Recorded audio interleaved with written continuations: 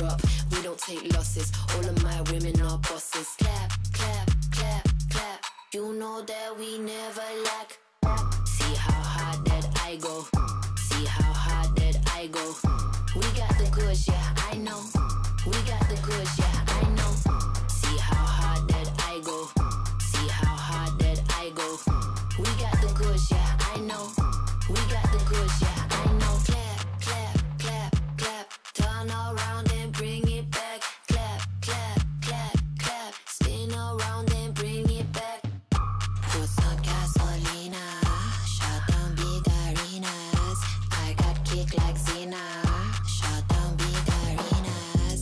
Wait for the drop, we don't take losses. All of my women are bosses. Clap, clap, clap, clap. You know that we never lack. See how hard that I go. See how hard that I go. We got the goods, yeah, I know. We got the goods, yeah, I know.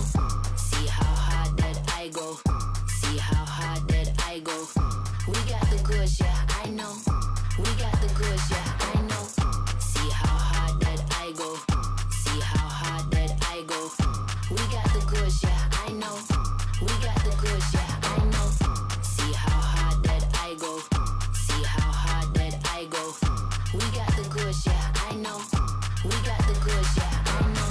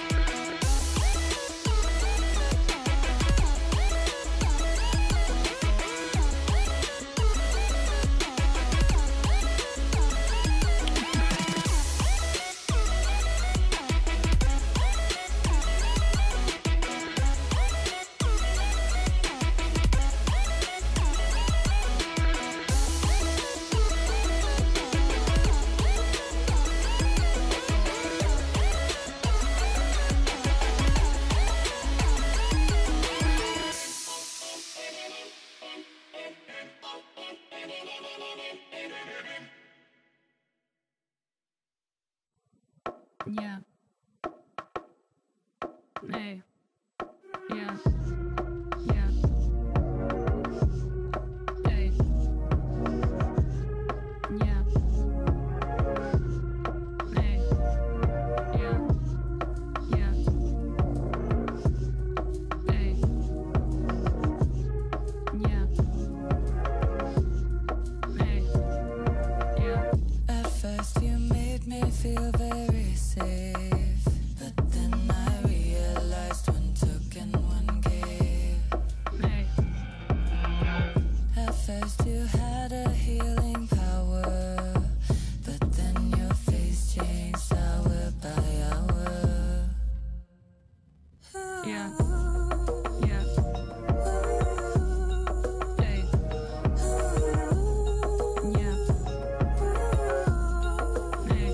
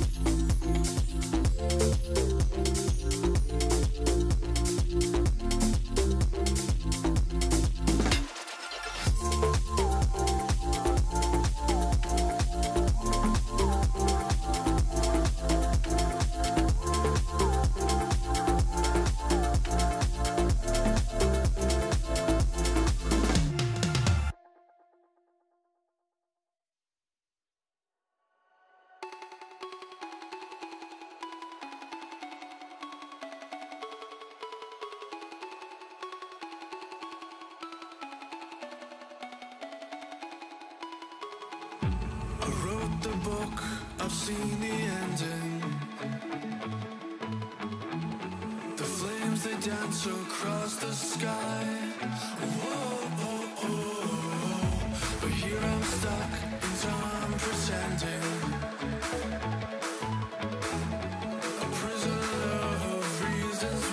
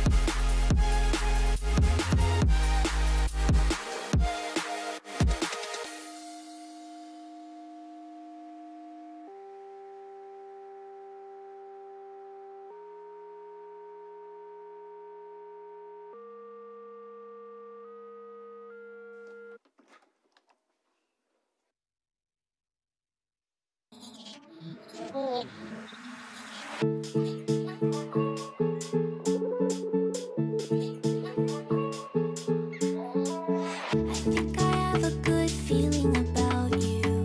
I hope I can trust myself this time. I'm breathing, holding, only for you. I'm dancing in your arms tonight. I thought I'd wait for all my life. I'm rising through the days of the end. So take my hand, so take my hand and run away with me.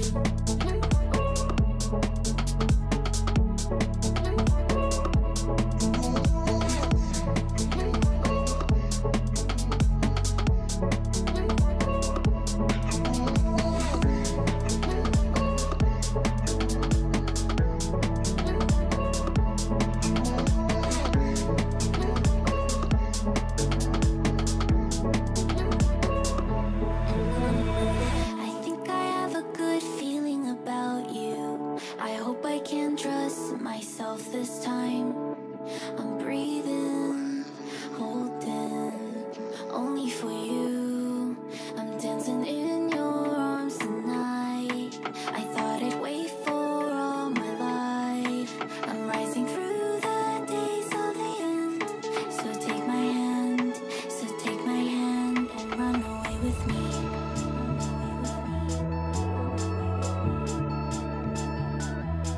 Run away with me. Run away with me.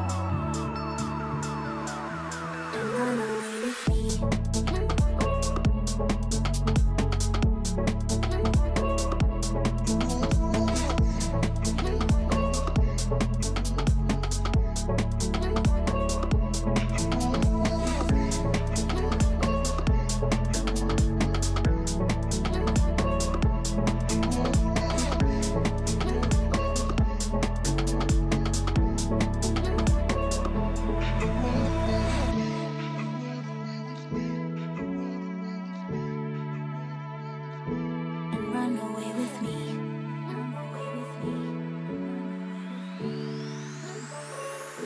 And run away with me.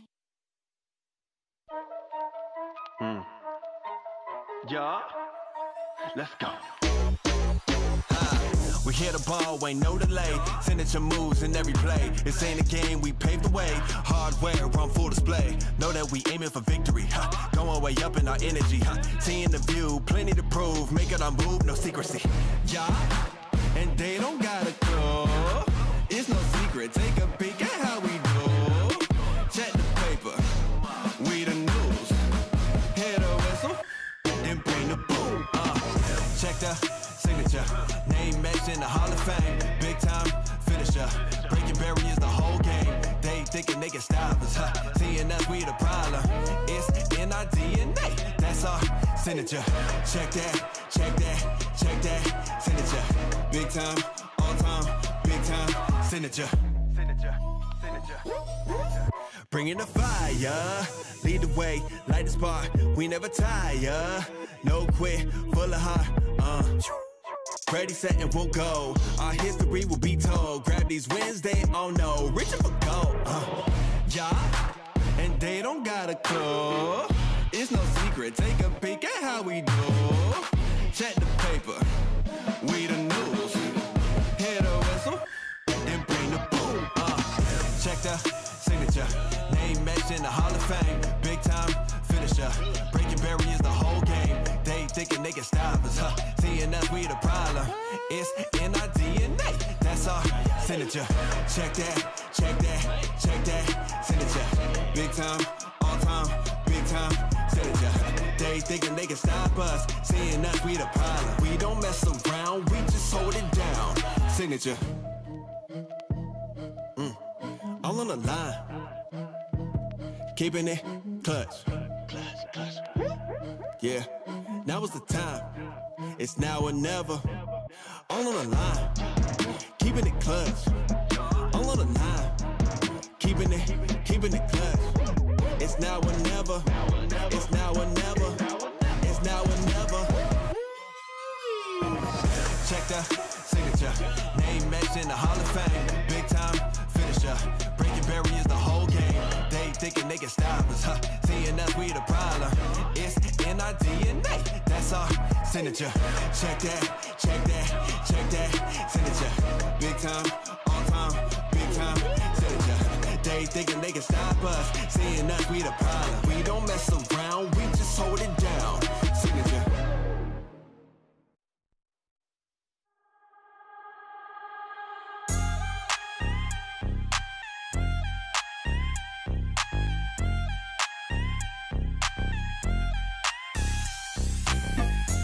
Ride the wave, yeah. Like that, like that. Ride the wave, yeah. Like that, like that.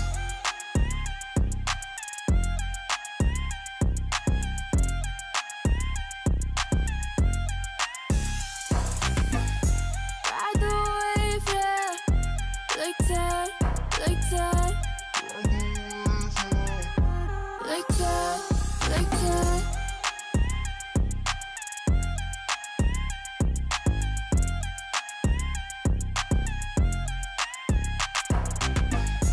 Ride the wave, yeah. Like that, like that. Ride the wave, yeah. Like that, like that. Playing with my mind, 'cause I miss you. Why's it gotta be like that?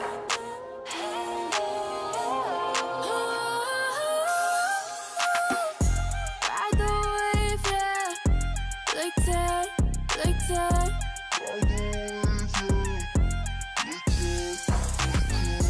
Ride the wave, yeah. Like that, like that. Ride the wave, yeah.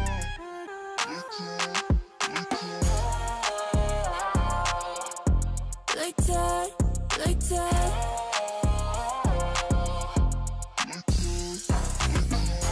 Ride the wave, yeah. Like that, like that.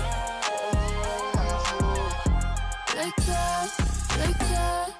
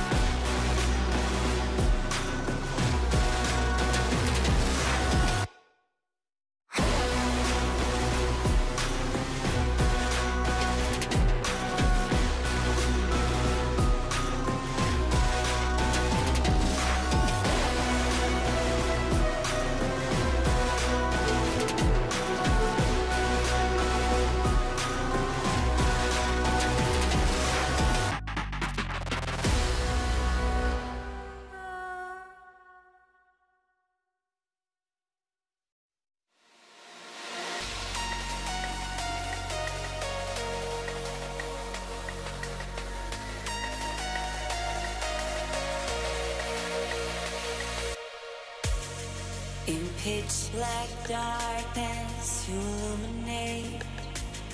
I walk in shadows, you scream my name. You lure me in like a magnet. You keep me safe. I need to return to you. I'll be surrounded by other fools. No one leaves me out like you do. I need to return to you. Coming home and didn't got my jewels. No one leaves me out like you do.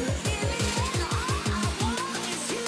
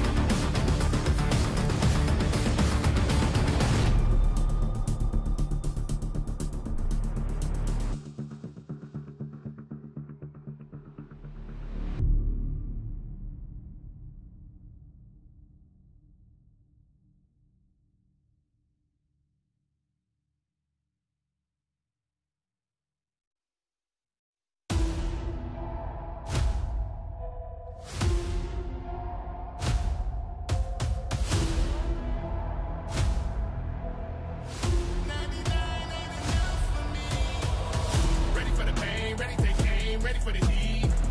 Me and my dogs, we come to ball, ready to eat. We gonna fight, we gonna bang, never defeat. We always on a honey, ready for the pain, ready to take aim, ready for the heat. Me and my dogs, we come to ball, ready to eat. We gonna fight, we gonna bang, never defeat. We always on a honey.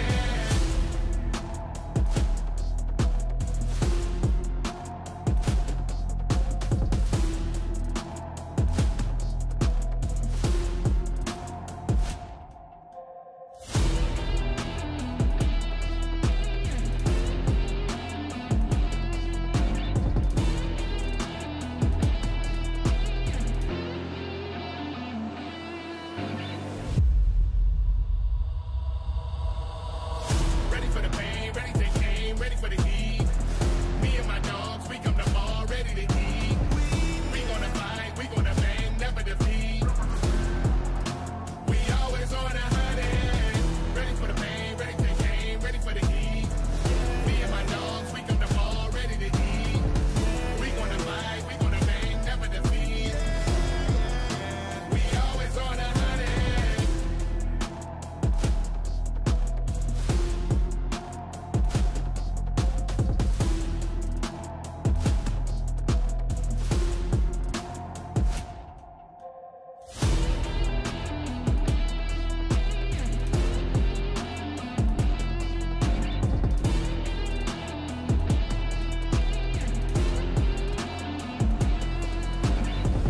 Ready for the pain, ready to take aim, ready for the heat.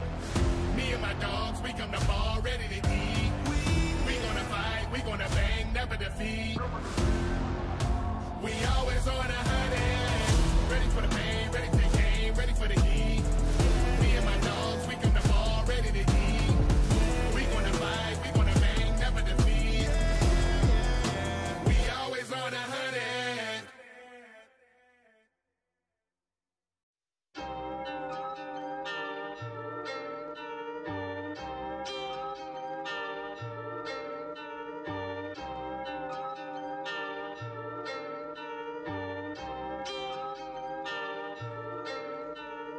I can't keep up.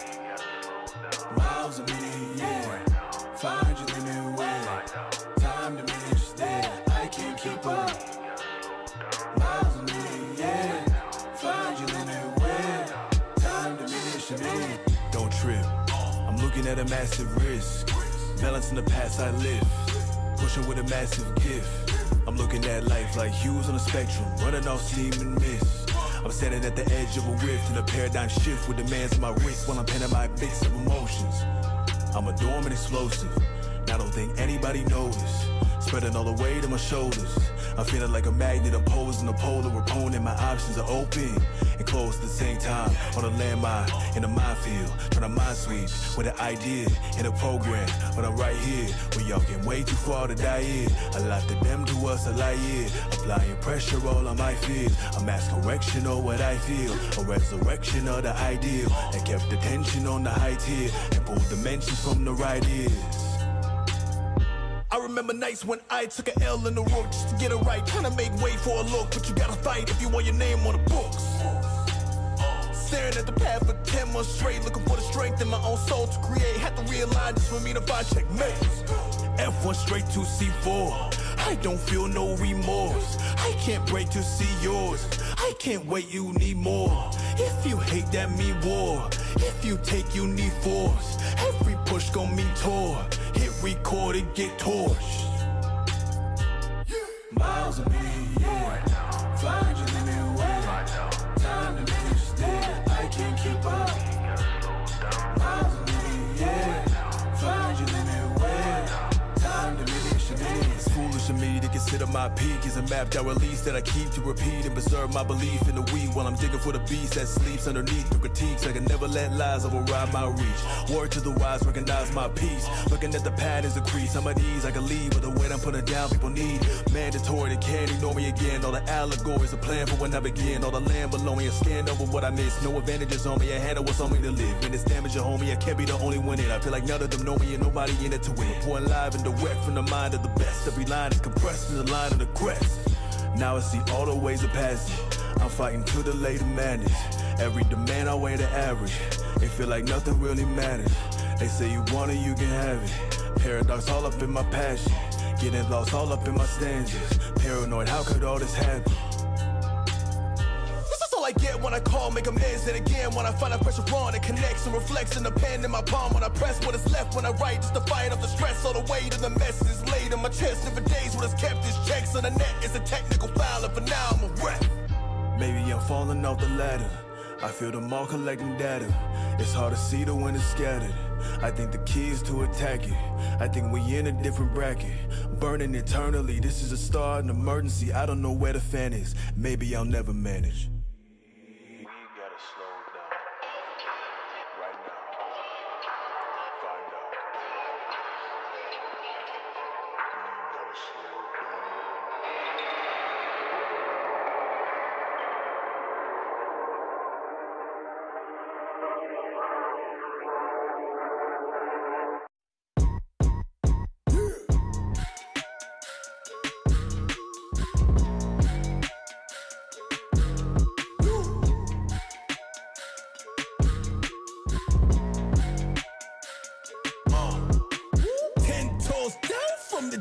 I'll admit, push and drop, have to drop till y'all know that I exist. And I'ma blow, and I'ma pop. Y'all can't possibly depict. And I'm gonna probably take risks. And I'm gonna die before I quit. I gotta take action to get stagnant, and they stopping it. Too many been passive and they lost it. The rappers I move backwards and they honest. Hacking the right back and to make profit. And accurate, new acumen makes options. Meaning the accountant can be rounded when you call it a place. Everything I'm mounted in my cost. Moving with $2 in my pocket. Proving the pace you looking exhausted. Truth is Greg Newman, they can't copy. Do what I must do so they can't stop. Trying to keep cool while they keep talking. Do what I must do, switches up often. I pivot, meaning I'm a tactician when I'm in it. Circling the cul-de-sac, I'm drifting. And I got all night down on vision. Meaning I'm different. Meaning when they talk, they pay attention. Meaning they gon' pay for every cent. And I'm going to commas, to Kansas. And I'm going worldwide when they all mention. Black boy with a book dream and a lesson. A black man with a sharp mind is a weapon. Yeah. 10 toes down from the jump. I'll admit, push and drop, have to drop till y'all know that I exist. And I'ma blow, and I'ma pop. Y'all can't possibly depict. And I'm gonna probably take risks. And I'm gonna die before I quit.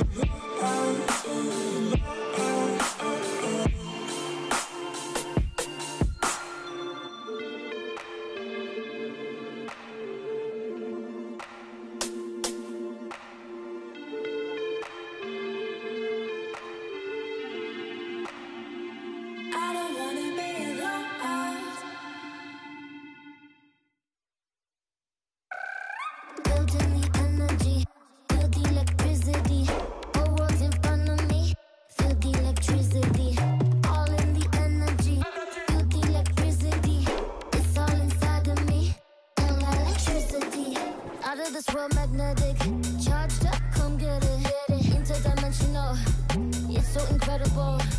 Breaking the rules, kinetic. This work, go get it. It's sensational, generational. It feels electric. It feels electric. Electric.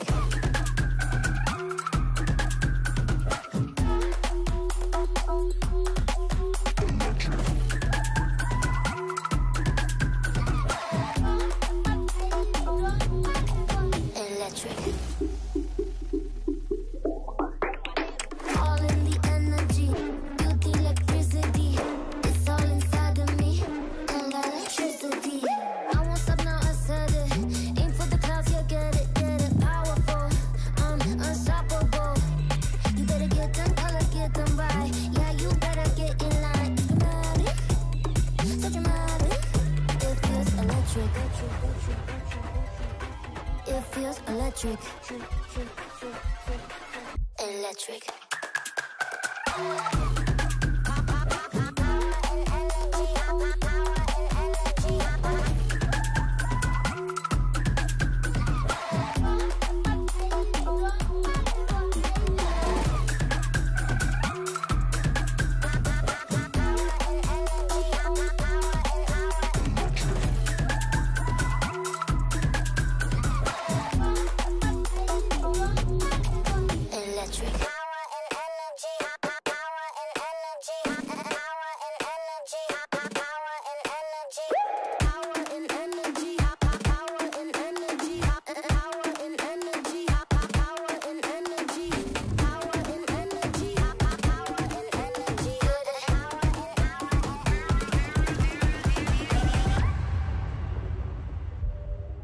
It feels electric.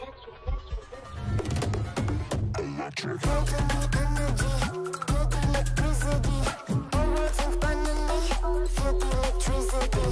All of the energy, feel the electricity. It's all inside of me, and electricity. Feel the energy, feel the electricity. All words in front of me, feel the electricity.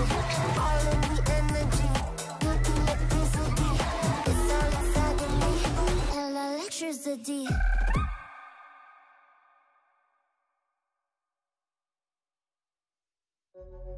Yeah. Warrior. The mentality to never give up, never give in. To the death, for the life of me. Warrior.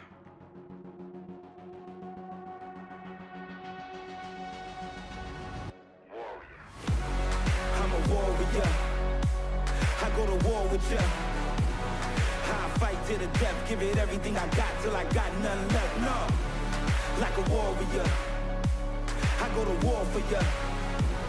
Till my very last breath, give it everything I got till I got nothing left. No, I'm a warrior, I go to war with ya.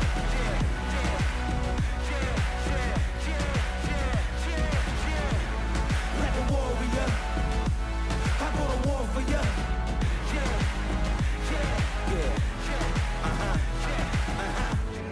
Yeah, I was born for it. Now I'm ready for the war. Ain't no turning back now, no, I can't back down. Can't run nowhere, gotta stand up. Right hand on your chest for your valor. Kneel down to no man, ice running through my veins cause I'm cold-hearted. Look what they done started. I'm sharp with my aim. The best in the game. On fire, hot like a flame. Wild like a beast. I can't be tamed. So stuck in my ways for the truth. I can't be changed. I'm a warrior. I go to war with ya.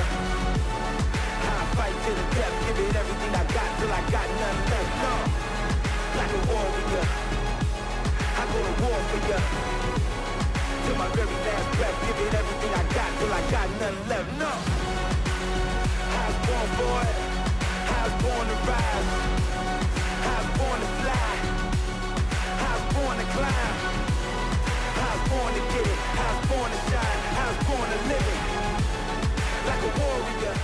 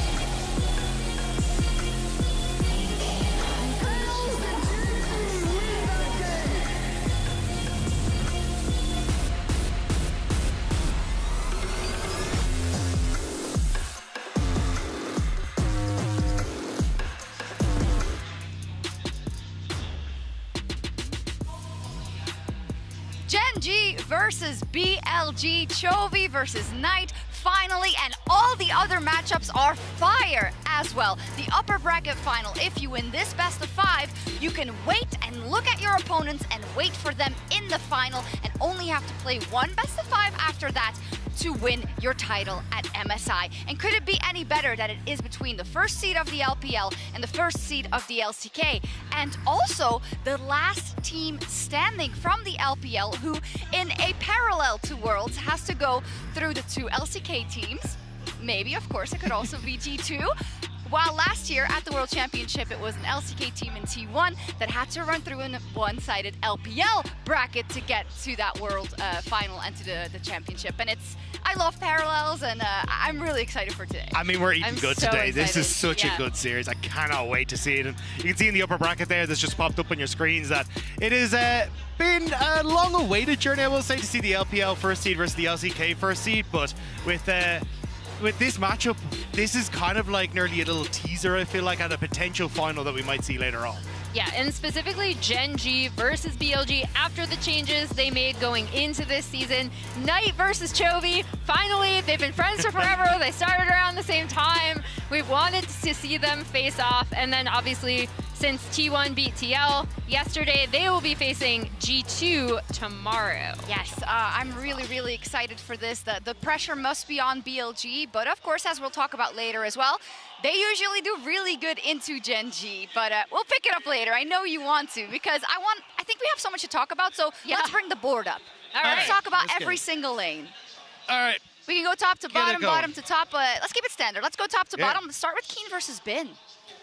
All right, well, I feel a little bit like this is, because obviously I'm an LPL guy, Yes. a little bit more Bin favored. I won't say it's massively so. I think we see a lot of the same things coming out from these top laners, but I think Bin has still got a lot more to show, and especially when he was able to have such a good performance over the course of the LPL split, I think he'll be able to be a little bit more flexible than what we saw with 369 from top, and I give him the favor coming into this.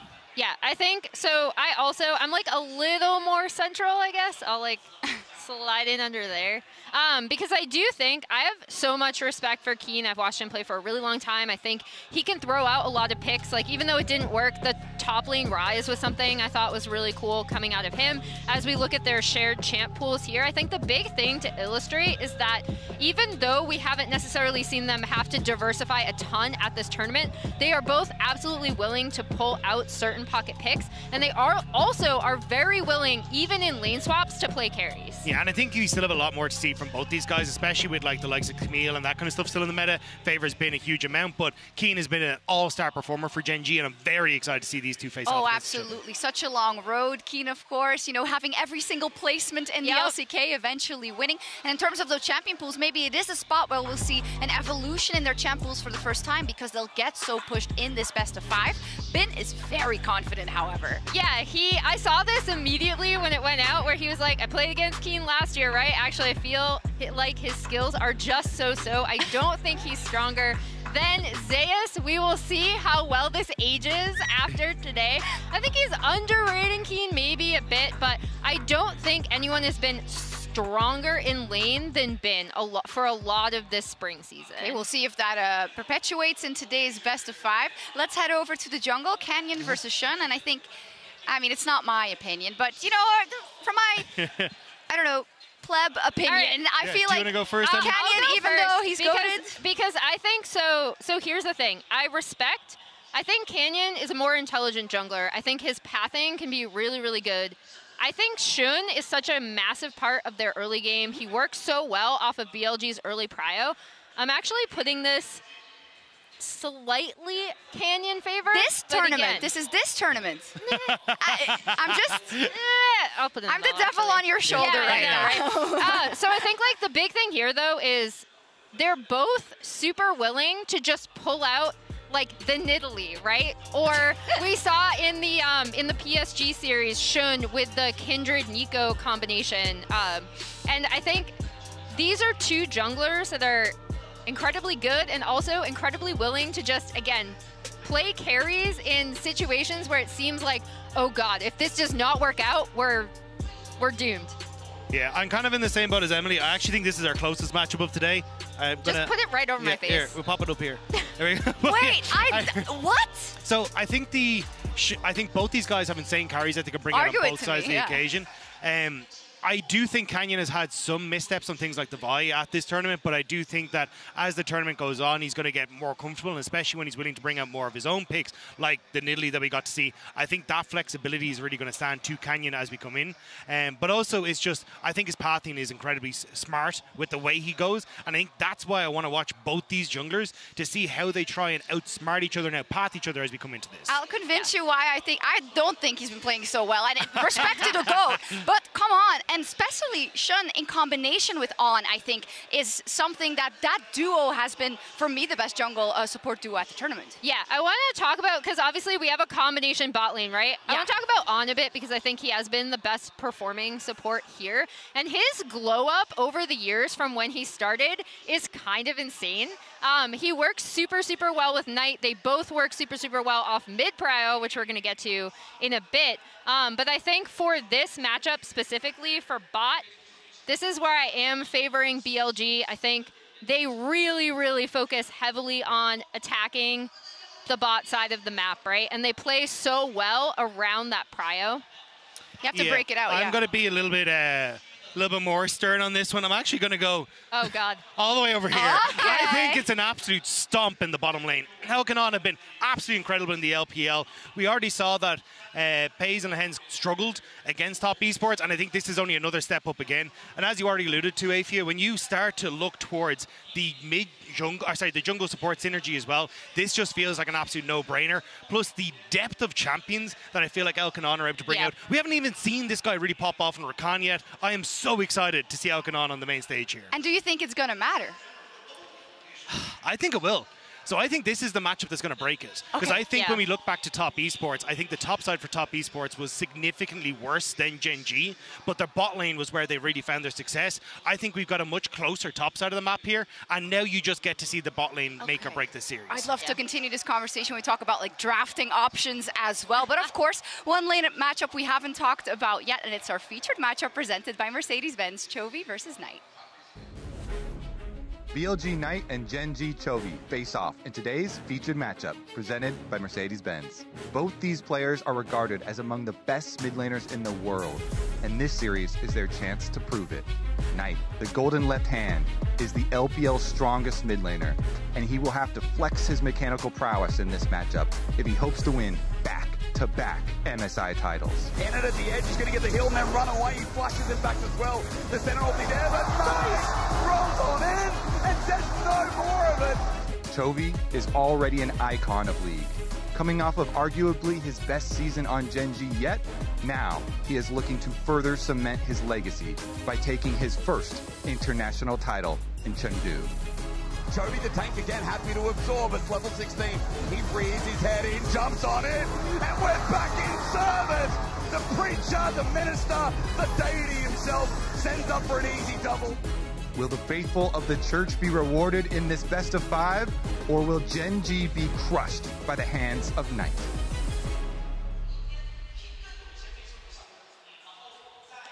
And I think the greatest thing about these two is obviously they became friends in solo queue. They also got their 300th win in their respective regions on the exact same day, which is insane. And so obviously they know each other super, super well, mainly from solo queue, but also from scrims.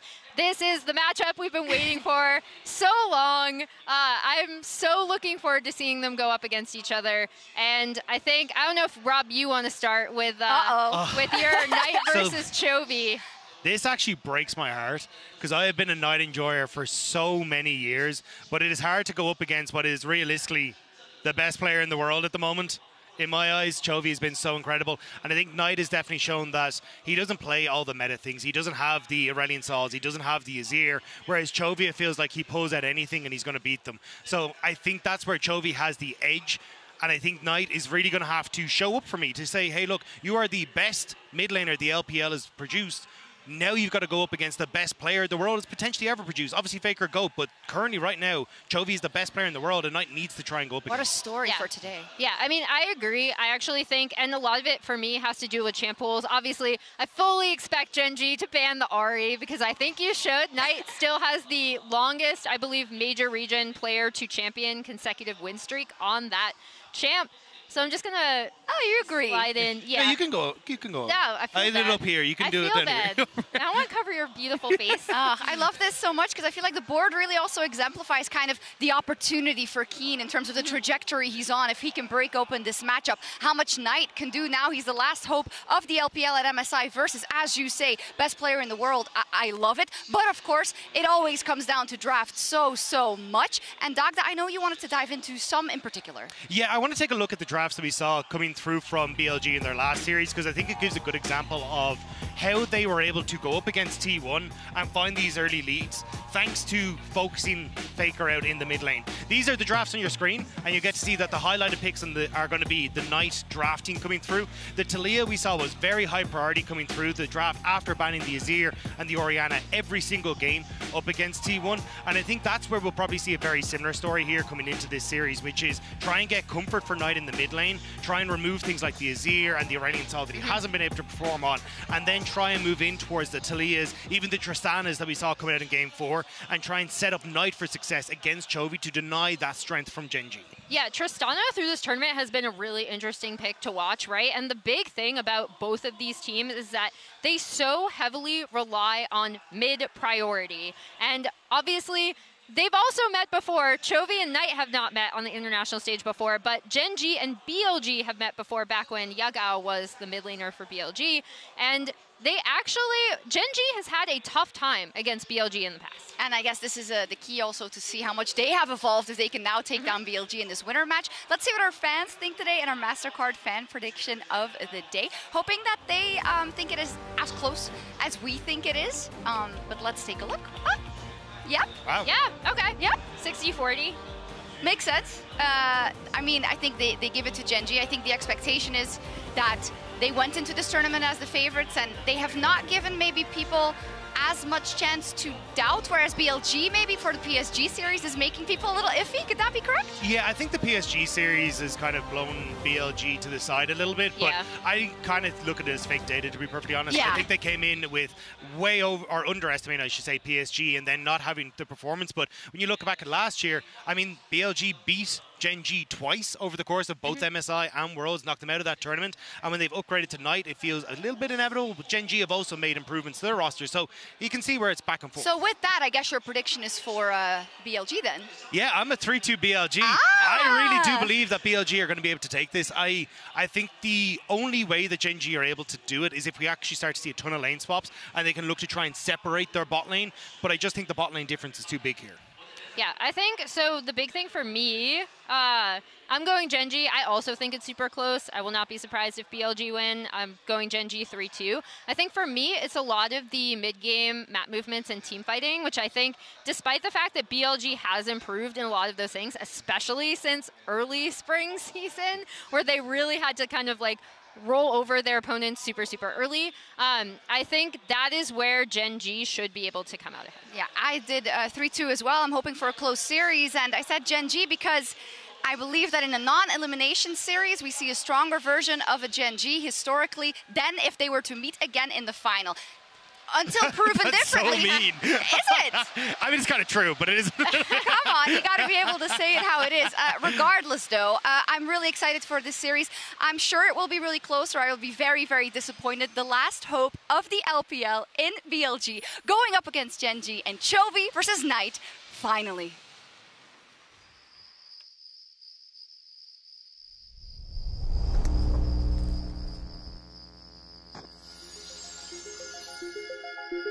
白虎，秋之白虎，以审慎耐烦著称。作为 LCK 的猛虎，属于Gen.G的猎杀时分已然揭幕。我第一次认识Chovy的时候是19年他在格力芬的时候，那时候我在 top。 BLG가 강력하다고 평가를 받는데 딱히 저희가 최근에 T1을 이기고 올라왔는데 T1보다 잘하는 팀이 없다고 생각해서 저희는 이번 MSI에서 LPL 팀들 못 이길 이유가 하나도 없는 것 같아요. LCK 赛区无可争议的冠军，却在国际舞台上一无所获。 이번 MSI의 목표는 단순한 우승이 아닙니다. 다른 미드들보다 한 단계 더 위에 있는 실력을 보여주면서 우승을 하는 게 제 목표입니다. 지금이 보여줄 때인 것 같아요. 青龙，它即神力的象征，象征着青龙的 BLG。 BLG 在去年总是失之毫厘，但是时过境迁，他们得到了2023 MSI 的冠军选手 Knight。这我第一次在抽 A 打 BO 嘛，就每年都会看他的牌路线，还有学习他的音响，已经准备好击败他了。目前独单我成为最强中单的就是Troy，比赛上我是会单杀他的。如果击败了Troy，我其实挺有自信，说我肯定是现阶段最强的中单。호랑이 앞에서 그냥 먹잇감이야。我们必成青龙之志，摧万物，定乾坤。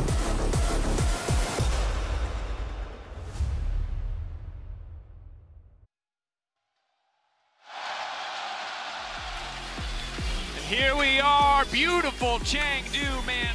Tears for Fears, everybody wants to rule the world. Chovy versus Knight, we have waited years. It's not the rookie era for either of these players anymore. They are in their prime, and we're gonna have to find out who can come out on top. I'm Dracos, joined by Vedius and Chronicler. This is gonna be incredible. I mean, how can you not be excited? We're guaranteed a banger. The two favorites of the tournament will make their way out. Let's get ready for CHENGDU versus BLG.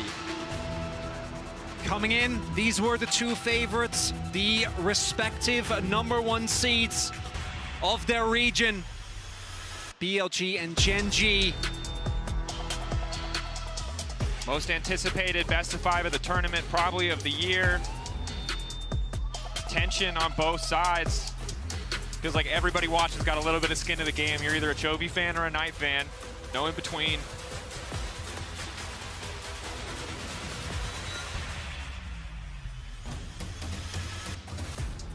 And ultimately, gentlemen, both teams get ready to take to the stage. I am just incredibly stressed out. This is so thrilling. This is like, we've built this up so much, and I just don't think there is any way for this series not to deliver. It's gonna be a fantastic day. I want to give actually the shout out to Vedi here because he pointed out how cool the top half of that backdrop is. Look above the screen. Guys, it's great. I was only looking at the tunnel. You know, I was a tunnel guy, and then I looked up. It looks magnificent. Look at that. This is the only time we can talk about the tunnel, guys. We're gonna have to focus on the series in a second, please. Shout out to the people who made, designed, got this stage here. Well, I appreciate that shout out, and again, credit to our wonderful stage designers and the event as a whole. We're getting ready for draft. We know that Ari is going to be high on the priority list. You can't afford to give Ari over towards Knight. The question is, what about Taliyah? Will that be something that is taken away from Knight? Because you gave me an interesting stat earlier, Dracos, which is that when Knight's playing control mages, Corki, Azia, Orianna, no wins. Everything else, 100% win rate. So yes, he very clearly has champions that he thrives on. And already the Taliyah going to be taken away by CHENGDU. And again, 3-0. The only champion that Knight has played more than once this tournament is the Taliyah. He has won all 3 of those games. Not surprising to see it banned. The Vayne, an interesting adaptation. It is the go-to Cassante counter for both of these top laners. Unsurprising, CHENGDU want to put a lot of priority as we are immediately seeing heavy targeting here. We've dropped so many of the normal bans that have come throughout this tournament, things like the Senna, things like the Lucian. Instead, target bans for Chovy on one end with the Corki and the Ace, so Azir might follow suit as well. And then the flip side, Bin and the Taliyah for Knight. This might be an Ari first pick for CHENGDU. And you're also setting up for a Cassante blind with Vayne and Jax taken away. Unless they're thinking about a Twisted Fate, with so many AD carries available, they choose to leave the Ahri open. A message being sent by Chovy saying, go ahead, pick your best champion. I'm ready to fight against it. Incredibly bold call out the triple man from BLG as well, trying to limit some of those Chovy champions, trying to limit some of those control mages he has been so damn good on. But now the response coming in, instant Senna lock in a champion that's usually banned. The only team really playing it at the tournament consistently is T1. We'll see how Gen.G want to leverage this pick if it's going to be a lane swap situation, as BLG pretty comfortable making the Kalista response. Big thing here for Gen.G is that they won't be able to lock in both an Ahri Vi combo, which we talk about BLG playing it, and they're not going to get the opportunity. I don't think this comes as a shocker. No. Knight locks it in, and Gen.G has got to know that this was coming, meaning that it's going to be the Nautilus here for Lahens empowered, but if they're not going to take away the Vi either, the mid lane matchup is going to be a nightmare. Twisted Fate locked in, blind picking this. What is the response here from BLG? Have they added anything else to their pool? Do we see a potentially volatile topside matchup? Of course, I love that we're seeing the Ahri.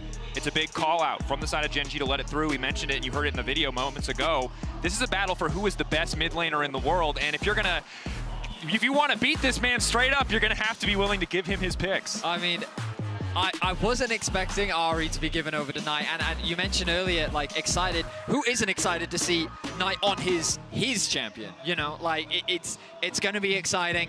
Really, let's see how the rest of the draft plans out, because the focus here has been on the bot lane, as you'd expect. Many drafts we've seen. I wonder if you already talked about the potential swap. Gen.G, I don't think they want to swap by prioritizing Twisted Fate. Mid-wall can continue to be pinched here by BLG. What has Chovy prepared for Knight's Ahri? I imagine even more bans are going to come through here. They're going to try and target ban him out. And already, I think for BLG, this is close to a best case scenario. You have incredibly strong 2v2 for Elkin on. You have Knight on his comfort pick. I imagine Gen.G are going to ban out the Vi here to at least deny that combo. And it does come through. I think that is basically unplayable no matter what you lock in the mid lane here. But Gen.G also have got to know that this is coming. We'll see what their response is going to be when we get to the last half of the draft. I mean, you're looking at Lee Sin Jarvan, maybe, for the side of BLG. Yeah. Their pick potential is already exceptional. By going Lee, it gives you a very powerful mid-jungle duo. I mean, we saw that from T1 earlier in the tournament. They can also go for the Xin Zhao for sure, and if they want to, there's a lot of flexibility. They're the ones actually choosing to ban away the Lee Sin. I wonder if this is heavily suggesting that BLG is looking at the Jarvan, knowing that Lee is often a good answer into it. Also, there is no Kench, no one to get that Senna out of the Cataclysm. Pace hasn't had the best tournament so far, and as a result, immediately Gen.G identified that as well. But now you're looking at a Xin pick for it's gotta be. Set up for early action. Bit concerning for the side of Gen.G. When you look at BLG, when you look at their big strengths, it is how incredibly successful their early games have been. And if the story becomes weathering the storm against BLG, a fantastic early game team with fantastic early game picks, gets a little bit concerning for the side of Gen.G. That said, Xin the prediction. No bans, follow-up bans spent on top lane, interestingly, to try to give the TF a better matchup. Instead, the Sejuani, very active early pick for Shun thus far this tournament, relatively safe as well. I was about to say they could just lock in top here, but there's always the possibility that TF goes mid. While it is improbable, they're potentially respecting that opportunity for a flex, and so by locking in the Sejuani, you can at least assure that Bin knows what he is playing into. The Viego going to be locked in for Canyon. So in terms of front line, so far only the Nautilus. Cassante feels the most obvious here for BLG as a final pick, but we need to know what is Chovy going to play into this Ahri. I'm at the edge of my seat if I was sitting, because this is 100% Gen.G. Should have been able to read this draft the moment that they left up that pick. What is it going to be here for Chovy? Okay, so they're just going to keep it stock standard, nothing too special. The Orianna making her way through the draft, a champion we often see banned because of how powerful it is. And Bin, will we see him on a carry? Yes, we will. Camille for Bin in the top lane.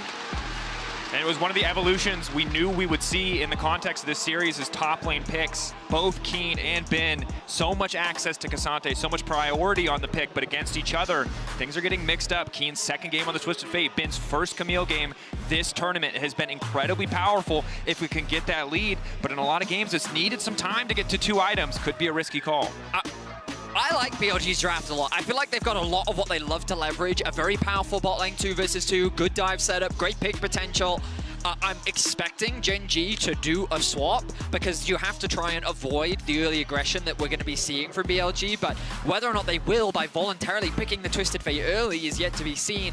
We know that TFs are kind of used to being swapped on at this point, so they have a lot of experience in that situation, but wow, a fascinating draft. Gen.G have chosen to give BLG everything that they wanted. For Gen.G, specifically the Senna Nautilus combo was what got them the one loss that they had in the LCK. It was when it was brought out to them, when the Senna just started coming up. They value it so highly that they give over things like the Kalista, give over the Ahri, and we'll see whether that Gambit ends up paying off, because this, as you're saying, is a ton of comfort for BLG. The team fighting from Gen.G, particularly with a farming up Lahens, obviously great. Is that going to be enough? FaZe's first game on the Senna thus far this tournament. 5 games at Kalista, the clear priority at every turn for Gen.G. Usurping that expectation, changing the narrative a bit, giving it over to the side of BLG. So many questions going to get answered here in game 1. Gen.G with a new approach in the draft, setting Chovy up for last pick, giving him the Ori. Is it enough to bring home game 1?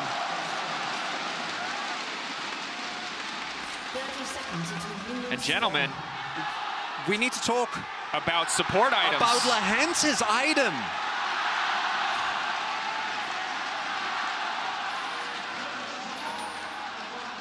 Of course, this was hit heavily multiple times. So many reasons that this option has been taken down a notch. It's been a while since we've seen double support, but Gen.G, it seems, cooking in scrims, have an angle to try to get maximum value out of this. I imagine that means they're going to try and share the farm as much as possible to try and get out, but this specific strategy was hit so heavily on the patches leading up to this. I mean, they've nerfed it a bunch of times. Yeah. You used to be able to do this, go back, buy a Doran's. You used to be able to maybe go back and buy an additional item, but of course, you no longer immediately get 3 stacks if you buy it later in the game. This has been hit repeatedly, so we'll need to take a look at the relative gold income coming through for the side of Gen.G to kind of ascertain if this is still viable. Just to clarify, minion gold penalty now accounts for all champions that have a support item instead of each individual user, right? So like that was the nerf that came all the way back on 14.2 to try and nip this in the bud. Yeah, this is the classic Rito nerf, like the top lane armor that was supposed to stop lane swaps, and here we are a million years later. Well, it's just a couple patches later, and BLG gonna figure out how to respond to this one. For now, FaZe and Lahens, we're going to know pretty quickly, because one of 2 things is going to happen. Either Lahens is going to go back on his first base and sell it, or he's going to keep it. But can't imagine if he ends up making a mistake, and if it wasn't intentional, would be absolutely huge, as we do see the lane swap come through here, unsurprisingly. But it's BLG that sets it up. For now, Elk uncontested on the top side of the map, keeping that push forward. The devil's advocate argument at this point is it gives you a lot of push with double stacks early to get the tower into the wave, something Senna normally lacks in the context of a lane swap, but we'll have a chance to break it down, and I'm sure the AD will talk about it as well. On a Knight, trying to zone Chovy back. The wonderful presence of Ashe level 1 volley to come in harass, but luckily the minions are there to body block for Chovy, as there's a bit of trading here. Ben only level 1. Impact said in an interview early in the tournament, you know, in these lane swaps, top laners are unemployed, and right now Ben just trying to find a job on the map. Certainly is. Plate being secured by FaZe. King going to make his way down as well. The siege being matched by BLG on the top side. Overall, slightly favored for Gen.G right now, mainly just because Keen is also being funneled a bit of experience. Canyon able to clear out. He's actually contesting. Well, there are no camps remaining on the top side. Keep your eyes on Bin hovering around the mid lane as well. But ultimately, small advantage gained for Gen.G. as Bin tries to get what XP he can as he's hovering around mid lane, and now he's going to path back towards top and catch that wave. We'll see how this 2v2 plays out. That's one of the things where BLG coming into the series, given how well Elkanon have played, are expected to have a really, really big lead in this 2v2. Amount of pressure they've been able to generate in so many of BLG's games, then capitalized on by Shun, is something that not many teams can deal with. For now, as you point out, Vedi, small lead here for Gen.G. Keen should be able to catch the wave towards topside as well, as Bin is trying to push in, but obviously pre-Tiamat Camille not going to do too good of a job at that. Bit of a struggle.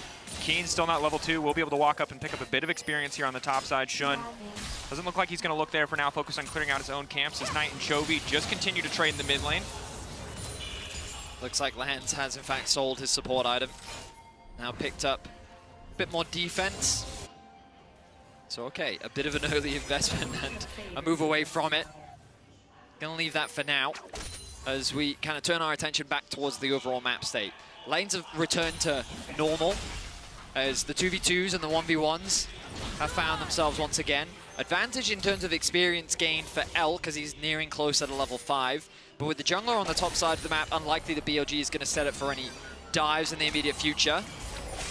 Gold card locked in. Shun now revealing his presence in the bush. The hook shot going forward. The wall dive will not connect. Keen now ghosting, just trying to dance around them. Ma not going to connect. The stun from the Viego. Wasted. Both sides content to back off. Canyon and Keen taking this advantage to try and push this wave forward. Good movement from Keen. Shun looking for the opportunity there because the wave state is really rough, and Camille Sejuani extremely strong early, particularly against something like the TF. If you can force the flash, post level 6 play becomes extremely easy, but Canyon was already pathing up, seeing the wave state that his top laner is in, ends up bailing him out, and nothing going to get forced outside of that ghost.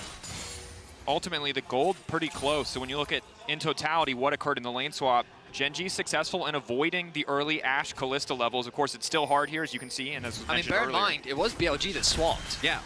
They were the ones intent on actually avoiding some of these early levels. It may have even been for Bin's sake to avoid some of the early aggression from Twisted Fate.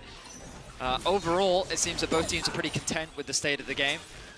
BLG's bot lane looking for a bit of a trade here. Nice damage put down onto Lehens as the grubs are spawning. I wonder if we'll see another swap from BLG so they can... Oh, hang on a minute. A few extra autos coming out. Lehens taking a ton of damage.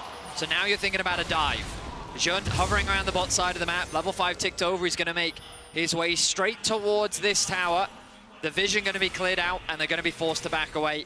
There's no way you're allowed to stay here, Paze. You are going to get dived. Teleport is available, though, and Lehens will be full health. See if they try and dive. They might dive him anyway. BLG. Do they want to take the risk? Paze exposed off to the side. Dash forward. Arctic Assault not immediately going to connect. Follow-up's done. Not quite there. Paze flashing out. But Elk is still coming. First blood for BLG. Lehens the last man stunning under this tower. In the meantime, Grubs drop, but the redive could come through. Just Lehens is not enough. Yeah, Nautilus had a lot of CC, but he doesn't have his ultimate available just yet. And even with Shun not finding the immediate connect pace, so much damage from this double Halo Blades. I mean, this is just classic BLG. Like, they set it up wonderfully. The wave was stacked. They took a nice trade in advance, ready for the jungler to come through. And as you rightly said, even though the TP comes in, it doesn't matter. The good news for Gen.G is Canyon's able to secure on the top side the 3 grubs. He's stealing away a bunch of camps. You'll notice the bin is completely isolated as all of those topside camps are disappearing. But Jun, he's not too upset about that. He's keeping even, he's on pace with Canyon, very close to level 6 himself. It's just Bin that could be in some trouble. Top side, Bin beginning to walk away, has a slight XP advantage from the earlier swap. Walking it now, it's gonna get stunned, it's gonna get locked up. Bin flashing out, but the gold card still connects. Nowhere to go, the hook shot, not gonna connect. Canyon taking the kill. Really big moment there. Keen is level 5, so Bin might have been looking for something. Canyon sneaks behind, finds access, because while the bot lane is going in favor of BLG as expected, great job from Shun towards the top half of the map. Chovy in the 1v1 has not been really distracted and has been chovying it up as he does with almost 10 CS per minute, whereas Knight have struggled a little bit. Now Bin, no flash as well. I mean, that was a bit of a blunder from Bin. He should have expected that his top side was not safe. He knows that his jungle is bot. Dragon has just been secured. I guess that he expected someone to be coming from the river, not from behind him, but he does end up making a mistake, ends up getting punished for it. Paze now, doesn't have flash. Using the mist to make it out. And Elk, yeah, if you've missed it, of course, lethality, Kalista, flavor of the tournament, incredibly powerful on this patch, and that's a good indication of why.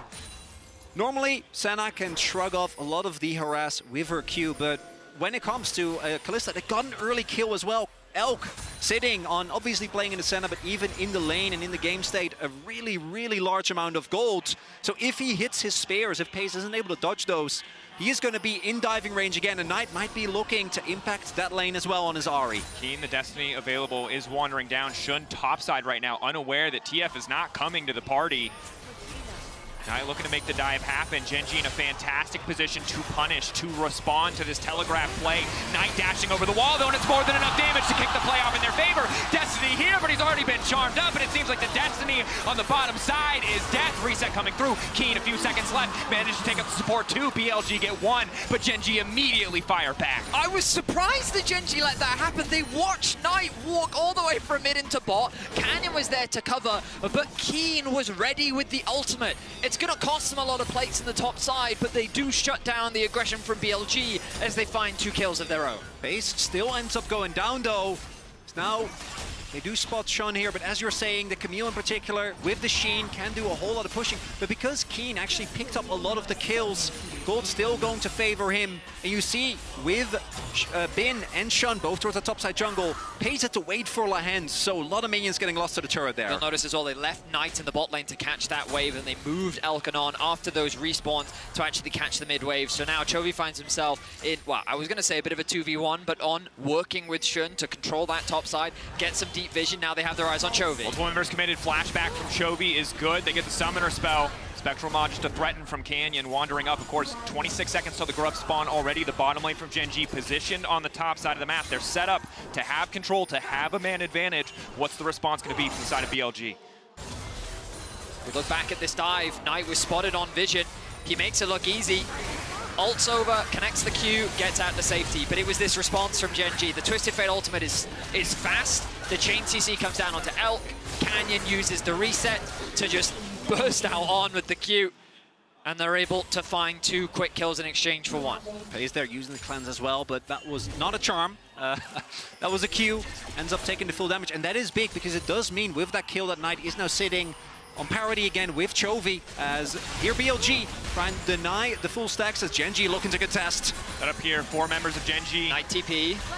Ready to come to the play. Keen there as well. Shun just going to smite a Grub away. Gen.G, though, already have 3, can grab their 4th. That is the break point. So we'll have the mites to spawn on their next push.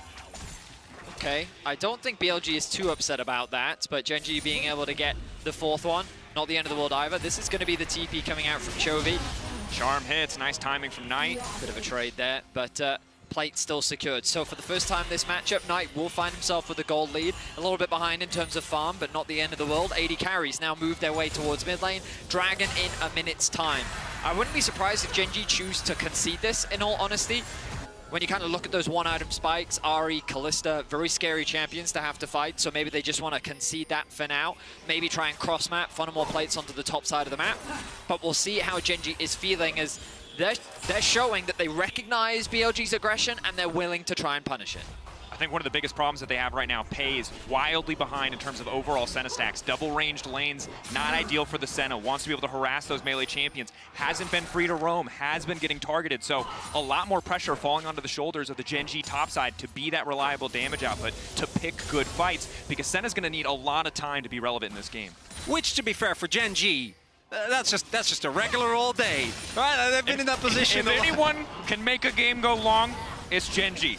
Yeah, particularly, and the big thing for me is that Keen and Chovy are still in a great position here. Lahens has also fallen behind a decent amount in CS just due to movement on the map. The fact that he wasn't able to get to the wave towards topside earlier on thanks to the shove from Bin. I do agree with you though, Thaddy. I think for Gen.G, you're sitting just brief first item spike for Chovy and Keen. You might let this one go. They're firing off an ultimate, but I wouldn't be surprised if they don't want to risk it. If they can find hard engage with Lahens though and blow up one of these 80 carries, a lot of damage for BLG gets taken away. We saw in the previous fight, Elk is important to this equation. Nice initial lockup, arrow going in, TPR to use, being channeled, stun only gonna connect onto the tankiest member. Lahen shrugging that one off. Gen.G know what they want, and it's the Baron. Keen trying to disengage with the gold card. Bin off to the side, not sure if they want to pick this fight. The Dragon was the objective, BLG forced to respect it. I mean, Gen.G with just great control. They didn't even allow the fight to happen. Could Knight change this? Threatening Canyon. As he's going to be able to walk past Knight, though, just at the very edge. BLG don't want to give away absolutely everything. They're zoning Gen.G away from the mid lane wave so that Elk can try and get another tower, but a nice TP from the Hens should actually deny that. So Overall, Gen.G secured the Dragon, protect their plates, protect their towers, don't lose anyone. Do see though, BLG, they keep looking for these plays. Again, the top side, Camille, Ari, and the Sejuani. So much threat here to set up dives, but no one on Gen.G walking in just yet. Still, the plate's going to be going over to Bin, but just by the virtue of the early kills and the fact that Keen has the TF passive, is still sitting at a pretty decent gold lead here. TF always going to feel very unfair in that regard. Bin does have the experience lead for now, though, and obviously Camille, once we hit 2 items, still going to be a really tough thing to deal with in the side lane. I think a good call out, that 2-item breakpoint, really important to track, as it feels like a lot of the tank killing duty rests on the shoulders of Bins. Lehen's getting stronger and stronger. You saw when he TP'd into the mid lane, Elk autos him like 5 times. It does absolutely no damage. I mean, BLG is always first to this topside objective, aren't they? Canyon going to be spotted on the bot sides. They're going to make the cross map happen. Oh, nice pressure from Gen.G in mids. Is there a collapse here from Bin? Bin coming in from the side. Chovy potentially caught out here. Good initial lockup onto Bin. He's just going to hookshot wall dive out, and Gen.G calm, coordinated, disciplined around these fights. They trade tower for tower overall. I mean, we're seeing some incredible macro from both teams, and Chronicler highlighted earlier, you can see how BLG is eager to try and skirmish. They're quite willing to look for these 2v2s, 3v3s. This arrow is another great example of just BLG fishing. They're really just kind of throwing multiple reels out, and they're seeing if Gen.G is biting onto any of them, but Gen.G isn't. They're not taking any of the bait. They're not overextending. They're putting pressure where they know they can. They're playing around the numbers well. They're cross-mapping effectively, and they're holding on to the gold to keep things even as they continue to scale up. For Gen.G, they have been in this position so many times. Slow the game down. Don't allow your opponent to take over. In the LCK, no one has been able to match them when they get to play this slow and methodical game. Mid lane turret still standing very, very healthy, or allowing Gen.G to play pretty aggressive. Canyon looking a little bit. Good sidestep from Shun to dodge the initial Spectral Maw. Chovy, a big upfront damage right now. The Destiny coming in. Knight potentially caught out. Nice stun from Shun. The Veil Flash, though. That one's going to cost him in the midst of the entire team. Shockwave only connecting onto him, but Gen.G happy to have the pick. Canyon. Gen.G will find a pick. Good follow-up. Resetting. Now making out with the Spectral Maw. Keen, gold card ready. Charm just to dissuade. Ball set up. Meanwhile, Bin split pushing in the side lane, but Gen.G happy to have the mid lane tower. Excellent pick. Gonna be a big win there for Gen.G, and it's again the TF that is the difference maker. Keen able to set up that play, even with BLG. Shun finds the ultimate, but doesn't get over the wall crucially, so Gen.G can invest a lot, ensure that they also get the mid lane turret and a lot of extra lane control, particularly when you can collapse so easily with a TF. It's a big win for Gen.G. And I think the value of Keen can't be overstated in this game. He's done a good job, right? He went bot lane. He gave up some of that individual lead that he had on the top side to support the bottom side of the map. Has been there where he needs to be with the gold cards, using that TF ult to maximum efficiency. And here you see, it just makes the pick setup so simple. I mean, the execution is clean. Flash hook from Lehens. Failed flash comes out from Jun. He knows that he's in danger, and a good body block comes out from Lehens as well to deny Jun any ability to get over the wall. Means that they do find the kill. No objectives on the map outside of those towers, which means that Gen.G can't really balloon this into anything significant. They do find themselves with an 800 gold lead for now. But this is, I think, what people wanted, right? I know it's not been a bloodthirsty game, but in terms of high-level play, this is a great demonstration of how effectively to cross-map. Bin being able to put so much pressure on a side lane is only going to continue to get stronger. It's crazy the fact that TF still has a gold lead, even though he's 30 CS, or 20 CS down, my apologies. But because of those 2 kills, because of the passive, because of the assists as well, even though Bin is putting all this pressure on a side lane, he's a full level up over Keen. Keen's leveraging his time spent overstacking by working with Gen.G to secure objectives and look for picks. For Gen.G, this is the type of pace that they love. They want to play it slow. They want to keep control of the game. We saw in this series against top esports in particular, the games that they lost was when there was over-aggression early that was punished very nicely, and Chaos. It snowballed from there. Chaos is their enemy. Even in the Fnatic series, I remember Chovy afterwards was like, yeah, we tried to lean into it. And I think we can collectively agree it wasn't the best look as this Dragon about to come up. Gen.G ready to take the fight. BLG don't have to fish anymore. 5 members stacked up. Gen.G looking to focus on the objective. Are they willing to risk the 50-50? Arrow into the Sejuani ultimate, locking up Chovy. Clutch pick. Knight ready to go over the wall. 2 stacks left remaining on, zoning away the rest of the team. But Gen.G realize they're going to lose the fight and instantly walk away. They want nothing to do with it. Charm connects on the hands though, and that's a damn good start. In goes Bin. Hextech ultimatum. Keen's got nowhere left to go. BLG blink of an eye. BLG finally take the control away from Genji and win a massive fight. They take the dragon back, they drop the Rift Herald's bot, and BLG take a firm grasp over game one. Chovy getting hit by the arrow there, immediately followed up on by the rest of the team. A lot of resources have to be invested just to keep Bin away, but the extended chase of Ashe, of this Camille, of this Ahri, you're never going to be able to play around, and because of the earlier Herald, BLG grab an inner as well and start accelerating the gold lead. We'll need to watch back the play. How does Chovy get caught? Because he still has his flash up. Look at his positioning. He steps far too forward. There's no one in front of him to block.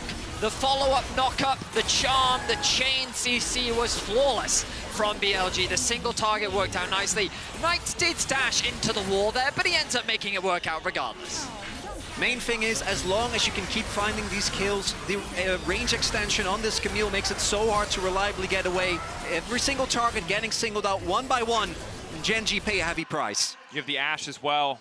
Once BLG start winning the fight, it's so hard to bring it back in your favor without a tool like the Shockwave. 0 and 0 damage output from Canyon and Chovy, the clear story of that fight. Remember, Chovy doesn't get the luxury of packing Cleanse against so much upfront CC. Opted for the TP, and now it's Keen who might just be in trouble. Knight taking his time. Shockwave going in, but it's not immediately going to connect. Knight just styling on him, and here comes Ben for the backup. 1-for-1 on the top side. Keen actually finds a kill and exchange after that collapse from BLG. But again, you can see BLG constantly looking for these picks, these skirmishes. The Baron is alive, and now Canyon's looking for something himself. On Spectral Module, barely does a connection, looking for the ball. 3, not quite going to get 4 stacks on the permafrost. Bin backing away. Tactical sweep, not going to hit. Both sides fishing for a bit more again, but not able to quite find the angle to start a fight. Root from Pays won't connect. Bin gets the reset on the hookshot wall dive. Immediate combo now coming through, but it's Chovy going golden, caught out in the midst of the team, but he's got the front line now to protect him. Pays continuing to rain down autos. They're not effective, but they just swayed a bit. Lahen's picked off. Bin now running. Destiny on the way in. Keen looking to shut down BLG. Gold card is quick. Elk trying to save the day. Retreat now coming through from BLG, making their way back into the river. Canyon not gonna push for anything else. It's again the extended chase from BLG is so insanely strong. There's arrows, there's volleys, there's Camille jumping in. So Genji, if they get caught in a position where they don't want to fight, and we see there, they seem so apprehensive because one of their largest damage sources is gone in Keen. Chovy has to stopwatch immediately, has to flash as well, hasn't been able to really have an impact on this Orianna, and the team fighting from BLG has proven too much for Genji. And the target on Chovy's head only gets more and more clear for the side of BLG.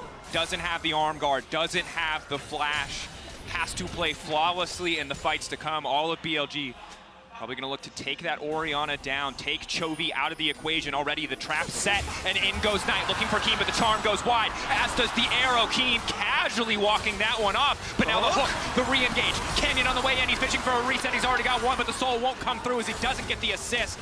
Nice pick to kick things off for Genji. Another gold card, gonna connect onto Knight. Meanwhile, Bin in the mid lane, threatening the flank. Genji just continue to find these angles. I wonder if they use this as a Baron force. They have the Shockwave available for Chovy. They have the numbers advantage. They'll just settle for control for now. Dragon in 1 minute and 10 seconds. BLG have the opportunity to put themselves on Dragon Soul point. But BLG overstepping their hand a little bit there. Knight missing his charm. Gave Genji the opportunity to turn the fight around and actually find a pick themselves. The kill score is very close. The gold is very close. BLG have been taking more control over this game, but Genji are showing that they're not just out just yet. So try to take this turret. Genji want to try and gain more map control, but you see again, so much of the damage still insanely big. This is a farming Nautilus, but doesn't feel as tanky as he did in the past. BLG won't be paying more than that. Genji happy with the kill, but that'll be all they get. Now we see Ben ticking over, crossing that threshold. 2 items, level 13. The Camille really getting scary at this stage of the game. Arm guard comes in for Keen. A defensive adaptation might lower his damage output, but I think he sees his role very clearly. Gold cards, looking for the picks, looking for the setup. It's not about the extended fight. This fight might be the one that decides the game. If you take too bad of a loss here, that is going to be the Baron possibly falling as well. We'll see. Genji, they're TPing in. Chovy just now finished his Zhonya's. A lot of defensive cooldowns available for Genji, and they have first move in the river. Genji consistently get to the Dragon first in this game. The ward. They're looking for the pick. Gold card, the point click onto On. That's a big ulti. Arrow connecting, but only onto Lehens. Knight immediately gonna fall up. He knows he can burst through the Nautilus. Nautilus gets the ult up to try to engage, but there's Bin on the backside. Hextech ultimatum. Jungler deleted. BLG out for blood. Knight dashing in one more time. All of Gen G getting run down. Chovy goes golden, but he'll just watch his own demise in slow motion. The shockwave does nothing. No one is left except for Pays as he's forced to retreat at the hands of BLG. 5 members strong will secure the Dragon. They're gonna get the Baron too, and just great target selection from BLG. Bin with an excellent flank to take out the jungler, with the front line of Lehens dissipating from the carries of BLG, mean that it is a one-sided fight and a Baron for BLG. The one front line that Gen G have evaporates in seconds. Knight locking him down, ensuring that Lehens doesn't make his way out. As the bounty pops up, Gen G watch the Baron get taken away, and BLG take a decisive lead. And you see here, they just have so many tools. The initial pick looks good, but BLG can just throw out cooldown after cooldown. Lehens has to walk up here because otherwise Keen is going to end up going down. But Shun is taking a lot of the damage. He doesn't care. And Canyon, he needs the resets, but he doesn't get the time. Bin takes him out immediately. And once the front line and the resets are gone, the rest of Gen G just helplessly watches as BLG take over the team fight. Bin and Canyon met back in 2020, the World Finals, Suning versus Damwon. That one went the way of Canyon. Bin has been a bit of an international mainstay and is looking to get a bit of personal revenge. They're now sieging onto the mid tower with the Baron buff. Gen G forced to play on the defensive as we see the first significant gold advantage of this game. And there's no more room for error on the side of Gen G. Across the board, flashes are still up for BLG, even after a team fight that one-sided. They used the stopwatch, they used the Seekers. Luckily, Chovy's gonna have his flash cooldown back up, but they need to play this flawlessly.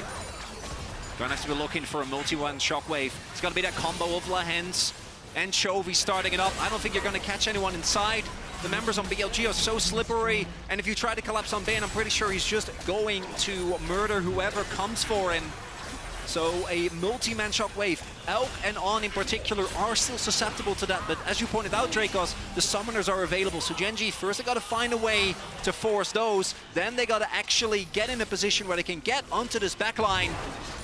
I don't know if they're gonna be able to. Chovy keeping the ball up, getting a little bit of vision, just trying to survive the siege for now. Not give anything away for free, but not overcommit and risk anything either. Gen G disciplined in the face of the push from BLG, but the arrow going in onto Chovy, kicking things off. Chovy has the cooldowns necessary to make it out. Goes golden to interrupt the Hextech ultimatum. It's Knight waiting over the wall, instantly trying to fall for the charm, and it's flawless from Shun to lock down the mid laner, but they're fighting in the choke. The Senna just free firing. BLG slowly starting to turn the fight back in, and it's Knight again. The body block from Lehens is crucial, but Gen G being forced back. That's the gold lead there, Gen G. Even though Chovy gets out, they get a decent shockwave. They can't actually get through that choke point. The members on BLG just on low enough. Canyon not able to get the reset. BLG will take the turn nonetheless. I'm impressed that Gen G's able to keep everyone alive after that little skirmish, but BLG still walk away with the tower. Crypt Bloom now finished for Knight as he continues to get stronger. And this is looking to be BLG's game one. And ultimately, again, we're in a situation where it just gets harder for Gen G. BLG only getting further ahead. Chovy, again, in the context of that play, using the hourglass, using his flash. Another 5 minutes he has to wait before he can get out to safety. Luckily for him, On not quite connecting onto him, will hit Canyon in the meantime, but has to, again, play perfectly, dodge everything, and find the shockwave for Gen G to come back in this one. Look at how BLG control the vision. They just suffocate you out. Look Knight for picks. Fishing for the angle. Pays, he doesn't even need to hit the charm. Pays out of the fight. The damage is done. They now again have the numbers advantage. TP being forced to commit here from the end to try and keep this tower alive, but Knight holds the flank, zones Gen G away, and that's another tower secured. All that Gen G have left are their inhibitors. Gold lead now up to 7K. Chemtech Soul about to come through here for BLG with that Baron. Feels like Gen G, they're gonna have to hope for a miracle, someone overextend. But you see as well, Bin never walks up in a silent unless he has assistance, unless there are people shadowing him, which makes it so hard to find a collapse, to try and find a pick here for Gen G. And BLG just trying to keep Gen G in their base, knowing that Chemtech Soul is right around the corner. 45 seconds counting down as Gen G fight to just regain control of their own jungle. BLG ready for that fight, but Gen.G grouping, trying to force man advantage to Min, get a bit of pressure back. I mean, my concern for Gen.G is whether or not they actually have enough damage. This Orianna isn't it right now. And BLG's front line, as I guess minimal as it is in the form of Jun, is very tanky. You think about all the mobility on the side of BLG as well.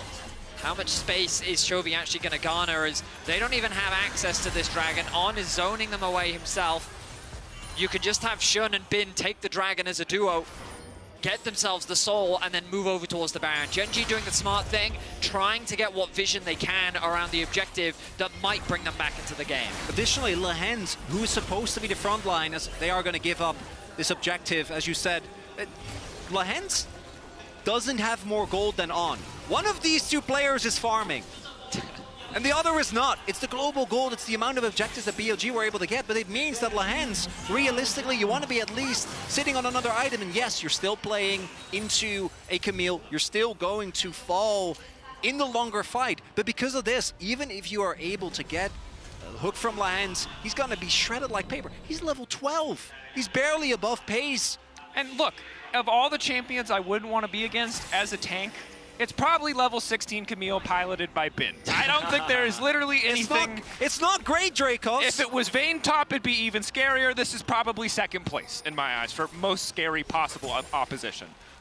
So it's a tough road. Again, Gen.G, I think they did so much well in the early game, but Pei has put in a big deficit, and that single fight around Drake put BLG in such a commanding position. Now the arrow going to connect on the Canyon. Still has the ulti. He can try to use it to get out. Keen has used the Decency. Shockwave only going to hit one. Nice use of the Fate's Call coming in from Elk. Bin on the flank is going to get spotted out. Gold card goes in. Follow-up not going to come through from Bin. In the meantime, Lehens trying to make the difference. Dash in. Knight ready to go. Ulti already used. Lehens just getting cut through. The damage not there from Gen.G. And now Bin's in the fight. Pei's instantly deleted. Tax sweep hitting two. Slow is crucial. Bin backing off. And the rest of BLG stepping up, looking to knock Gen.G out of this game one. Gen.G tried to find a desperate fight, but Chovy doesn't have the ultimate anymore, which means that Lehens is engaged. There's no follow-up. There's no wombo combo. And Gen.G unable to take anyone down. The White Tigers of the LCK are the prey in game one.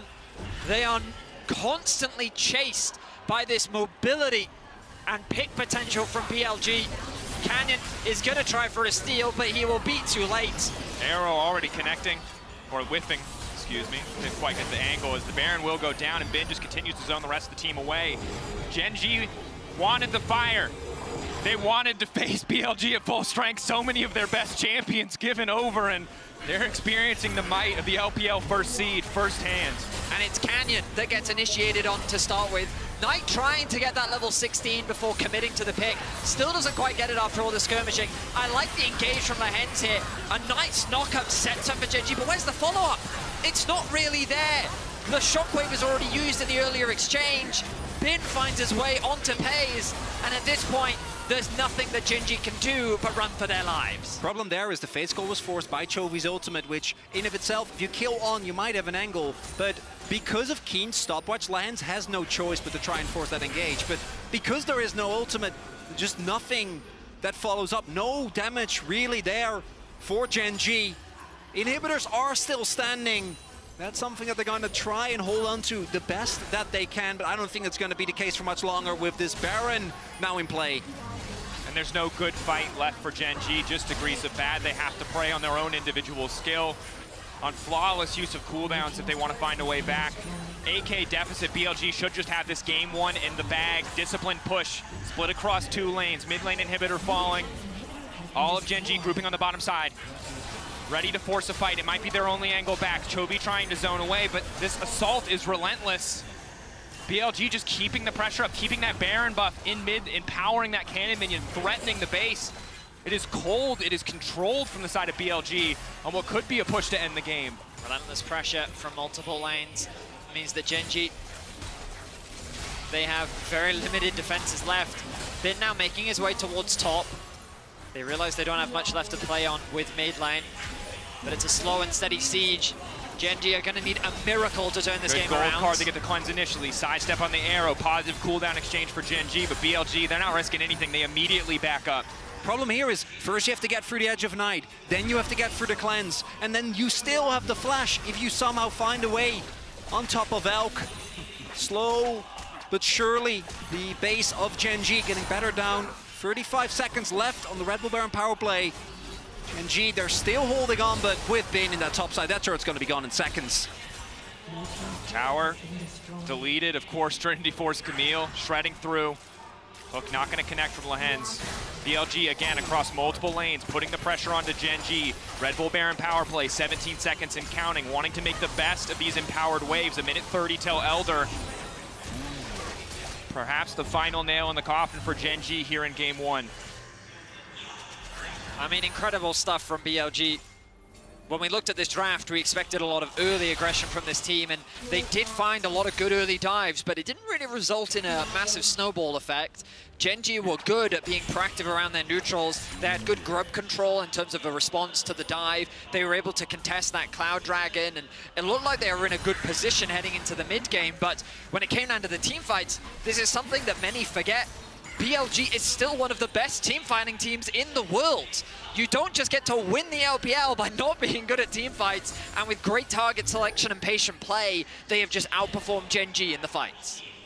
Also testament to something that we saw in the T1 series as well, that BLG, even though they love to play a really aggressive style in lane, they're not reliant on it. Gen.G, I think maybe underestimating, as you were saying, Vedi, is the team fighting prowess of this team. Gen.G, they're still in the game, but one mistake now, the highway to the Nexus is going to be open. It's again going to have to be an absolutely impeccable combo. I mean, BLG are showing nothing but respect to Gen.G still. BLG with the Elder spawning in 10 seconds. Going to use this to round out the game. And again, they continue to deny access into the jungle, limiting Gen.G's ability to even contest the objective. Gen.G, they're looking. Bit of harassment on Arrow going in, perfectly timed from on. Fade's call now coming out as well, and the instant turn back charm. Gonna be somewhat mitigated. Excellent shockwave, the turn, but do they have the follow-up? BLG, can they still win the fight? The shockwave hits 3, but it's Bin on the backside in the nick of time. The flank, it took a bit of time, but Bin delivering in the final moments of the fight. Gen.G got the best combo they could have gotten, but it just wasn't enough. The wallet was too big, and BLG will cement themselves as victors in game one. Too little, too late. And we've been waiting for Chovy versus Knight for a very long time, and in this first game, Gen.G says Knight will give you your Ahri. And I think that they regret it. Incredible game one from BLG. It felt like so much of what they're known for, that early aggression, had been mitigated, but the mid-game fight so heavily favoring them. Gen.G sent back to the drawing board. Will need to show us more in game two, a different approach, a different strategy if they want to take down BLG. For me, Gen.G, Chovy in particular, having a really rough game on the Ahri. He is the cornerstone. He is the reason why this team has 4 back-to-back wins in the LCK. First guy to ever do it domestically. He needs to step up in the next game. Have to see if it's going to happen. Of course, in the meantime, don't forget to log into LOLesports.com using your Riot ID to earn exclusive MSI 2024 drops. And in the meantime, let's head on over to the analyst desk. Let's talk about that game one. So much happened. Thank you so much indeed. I do not think we'll have enough time, but maybe I'll take the layup from Chronicler there in terms of, yes, Chovy, but also you decided to just give him his Ahri. And of course, you could talk about this being an upper bracket final and being a best of 5, etc. But regardless, it's not a good idea. No, it absolutely isn't. And I think obviously he's on a 28-game win streak now. You can see exactly why from his angles in the fight, combined with Bin's Camille, which was insane. But I think the big story for me, Rob, they're learning. I'm so proud of them, right? Like, I think I, as an analyst, definitely didn't give BLG enough credit towards the end, especially in their finals against TES, of learning a lot of this mid-game, like cross-map trading. But you saw it here. You saw it in that final game in T1. They carried into here. This patient play and setup from them in the mid and mid to late game to close out. And I think a lot of people thought that was going to be the difference maker when we saw BLG and CHENGDU come out. Like when every content creator was making their tier list, it was, well, you know, CHENGDU, they know how to play the map, they know what they need to do. And I think that's been the biggest improvement we've seen from BLG, especially kind of continues from that game 4 versus from T1 now into this series against CHENGDU. There's not many teams worldwide that can do that. When CHENGDU, they make you play on their own terms, and BLG said, no, we'll match you, we'll keep up, and then in this HyperX Reflex replay, as you go for that dragon, the reflex of the Ash Arrow into the symphony of abilities to give them the punch. And I think it's this kind of slow burn, because you're saying, hey, look, maybe they want to cross map, maybe they want to do something, but the Ash Arrow lands onto Chovy, the immediate follow-up with the charm from Knight, and then Knight, watch his position here as he starts to come over the wall, and then sets up again for this, just ekes past blind on Keen, onto Lehens, to then set up for Bin, to have a very set, squishy targets that he can go onto in the back line, and perfectly BLG are able to close out the fight. And looking at this composition, the way that they know how to pilot it, we were looking at draft and we're like, this is the most BLG composition, right? This is everything they want, right? And the follow-up of especially the way that they play around their pick potential and the way that both Bin and Knight were able to find so many like micro angles in these team fights is just amazing. And he reminded me of Bin's nickname or his solo queue name. Yeah, it's I Love Camille. So this guy is definitely a fanatic when it comes to the Camille's, to the Jaxes, and he got to prove it here, especially picking it into the TF. I was a little bit nervous for him, but you can see on the post-game shot here just how good it has been for them, and then the setup coming from that bot lane. Yeah, it's masterful. And Emily, you and I were talking about the draft and about leaving the Ahri open, etc. And you also pointed out, like, maybe this is a strategy because you're going into a game 1 of a best of 5 and potentially an opponent that you will play again, because that is how lofty your ambitions are. But how much do you agree with that now that we saw this game? I still actually don't mind it. Like, I do think, obviously, if CHENGDU had been able to win this game, we would be saying something else. I think it's also credit, it's not just the Ahri, but the composition that BLG were able to put together is something that every single person on this team is on something they're insanely comfortable with. And now you just ban it, right? Because you've learned. Yes. Like, we do not let that through. It's just game 1. I feel like they should be able to catch that and regroup. So yeah, I don't hate it. Like, I'm sure people are like, how dare you let the Ahri through? But I don't think it's a bad strategy, especially if you are, again, going into a best of 5 and potentially thinking that you might face this team again. Yeah, I think it's a good call to let it through, see if it is going to be an issue. But realistically, I want to see that swap in the ban phase. And what happens? Does Atilia and the Ahri go? Yeah, we'll see. I'm also really excited for the side selection. CHENGDU is still thinking about it. They have a lot to think about. And as we go, check out a message from BLG's Knight, thanks to the Oppo Cam.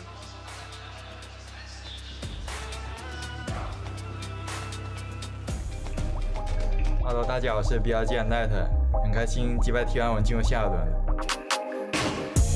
印象最深刻的就我们打 PS 军的很 BO5 嘛，因为打之前其实大家都觉得比较轻松，但打的时候其实对面也打非常好，给我们很大压力，所以那场就比较印象深刻。谢谢大家今天来看我们比赛，为我们欢呼，为我们加油吧！就我们也听到了，也谢谢你们，就下场会好好打，就赢下比赛的。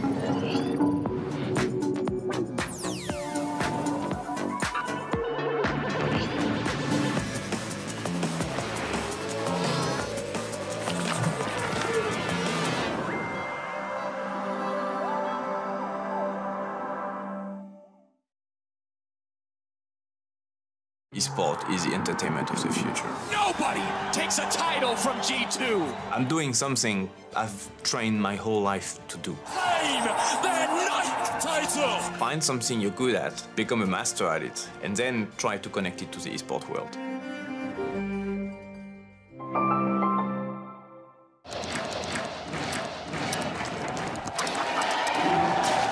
Red Bull gives you wings. I made it to my happy place, got the sun in my eyes and a smile on my face. Yeah.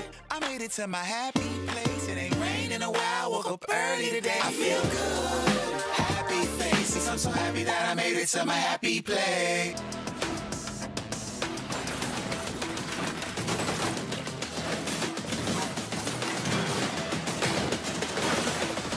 The night is fading.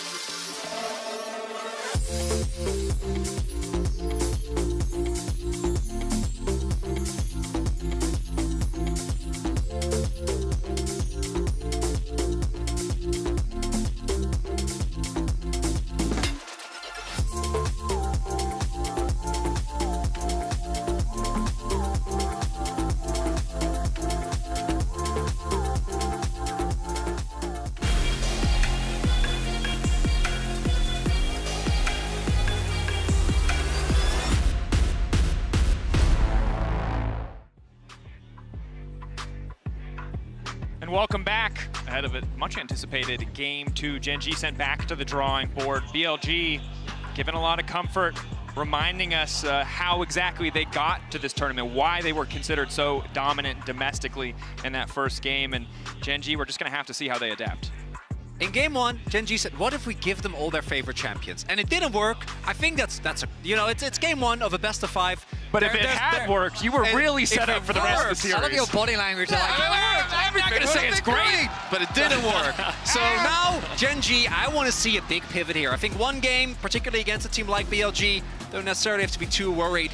we get into Champ Select. And as we enter Game 2 Champ Select, powered by Omen and HyperX, you can see a very similar ban strategy. BLG back on the red side. When you say similar, do you mean I mean identical? the same. I mean identical. All right. It's one of those things where just like, how good is he really? What is it? What does it really mean? Yeah. Right?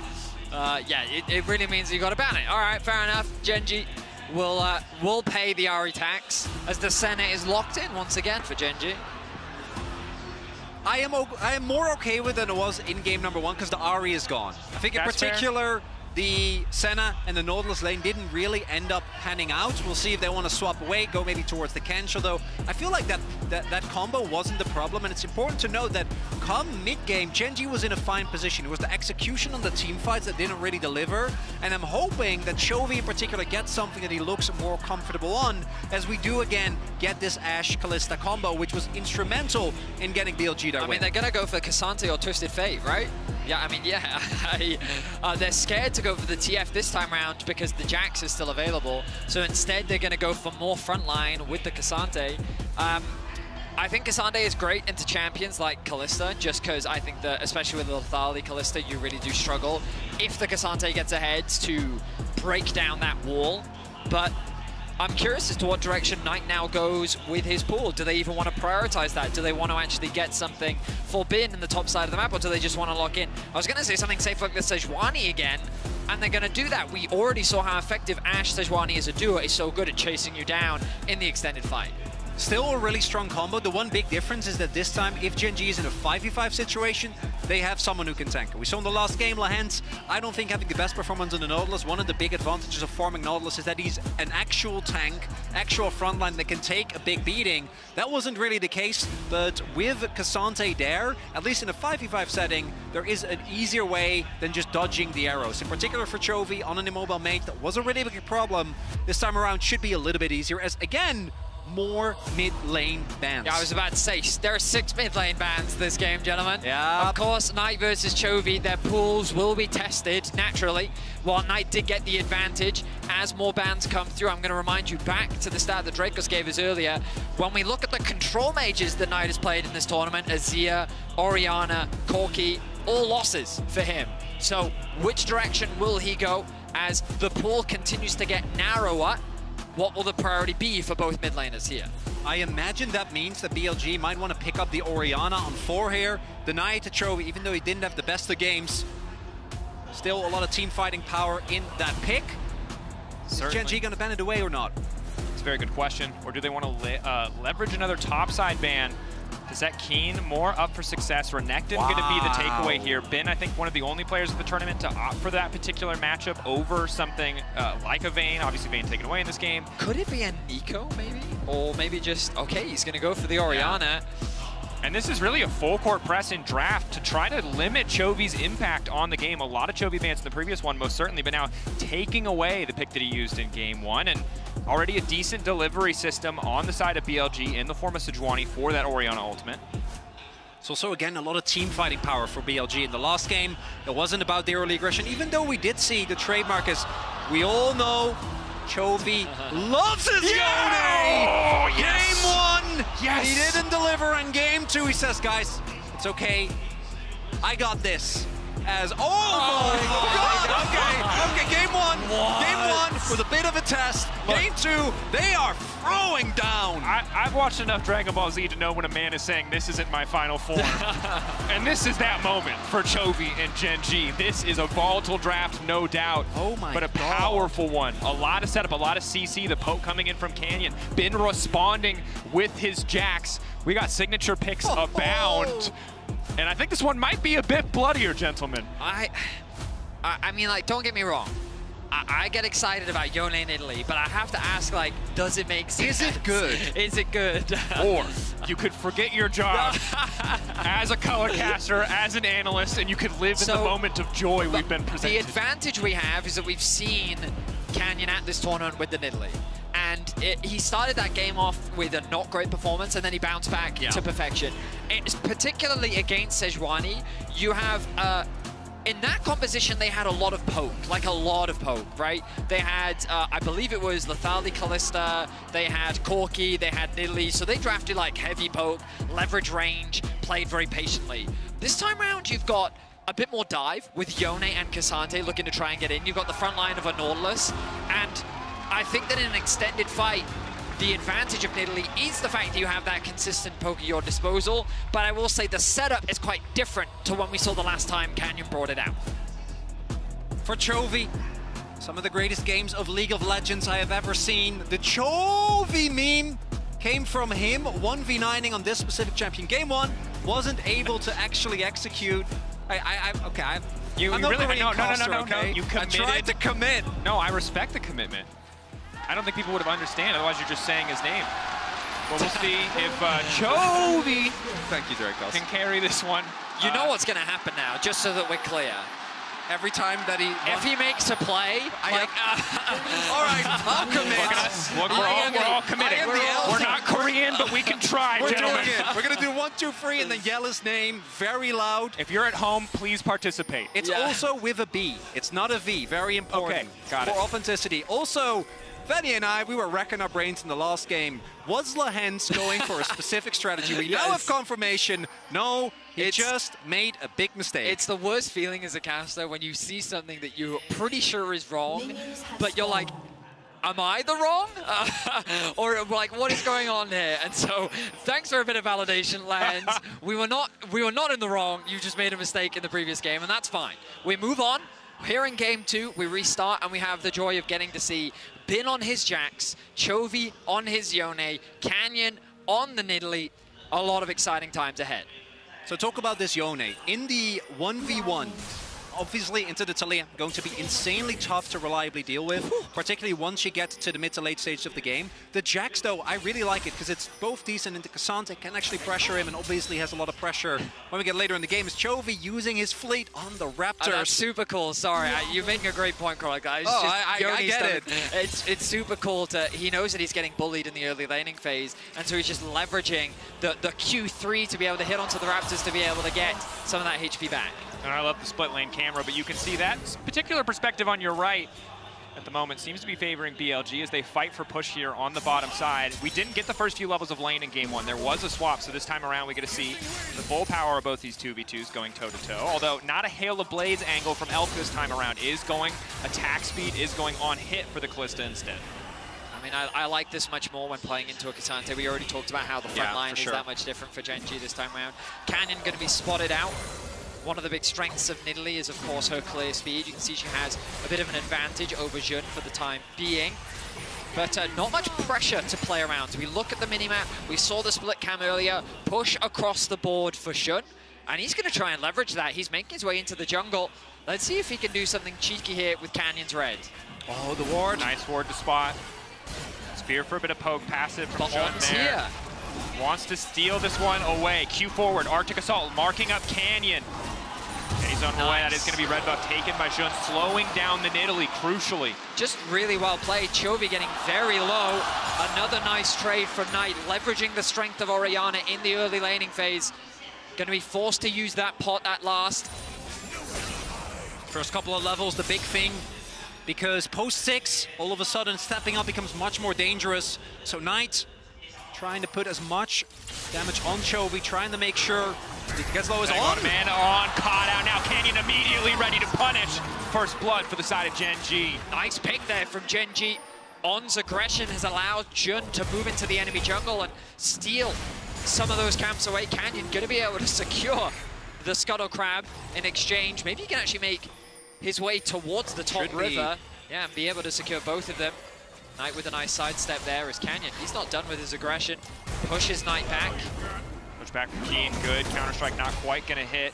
Now where's the Q3 from the Cassante? And important to note, AP junglers, that first recall, if they have a gold influx at all, any additional gold, they get a good first buy. That spear clear speed increases exponentially. Another big thing with Nidalee specifically, and this was a big issue in the last game when we saw it from Canyon, was that you need setups. Chovy! Q healing doesn't look like it connects. That heal, I'm pretty sure missed. But hey, Chovy, understanding his limits, Lehens, I think you've overstepped here. Shun now walking up, hitting him with the Blitzcrank, question mark. Lehens, this is not your bot lane, but that sure as hell is the enemy jungler. Lehens getting knocked down. Well, Lehens, especially with pace showing in mid, you can't afford to just be up that far. Canyon, seeing Shun, is going to try and take as many camps as he can. But BLG strike back. I mean, I think that just came from a poor wave state in bot. He was trying to get the push in, trying to fix it for his team. So if we could have seen how the early wave state, like, I question if that was even his fault, because if they'd abandoned it, it could have been even worse in the later stages. But the consequences for BLG of that play is, look at Canyon. He is just tearing apart that topside jungle. He has stolen away all those camps. You can see the advantage he's starting to gain. It's good that Shun gets a kill to keep the gold relatively even, but we know what Canyon can do when he's on a farming jungler. Chovy now level 6. One of the big things, as we were interrupted by Lehens getting taken down there, is the fact that you have set up in every single lane for this Nidalee. There is CC everywhere, obviously. The top lane can be a little bit hard to reliably land it, but there's the knockups from both the Cassante and the Yone, and then the CC from Lehens as well. Chovy stepping far forward. Shun has been an early game menace, looking for maybe a play here towards the mid lane as well. Good movement from Chovy, wandering up towards the top side of the lane, had Q3 available to escape as well as the ulti and flash. Now that he's survived and gotten that first back, obviously much more comfortable in the lane with the refillable, with the additional levels. BLG and CHENGDU find themselves pretty even in terms of gold. Dragon going to be started off by BLG as information is garnered, thanks to the little, well, bat, I would say, from on that skin. Little dragon? Maybe a dragon? Yeah, it could be a dragon too. Canyon, I think it's going to know and immediately heads towards the grubs. I like this adaptation from Canyon, knowing that this is the best window for him to take advantage of this. Keen also feeling very safe to proxy with the information garnered. As long as Keen is aware of where Shun is, he can move forward on the Cassante. Possible dive angle though, because they surely also must know we saw this work out in the last game. Gonna try it here again. Hey, stepping very far back. Shun, do they really want to try this dive onto the Nautilus? Good heads-up movement from Paige to just back away. If you want to dive Lehens, he will be there to cover. He has the cleanse for himself, and much more disciplined adaptation from the game 1 dive. Nicely done, because Lehens can proc his aftershock and then becomes a much harder dive target compared to Paige in the previous game, especially without the flash. Not going to be the case. So take a look at the play that happened earlier. Flashes were being traded. Does mean that Knight in particular, ults being traded. Thank you very much, Betty. As a result, particularly Knight can step up a little bit safer, knowing that Chovy can only CC him with the Q3. Level 6 for Canyon. That top side of the jungle really has belonged to him. His smite on cooldown should. Walking up, level 6. There for Canyon, not there for Shun, so won't really have the tools to follow up, and you can see this Nidalee is just such a nightmare for Shun, taking away those topside camps on cooldown. BLG, though, still with advantage on the bottom side of the map, unsurprisingly. The Hen's Hook going to go straight into the minion.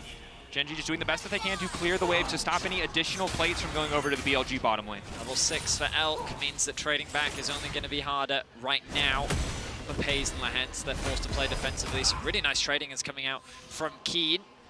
I would say the early laning phase is going in favor of Bin, but that's slowly starting to swing in the favor of Keen. Shun now, level 6, sets his sights on the top lane. Keen gets the wave in, knows this is happening as well. He might be posturing a little bit, pretending that Canyon is in the area, but also Cassante, so much innate safety. On 2v2. Hook out from Lehens, the slow from Ash, so frustrating to play against as Paze tries to fire back.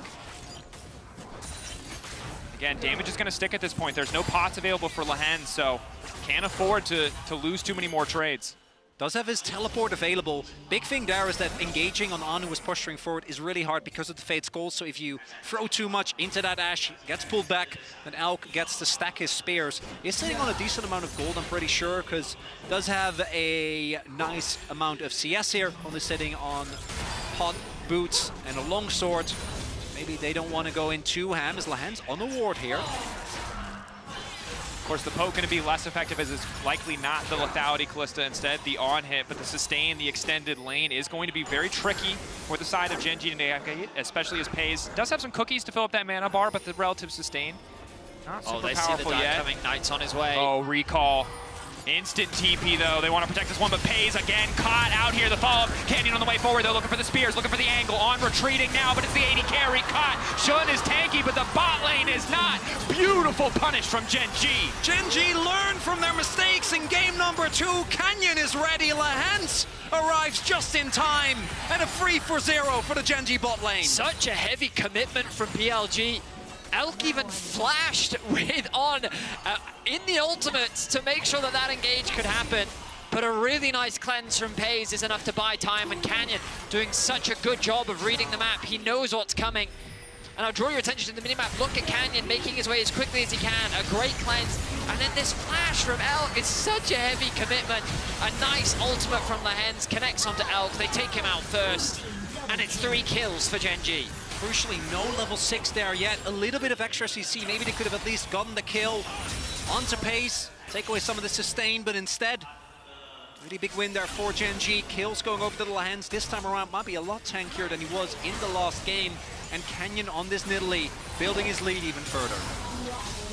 It's only going to get more difficult for BLG to play out the earlier stages of this game. Canyon getting further and further ahead. Chovy's made it through some of the hardest parts of the lane already. In your bot lane, where you're supposed to have this massive advantage, the play completely whiffs. And now it might be Ben who's going to suffer on the top side of the map. Diving at Jax, I can't imagine. TP. But here comes Elk. No face call. Is just going to try to turn on to FaZe in the meantime. Chovy on the way in. Misses the initial Q. Elk just trying to dance around it, but the damage is simply too much.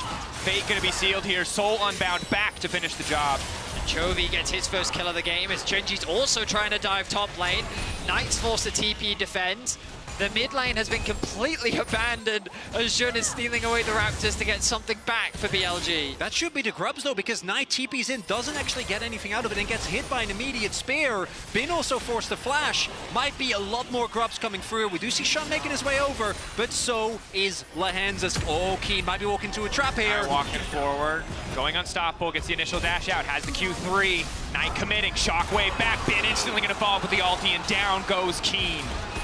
Knight making sure that his presence is being felt in this game. Assists his top laner in securing that kill. Grub has been stolen by BLG. Canyon doesn't want to give this last one up. He absolutely doesn't, but it might cost him his life. Good knockup coming in from Lahens. In the meantime, FaZe stepping up. The heal there. Knight gonna get rooted briefly. Not really much of a threat, but Shun gonna Q out over the wall. Gen.G establishing control again around the mid lane. Gen.G will get the grubs, but that kill still going to be big on Bin, one of your bigger side lane threats.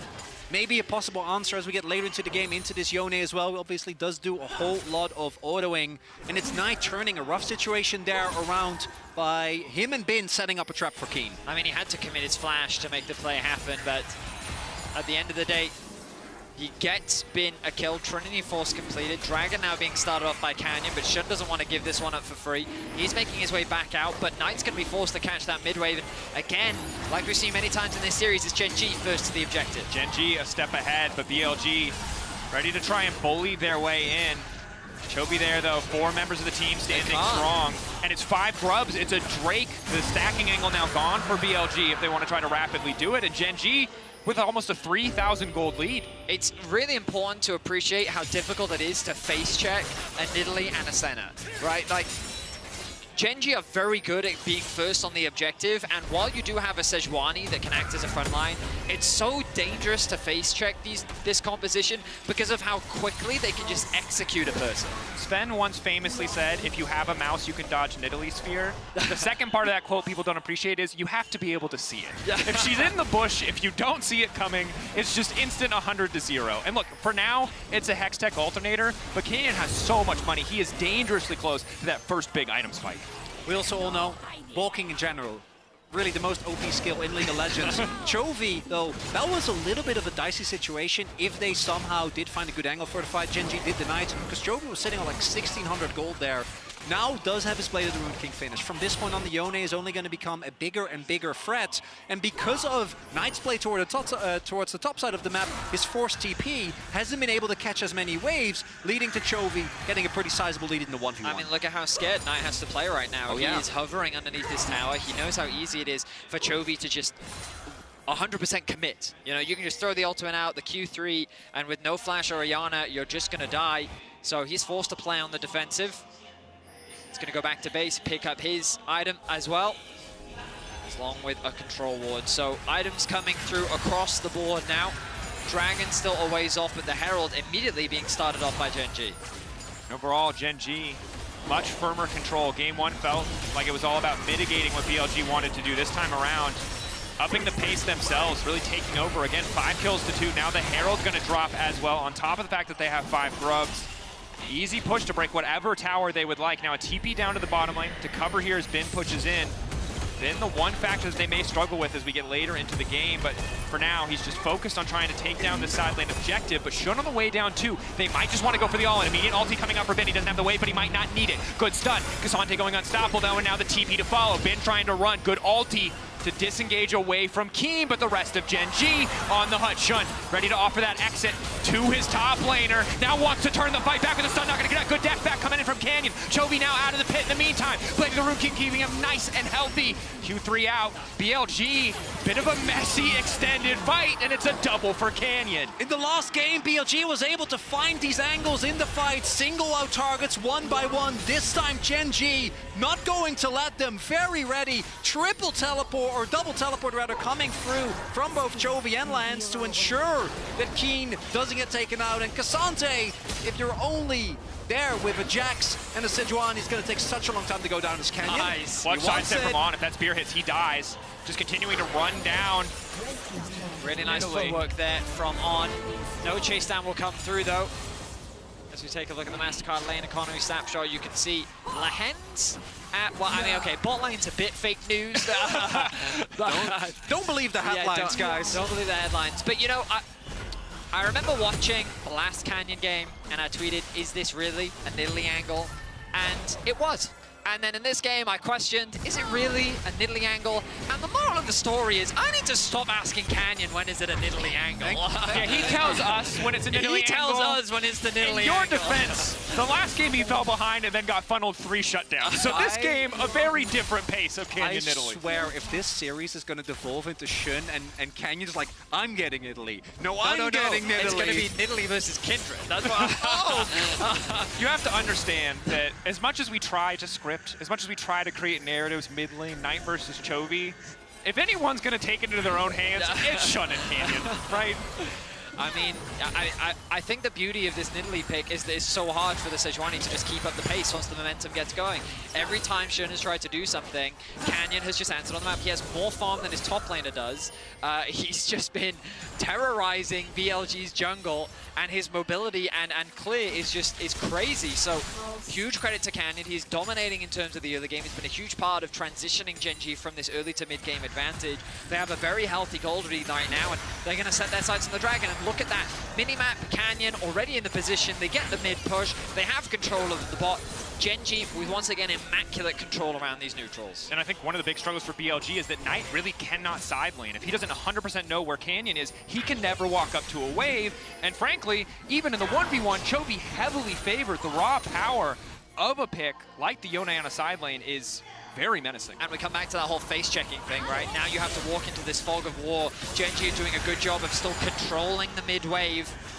But the neutral objective is there, is BLG. The best they can do is cross-map as Knight gets a tower in the top lane.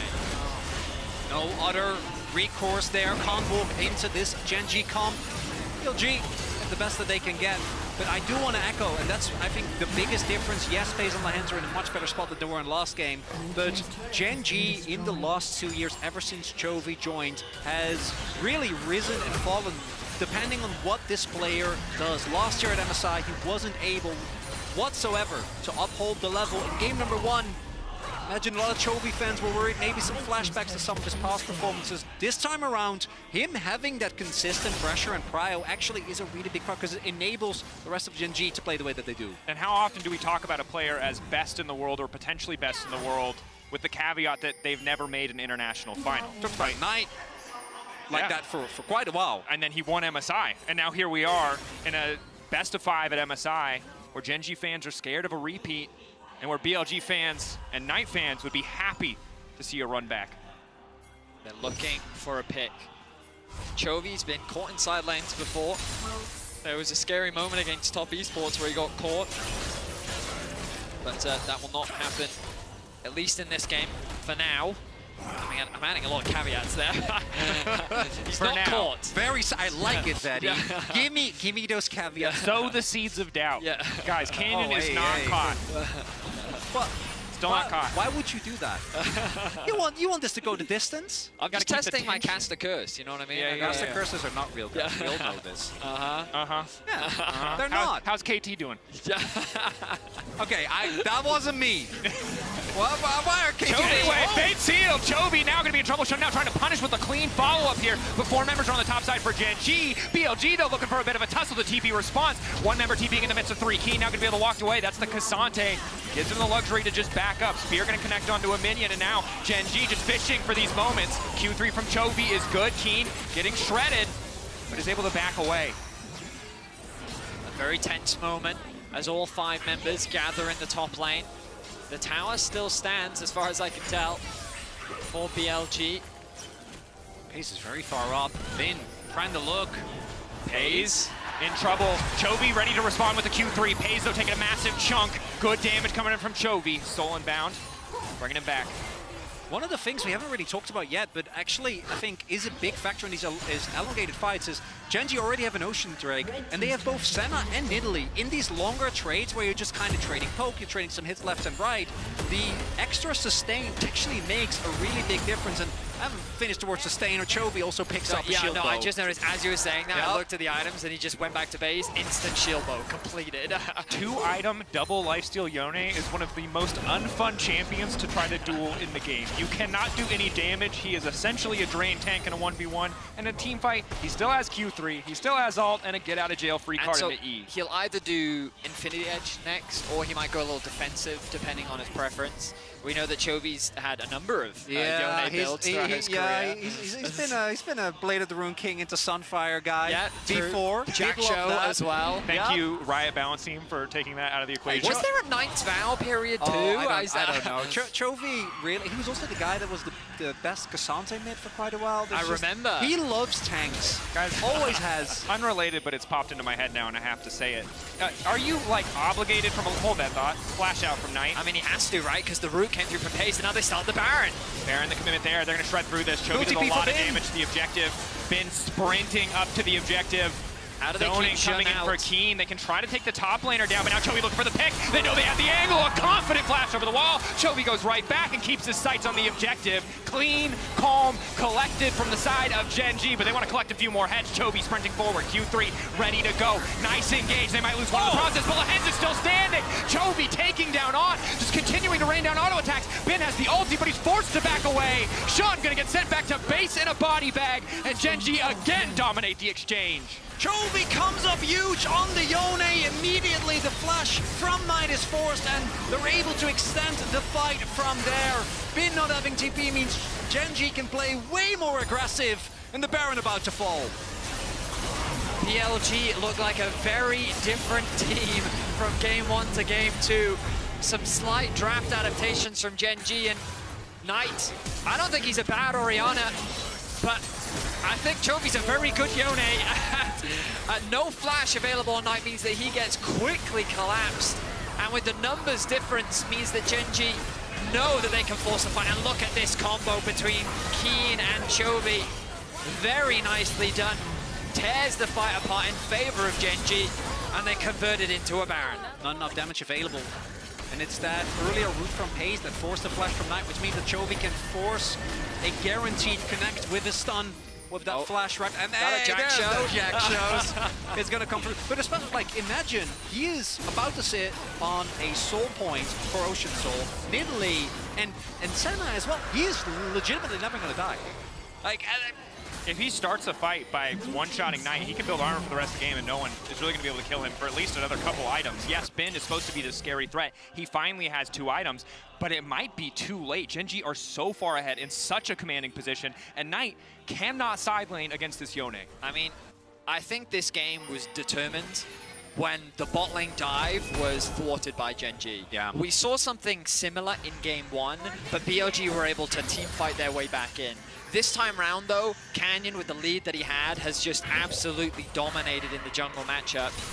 And Gen.G have just snowballed through the objectives with their control, and BLG haven't found a fight. Could this be it? DP, Chovy just fishing, trying to force down the objective. They've got Mites, they've got Baron buff, the empowered Canyon behind them. Cannon as well.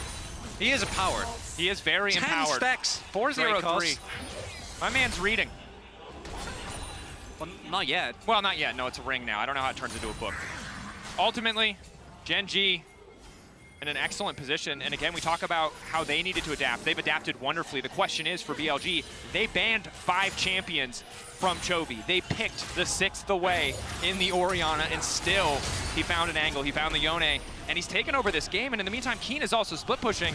It's a tough nut for BLG to crack if we come into game 3 tied up. I also love that, you know, we talk about the narrative, Knight versus Chovy, and in the last game, was Chovy Ultimate Seal not going to connect at all, immediately forced to back away, and Bin's already there. Chovy now in trouble. The follow-up CC is there, the Q3 takes him nowhere. Chovy getting knocked down. BLG found a pick, they want to keep this going. Keep pushing in the top side, but it's a double stun from Bin. Bin now going to get locked up. Canyon taking down the Jax. Canyon clutch when Gen.G need it most on, and Elk running for their lives. Canyon, though, getting lower and lower. The heal about to come through, the Primal Surge. Trap in the brush, Gen.G on the hunt, BLG running. Look at Keen! Keen is ending the game in bot lane, while BLG are scrapping to try and get away from the fight. On then loses his life. Keen is trying to end the game, but what an incredible fight. Lahens with an amazing 2-man knockup secures the fight, and Keen is looking to just end the game. Big thing there is Knight, obviously, is never going to cut through to Cassante. Sitting on only a Crypt Bloom. No way to win that 1v1 with the experience lead. And as a result, Gen.G, even though Chovy ends up going down, BLG have to invest so much. And it's a flip from the last game where BLG held up Gen.G's last-ditch effort, and now on end up going down. They know they have to extend the fight. Bin stepping up, gets the flash out. They want to take Keen down. There's no big objective for them to transition this to, however, so it'll just be a kill. Bin needs to keep the play going. Bin, pays. Healed up by Canyon. Still standing for an extra moment. Bin just wants to finish the kill. Dashes forward. Lahen's here, Canyon here, and Chovy as well. BLG forced to back off. They get a couple consolation prizes, but they effectively spent thousands of gold just to get that pick on Chovy. You'll still take that because 2 inhibitors are now down. Getting any map pressure is going to be so hard. Gen.G might have to give up a bounty gold turret or 2, but that alone not going to be enough to release their grip on this game. Then on the flank again, Lahen's clearing what he can before he backs away. Objective bounty for the side of BLG. I mean, it's a small break, I guess, for BLG as they're able to get some kills back, a bit of gold, but the deficit is still astronomical. Knight. Canyon is still deathless in this game, and look, he's stealing more camps. He's just taking everything away from Shun. He's sitting on 3,000 gold, by the way. 3,000 gold unspent. We're gonna move past the initial fight that Gen.G ended up winning, and it becomes this chase down from BLG to try and get something back. A nice arrow connects onto Elk, which allows Bin to chase this down, get another kill. But really, it's just breadcrumbs as Gen.G still find themselves securing 2 inhibitors, so much control over the game, and a lot of money to spend. For BLG, if there was a Baron up Watch there, Canyon. maybe that is enough. That's a Zhonya's, straight. Yeah, he was sitting on Where's that the mesh orb. eyes, though, Canyon? Maybe he feels he can't get more stacks? I don't know. My man is preserving the KDA and the game. They haven't won yet, guys. Sometimes he only has, you know. Well, Canyon has been in a position where he has a very large gold lead on Nidalee before. See, remember when we talked about practicing our caster curses? What did we say about practicing the caster curses, Chronicler? Here comes Keen. Elk now in trouble, cleanse out, but it does not matter. This Callista is a dead man walking. And in the meantime, Bin now on retreat. The rest of BLG getting cut down. Gen.G just looking to close it out here. Dash forward from Keen. Not quite able to find the ulti angle. Knight throwing the ball over the wall, but Gen.G just gonna throw it right back. They are not scared. Canyon stepping up, making good use of the Zhonya's. A bit of poke back to him, but Chovy already pushing into the mid lane. BLG one last desperate hold from the solo laners, and Chovy not gonna give him an angle. Immediate flash forward on the Fate Seal. TP in, Gen.G striking back here in game 2, reminding BLG just how deep Chovy's champion pool is. The experiment in game number 1 didn't end up working out. Gen.G regroup and bring us to 1-1, and one can only imagine what other surprises this series has in store. Gen.G, fight back. I mean, I will say that when we think back to game 1, when Knight did get his Ahri, he just had so much more agency in the game. And I don't think that his Orianna is bad, but his ability to have the same impact is just, excuse my pun, it's night and day. I'm just gonna let that hang for a second, so if people want to roast you or laugh along with you, they can. And of course, in the meantime, if you're nostalgic for Heartsteel or new genes from Worlds 23, check out Grind to Glory, a short behind-the-scenes documentary on how the 2023 Worlds opening ceremony presented by MasterCard was brought to life. You can scan the QR code on screen or head over to the LOL Esports YouTube page. And in the meantime, let's head on over to the desk to break that one down. Thank you so much, and I really appreciated the pun. Let me tell you something about mental warfare. It goes a little like this. Hey, Knight, here, you can have your Ahri and can have a great game. However, for the rest of the series, you're going to have to play champions that you don't enjoy as much. And I, as the jungler on the other side, Shun, will pick something that I know you like to play as well. And even though everyone hates me for it, I will get a lot of kills and continue to terrorize people with it. We covered this at the beginning, but oh my gosh, we're like, both of these junglers, when push comes to shove, they're going to be like, give me the Kha'Zix, give me the Nidalee, let me do it. We've seen it from both of them at this tournament throughout their careers. We were iffy on the pick. Yeah. Canyon has proven us wrong twice now. Yeah. Well, how does he keep getting away with it? I don't know if it's the pick. I feel like we should scribble at Nidalee and just put Yone, because it was the fact that the Nidalee enabled the Yone set things up, but then also the fact that Canyon was in this position for the dive on bot lane was the real thing that broke open this game for Gen.G. Yeah, and this is crucial because we've talked about, oh, okay, we're so proud of BLG, you know, for holding back, for restraining themselves, but this kind of over-aggression, especially on the bot side of the map, is also a hallmark of their play. It's something that cost them a game in the TES series, both of them in their playoffs run. So I think this too is BLG. And I think as well, the fact you kind of hit on it there, this is what we saw Gen.G do against Top Esports, was we are going to control the bot lane, deny you the opportunity to get ahead there, and then we're going to lean into Chovy popping off. We're going to have Keen having a good time. This was the formula that they constructed to beat Top Esports, and now we can see in Game 2 it's working against BLG as well. And something that might also kind of explain the Nidalee, but also the way Gen.G like to play, and I got this from listening to Yamato actually, he said that he finds it so impressive that for Gen.G, what is a great strength of them is that they can space in fights very well, specifically when they have ranged champions, and they know how to play around that expertly, especially when you have a lead. This is another, for me, yes, in the column of Nidalee for Canyon. Yeah, I think they play with Fog really well, they play with Poke really well. We see them setting up for this Baron. We also see the value of the Yone pick coming out. There were 7 mid lane bans in this draft, and Chovy coming out on something that he's still so comfortable and so confident in. Also, I think very disrespectful from Knight in this play. You had just gotten your flash burn in the exact spot, and then you're like 2 seconds later, do you know what I should do? It's a weird call from Knight, and he gets punished really well by Gen.G, and I think that's the story of this game for me in a lot of ways. It's punishing really well. The draft had a ton of bans towards mid lane. Cool, you go towards the Orianna, we have an answer that's a really strong punish. You want to dive bot, we're going to punish there. You want to overextend a Baron, we're going to punish there. And I think that's what Gen.G did so well throughout game number 2. And it's a pretty clear recipe for success, I would say. We had our board with the matchups in the beginning of the day. I don't know if there's anything you particularly would like to change, or if it was more a team effort overall. Let's see. Are all the heads still on? Yeah, okay.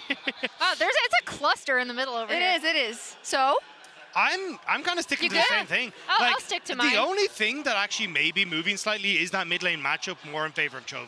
Okay. I think even in the first matchup, he looked very, very strong getting the lead against Knight. Take him off and back on. Then, oh my God! I don't want to rip your. It's fine. Just tear. Yeah. Oh God. We'll be back later, but this is just supposed to be there. But yeah, I think we'll be back honestly, with the board in a bit. Chovy's been fantastic. He's been so strong, and Knight really hasn't found an answer to him. And I think it has been the weakest part of the map for BLG. So it's one game sample size of each. I guess the laning strength of Chovy is really, really great. But I guess is it the context of that was your best champion in the first game?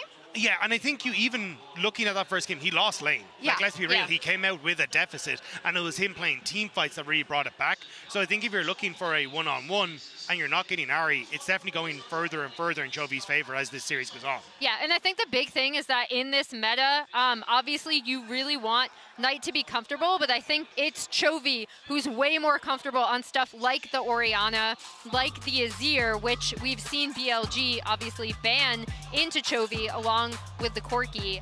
And with Talia being taken off the board as well, that does pinch Knight a bit. Not that he can't play other things, because he obviously can, but with what's strong in this current meta, I do think Chovy is a lot more comfortable. Yeah, and especially when you're able to bring out, I think it's the flexibility of the mid jungle for me that is the big deciding factor. The fact that you're able to bring out the Yone, you have these picks that you won't really have practiced religiously coming into this meta, but you're able to bring them out because Canyon is comfortable bringing out a Nidalee that we haven't really seen before. Something that's a little bit out of pocket, but works very well for the given situation. That flexibility is why we're even seeing teams like G2 succeed. Too much of the Nidalee. What are you talking about? No, but it's the flexibility is the thing, right? So going into the next game, I just heard BLG have selected blue side. Yeah. First pick. No. Shun's like, this is my champion. I was playing this in LDL. I was famous I'm going to give you for real, or is there an actual first pick you'd like to see? No, I don't think they... first pick. I think they will try to get Knight on something that's super comfortable. I think that's their heavy priority, because I do still think mid-prio matters so much in this matchup. That's what facilitates something like Nidalee to go for those aggressive invades where she can farm super well. So I still think Knight would be the prio there. Leveraging that blue side and not first Senna pick. first pick. That's it. Yeah, Okay. I don't think we'll see that out of BLG. All right, we'll see if they listen to our analysts. I doubt it, but hopefully this is a conclusion they've come to by themselves. We'll be right back with Game 3 between Gen.G and BLG.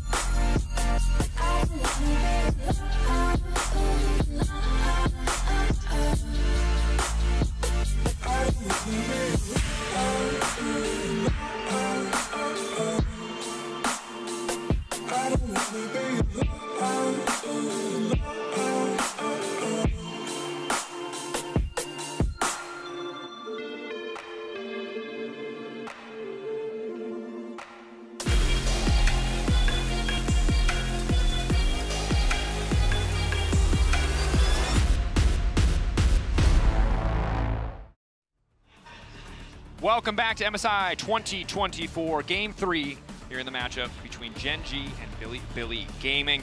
Two bans already as BLG have swapped over to the blue side. A lot of their strategy, and a lot of Gen.G's strategy in bans at least, remains the same. Oh, okay, well we were literally just talking like, would Senna be banned? The answer is nope. So, what will BLG do? Will they take it away? Will they instead continue to prioritize the Kalista? Okay. It looks like, there you go, there's the answer. Senna will be taken away. So how does Gen.G now respond? Do they go for the Kalista themselves? Is Varus instead a higher priority? They're going to take away the Nautilus to deny it from BLG. We know that things like Tahm Kench can also be fine along with the Senna. We've seen T1 come up with all sorts of things to pair up with the Senna. But there's the Kalista. All right, so Gen.G going to go for Kalista plus the Nautilus. Sorry, yeah, Gen.G. Sorry, I looked at this bot lane and assumed it was Elkin on. Makes sense. I mean, pretty reasonable. But Paze has been a bit of a Kalista merchant this tournament. His 100%. highest played champion so far at this tournament, and this is going to be his 5th game on it. He's been fine. You know, he's been serviceable. And I think what we learned in Game 1 was if you're forced to build on hit, the lane might not feel as dominant. But if you're going to play lethality Kalista against a Senna, and she ever tanks a Q, well, lane might just be over. That said, a bit more protection for the Senna this time around in the form of the Tahm Kench. We'll see what BLG want to do here for their 3rd pick. Canyon Italy was a big problem in the last game. The bot dive getting thrown and Canyon really taking over the game were the 2 big points that I think BLG really need to rectify. Do we just lock Tristana here? Yeah, I was actually, that was what I was thinking towards. Because it doesn't feel like a Tristana has a reliable counter that has been found in this tournament yet. We saw many a series devolve into just slamming that as soon as possible. Chovy also a really, really big fan of the pick. Imagine that he's going to look towards picking up a mid lane here so that he doesn't get banned out in the arms race. They might go for Sejuani themselves. Ooh, and then trust Chovy to have an answer nonetheless. Could be the angle, but no, it's going to be the way to come out here from Chovy. Strong control mage, but the early game against Tristana can feel a little bit dicey at times. Can definitely feel tricky. Need to see more CC tools paired with the Hui. When this champion is looked at its best internationally, it's when it can play really at max range, out of reach of picks like the Tristana, like the Senna. See if that is the angle that Gen.G want to take here as we enter the 2nd ban phase. Top lane untouched for now. Both sides presumably would be happy with the blind pick Cassante. And the question is jungle. Anytime you lock in the Tristana, double AD threats already on the side of BLG, there's an assumption that magic damage needs to come from somewhere. The Maokai is a natural pairing. We've seen some teams pair the Lilia up with it. I will say that the Lilia has not sold me. No. But you've got to remember, Shun is Nidalee playing himself, right? So always a possibility.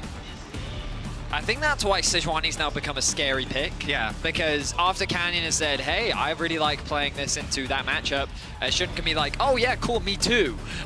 So go ahead. If you want Sejuani, take it. We've got our AD mid. We'd love a bit of AP. I will say BLG lacking a little bit of engage. They already have a solid front line with Tahm. I'm sure they'd love something to pair up alongside it. With the Vayne being banned away, heavily suggesting a Cassante pick here for Keen.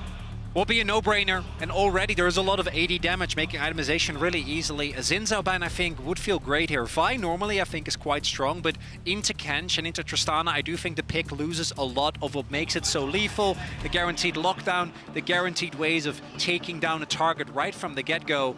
Seems like BLG, they do agree. Xin Zhao here, I think, feels relatively safe, Cassante, but it's yeah, no, they you're just right. banned TF. Why did BLG ban TF?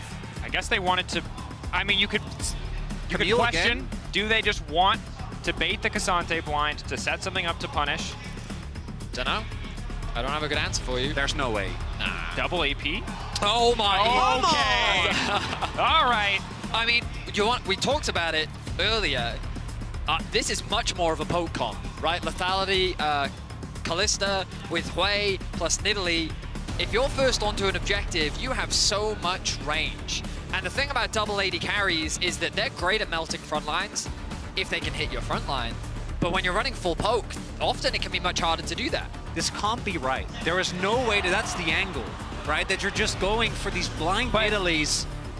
Where is the engage on BLG's composition? It's Diana! It's right there! It's Diana! Holy! We talked about it before we came on. We said there's going to be an arms race in one of these lanes. We thought it might be bot lane. It is in the jungle. Oh my goodness. Shun's Diana. I wasn't expecting that, gentlemen. I'm sorry, I wasn't. I don't think that was on anyone's bingo card. Except for the Diana one. Like r/Diana mains has known. We know that Shun does have a history of playing Diana. Not one of his most successful champions throughout his entire career, but definitely something that he has a lot of experience on. We talked about how they were lacking some engage. The Poppy round out from CHENGDU, a really good answer. That's such a nightmare pick. So now you have a winning top side and the one win condition, which is going in aggressively with this dive onto the enemy Pocomp. There's a Poppy standing in your way. Gentlemen, I'm going to be honest. What is happening in the BLG series? are going to be playing this game on hard mode. I still think I prefer GenG's draft overall. No, I agree. They're full poke with 2 frontline. They can engage if they want to. And I've just kind of trusted GenG's objective setup overall more than what we've seen from BLG this series. I will say that Diana is a great power farmer. She should be able to keep up more than comfortably with the Nidalee, and Nidalee shouldn't have the same luxury of stealing away those camps just because of how quickly Diana can move through the jungle. But yeah, these fights are going to be interesting. BLG have already showed us this series back in Game 1 how great they are at team fighting. And with a composition like this, there's all sorts of crazy team fighting that can happen. The question is, can they actually get in range to make the team fight happen? Poppy, Kalista, Hui, Nidalee, so much range. I'm excited. Game 3, CHENGDU versus BLG, 1-1. Who can bring us to match point? A damn good question. Unique picks now on both sides. New champions hitting the rift in the final days of MSI 2024. Innovation has won so many tournaments historically. Will this be an innovation? Will this be a boon from Shun going back to the Diana, bringing out something old, something that he was really successful on in his IG days, something we haven't seen in a long time? Or his Canyon's Nidalee, which did pretty good in the last game, gonna continue to be a problem. Main thing for me for BLG in this game is, can they still find the angles that they normally do when Shun isn't on the type of champion that can reliably get his lanes ahead early? Very different style. We've seen him do it with the Nidalee. We've seen him do it with his Kindred as well, right? Very different play style. So it's not about him playing carries, but it is BLG, as we saw in game number 1, are going to have to take on a very different role here with how they play out. There isn't, or there shouldn't rather, we'll see if Elkanon can find it nonetheless, an opportunity for those early dives, which were so instrumental in game 1. I will say, I wonder how much G2 and scrims have influenced people's priority on Poppy. Because the Poppy resurgence we've seen at this tournament, it's just such a good Poppy angle, right? Like the Diana, the Cassante. Knight now will get hooked. There. Is he going to be forced to start W? No. He's okay. He's fine. He's underneath this tower. Yes, but gentlemen. 50% of his HP. He's fine. Tis but a scratch. Yeah, so CHENGDU going to use this opportunity to move into the enemy jungle. Looks like... Oh, they're actually not going to drop a ward. Maybe here before the hand spaces. Nope, he's starting with Sweeper. I apologize. All right, Shun. Of course, Diana, obviously the passive attack speed, much easier to sustain. Notoriously good at clearing clamps very quickly. It is kind of... early levels, it's a little slow. Yeah. Not slow by any means. Keen going to be spotted on that ward that was dropped. He's seeing if any of the camps are being stolen. Shun, though, has been able to navigate his way towards the Raptors. And yeah, Diana's a great champion at taking away the Raptors just because of the AoE that she gets on her passive. Let's have a look at the pathing plan here from both these junglers. Shun going to have completely free reign over this top side. As far as we know, Canyon has no insight on this. So he's going to do a bot side clear, move into his top side and realize that's been stolen away. But perhaps he is aware and can move into the bot side to get some camps of his own.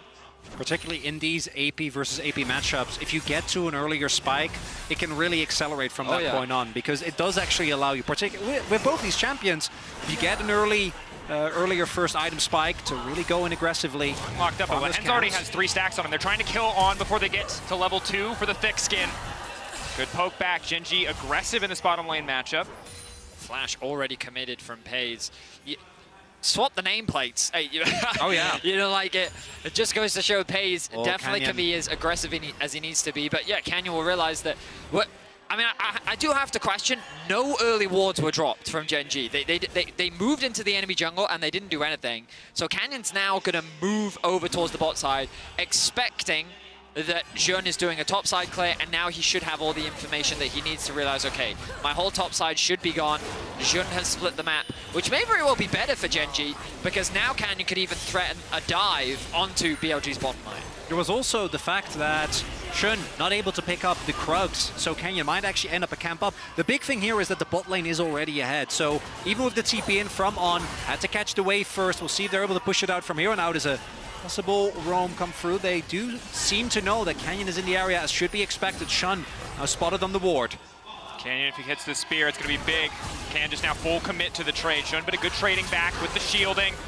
Trying to keep this going, but he knows he loses out. Canyon, just in these extended fights, is so damn strong. Canyon thought about it. Oh, the puppy.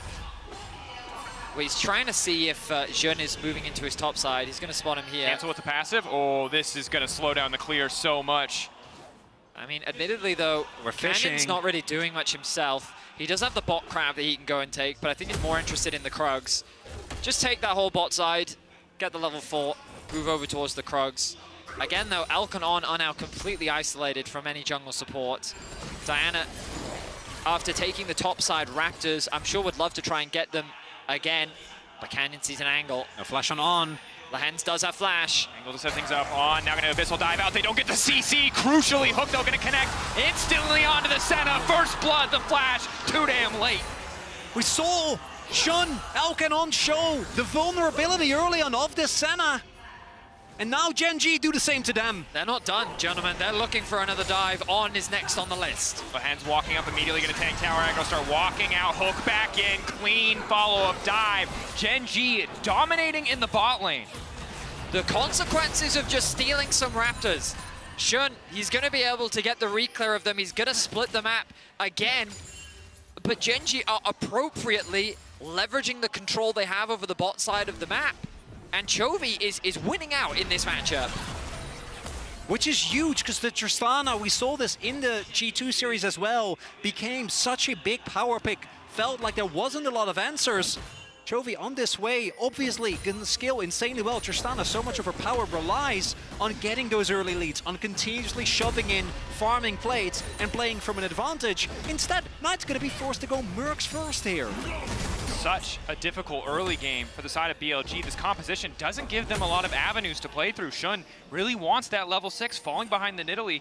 Absolutely not what needed to happen for this BLG composition. Is the game going to be a bit trickier to play out? Elk and On are going to need time.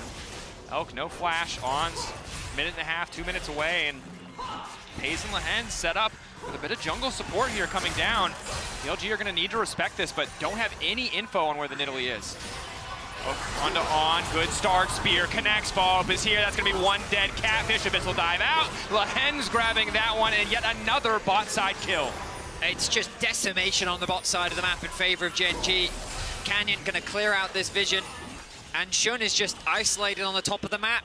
Yes, he's getting camps, he's farming well, but he's gonna have to be so strong in the fights later on because Gen.G is already looking to run away with the game. It's what we said, Shun. This Diana, it's just not going to have the same impact 3-6. She's a decent duelist in a 1v1, maybe a 2v2, but that's not the case. Meanwhile, Canyon, with the setup he has in his lane, continuously able to visit and revisit, all thanks to this early summoners being blown. And I think the tricky position you're in now for BLG, you're trying the Senna lanes for yourself. It is not working. Gen.G are punishing you the exact same way you tried to punish them, and Canyon still dominant on this Nidalee despite, you know, Nidalee Hui maybe not being a pretty standard jungle mid-combo at all. So it doesn't matter. Chovy's just in isolation, just winning. All the bans sent at him just have not been impactful yet, and BLG are going to be suffering. On, taking a lot of upfront damage. Big skin there. Now. But the Raptors, there's nothing you can do about it. On, and look at this wave. Oh, that is not a good spot to be in. So much farm is being denied away from On and Elk. Elk did make his way towards mid. He knows the bot is doomed right now, so he's staying around mid lane. Chovy, that's his credit. You already highlighted it. I'm really impressed with how this matchup is going. I wasn't expecting this to be so favorable to the Hui, but Chovy demonstrating that if you give him an opportunity to build a lead, he will in fact build a lead. And look at that, Sean? 73 CS at 7 minutes 30. Chovy is Chovy. Sean looking for the angle, though, potentially to attack mid lane. Elk just wandering around with him, picking up additional souls, trying to use that as an avenue to get some more power for himself. Canyon ahead in XP, gonna take over to level 6, and in the meantime, Pei's pretty content to keep just deleting minions, deleting income, denying BLG any avenue to come back. And we've seen other teams cross-map, right? You dive with the Cassante on the top side so that you're at least getting something back, but it's Poppy! It's Poppy! With a Diana! Like, you try and charge into you, and then, oh, steadfast presence, there's nothing you can do, your dive is denied, and then he also has the ultimate as well. Like, this Poppy is impossibly difficult to dive. So, BLG just don't have any early game options right now as the bot lane continues to be isolated from any support. The big thing here for BLG is we saw in game number 1 that they were able to find some amazing team fight angles, and they're gonna have to do that here again. They're gonna dive them again. Oh, no.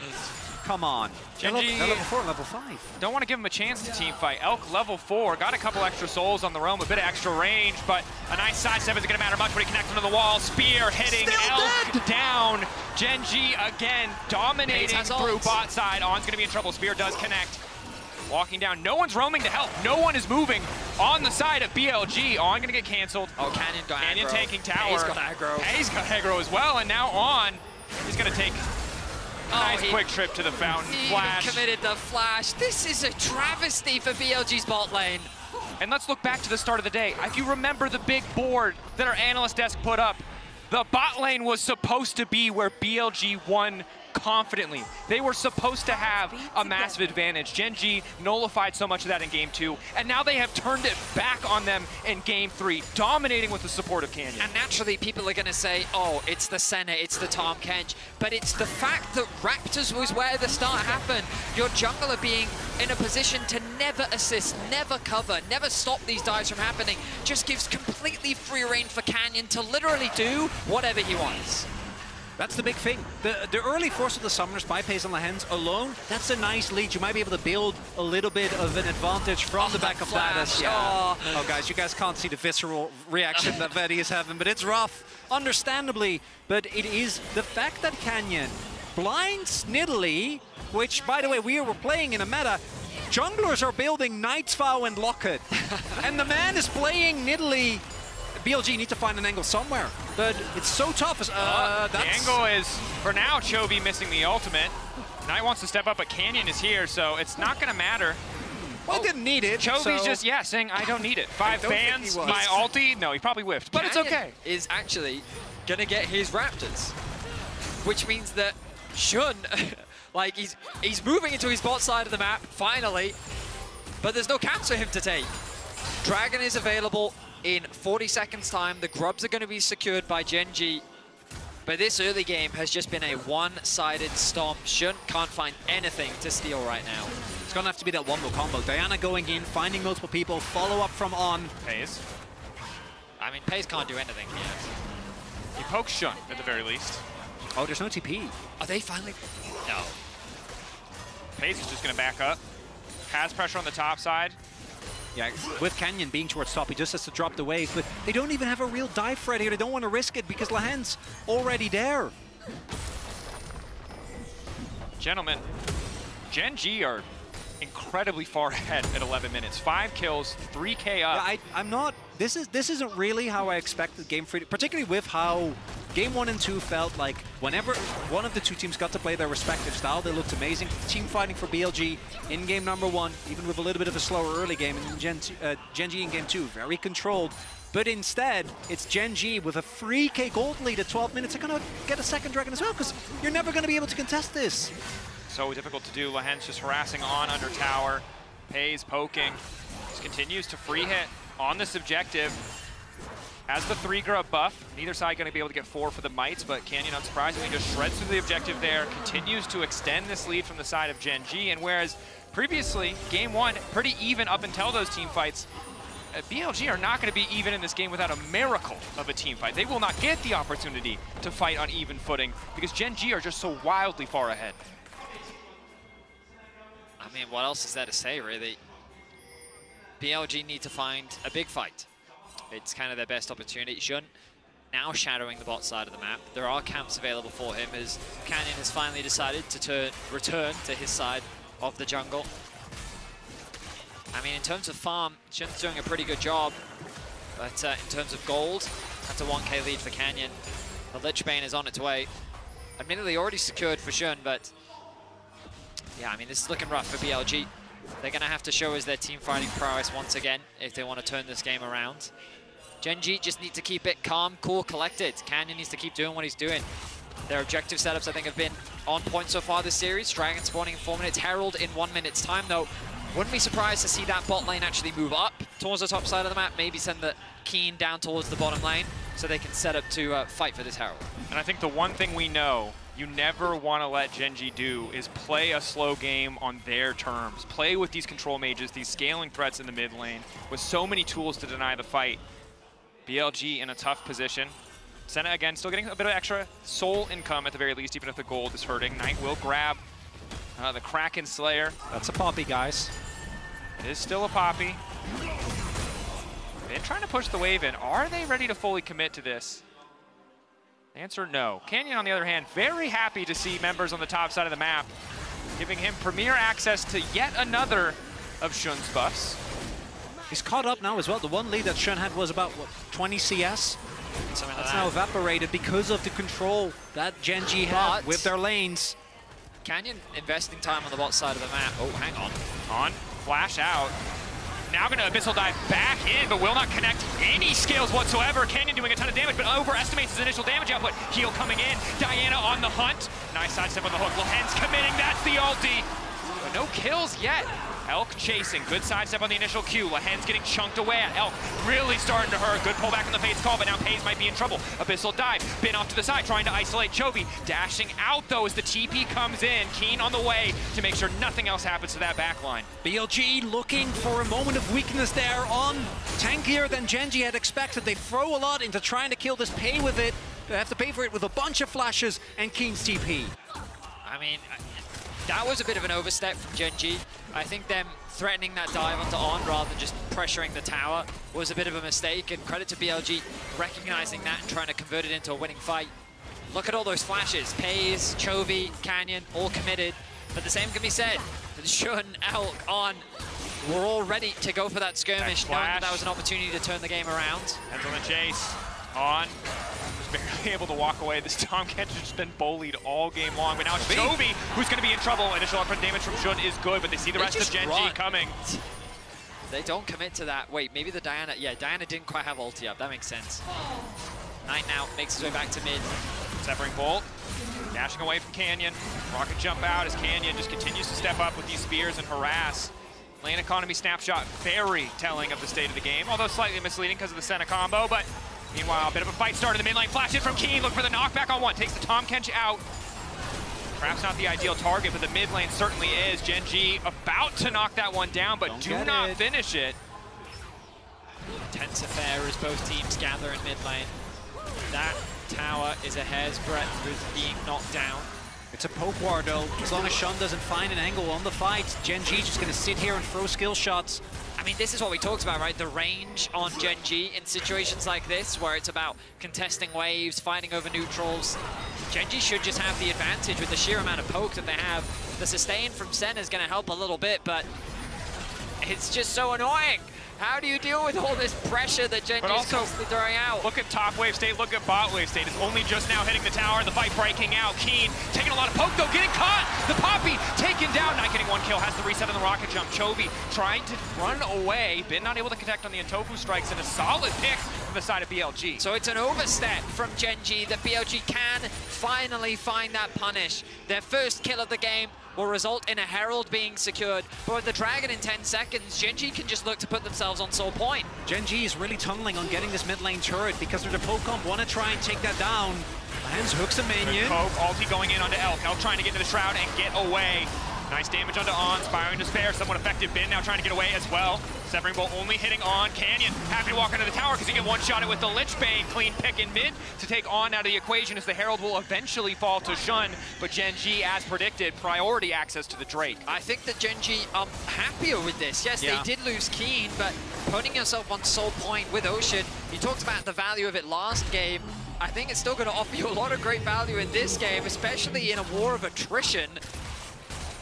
Knight's going to move up towards top, try and cross-map. The Herald, sure, is still a nice pickup, but BLG, even though they found their first kill of the game, I don't know if it's going to do much to swing the momentum. Keen there, I think, really some muscle memory from all the K'Sante games that he played. Puppey is quite tanky, especially when you get lower thanks to the resistances on your W, but don't have the same amount of maneuverability in a fight. And Gen.G here just really want to get that wave in, try and play for the kill onto this turret. Paying for it pretty dearly, as we do see Bin keeping him safe. Right? Actually, the Puppey already dead there. My bad on that one. But it's the poke that lands, and the poke alone is enough to take this turret. And I kind of wonder if they didn't want to try and friend maybe a flank there from Shun, because Gen.G, it felt like they were really committing to that. Could have caught them off guard there. Potentially, Shun will tick over to level 11, but we're yet to see him find that game-changing ultimate. If you connect onto more members, that ultimate does more damage. It definitely can be huge at turning a fight around. But the question is, can BLG find it? Flashes are now back up across the board, or at the very least, they will be coming up very soon, which means that for the next fight, it's going to be interesting.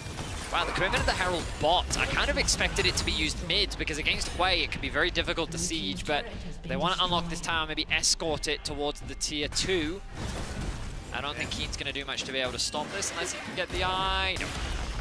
So, a bit of extra damage gained from BLG. Dragon still not for a while. And they will at least take a consolation prize in the form of the blue buff. It's still bigger from BLG though, because with that mid lane play, I think some of the grip that Gen.G had on this game has been taken a steal. Sizable gold lead, soul point here. I don't think BLG get a lot of opportunities for mistakes, but some gold on Knight specifically does make him a bigger menace in that sideline item. For sure. He's Chovying as well, 202 farm at 19 minutes 40. Credit to Bin as well, his farm, 194. Solo laners, well, okay, maybe not for Keen. He's having a bit of a rough one, but that's okay. He's Poppy. He's there for one job and one job only. It's to push R, it's to push W. He is steadfast, and he is present. Oh, it's all he needs to do. Not in the farm, but in every other category. Has made that presence known as Gen.G. Multiple members committed. Poppy going to try and catch the wave on the bottom side as Gen.G just threaten here past 20 minutes. Of course, can get their entire team as blue buff they secure, but that's the lock-up onto Lehens. Fake call denying the play. Inspiring Despair onto On.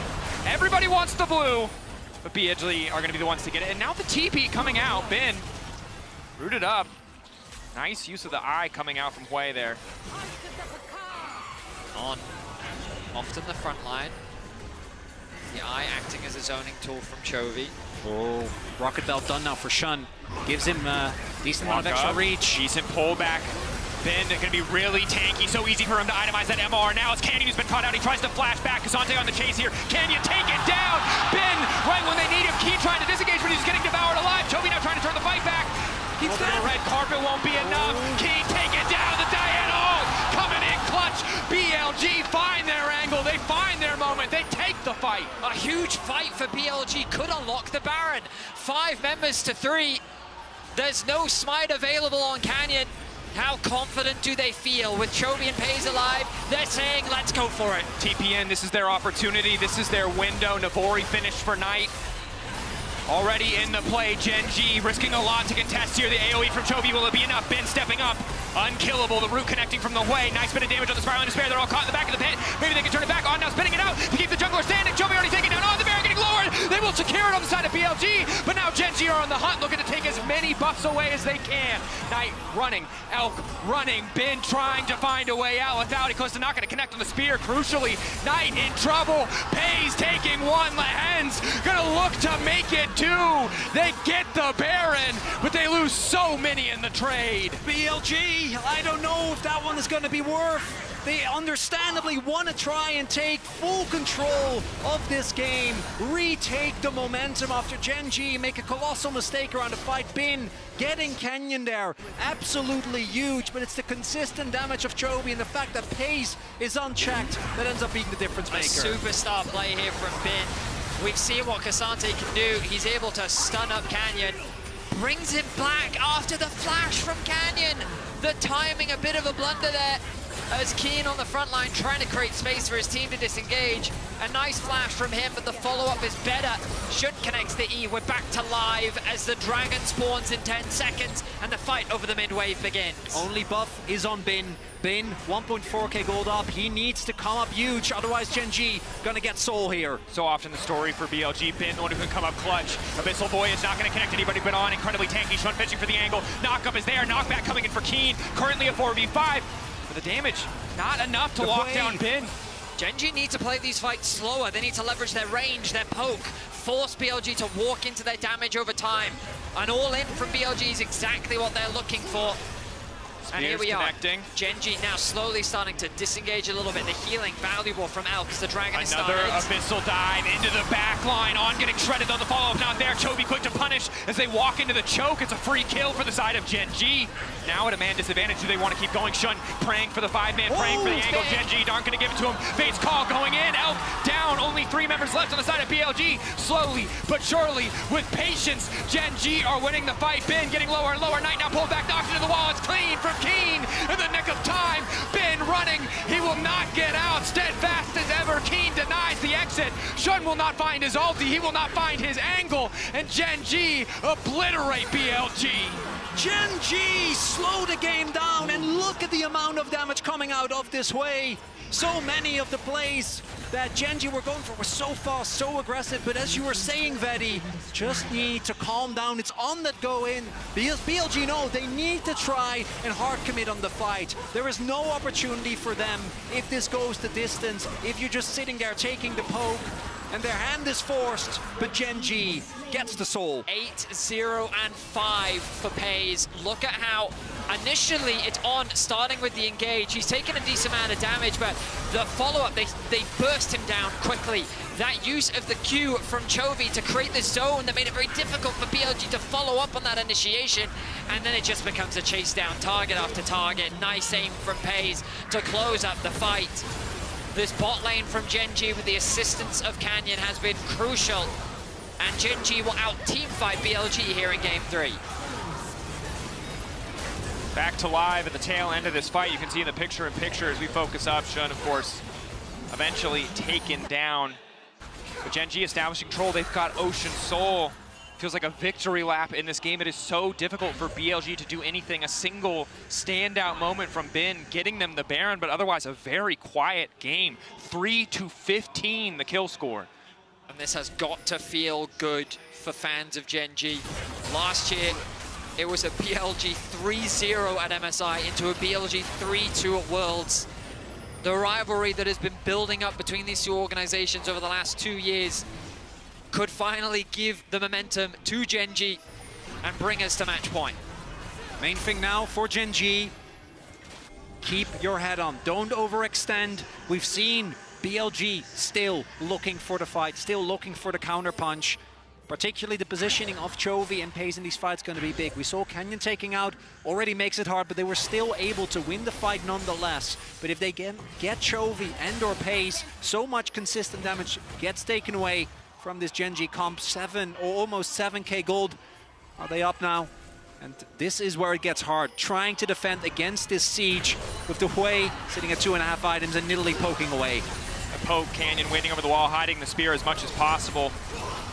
Knight gonna get hit there. Poke coming through, Abyssal Voyage back, just trying to threaten. Just posture as if there's something to be done. The siege is lethal from CHENGDU. We already talked about their range, and it's a difficult thing to deal with. Chovy gonna TP back to bot lane to catch that wave. I mean, if there's farm, Chovy's got to grab it. And that he will do. The Elder spawns in 3.5 minutes. The Baron in 45 seconds. And that Baron will likely be BLG's last real attempt at turning this game around. I'd like to give BLG fans more hope, but you kind of look at the item difference and it's colossal between the two teams. The tanks are strong, the front line is solid, but I don't know if that's going to be enough to turn this game around. Big thing here as well is Leandries for Canyon. Void stuff, not Creep Bloom, Void stuff now done for Chovy as well. It seems like CHENGDU have also identified that the fact that Bin was so hard to deal with in some of these last fights is a big problem. So a lot of resistance shredding now available here for them. Also an arm guard for Canyon. BLG and have to try and find a Hail Mary fight again. It comes down to that mid, to that AD. Otherwise, GenG, they can set up at the objective and just poke away. Lehens walking forward, laying down the vision to make sure that GenG have an optimal angle of attack. Chovy ready to poke over the wall. Quick flash out from Lehens. That's fine. He's just putting Hex Flash available. No, I think that was a Hex Flash. Maybe I'm imagining. Hex Flash coming out regardless. And GenG now pushing back. The rest of the team have all their summoners up. Could be one final fight here. Root onto Bin, free damage. No one on the side of BLG able to follow up or protect this. Kazante, now the steadfast presence. Pays just stacking up spears. Keeper's verdict channel. But that's a Baron now. I mean, they've done the damage. They did what they need to do. They can force the TP out from Bin. And again, try and face check this comp. Go ahead, do it without Bin. Keen, bit of harass, spiraling despair, now denying the Diana her exit. And with the ulti taken off the table, it's so damn easy for GenG. Lehens already hitting the hook on Knight. Chovy immediately gonna fall up with a bit of extra poke. Bin trying to buy as much time as he can, but Knight is getting taken down. Keen on the Poppy, just refusing to die, will dash back. This Knight manages to hit him with the ultimate, and in the meantime, Canyon coming in, doing so much damage. GenG taking over in game 3. They're gonna end it here. GenG gonna get to match point here.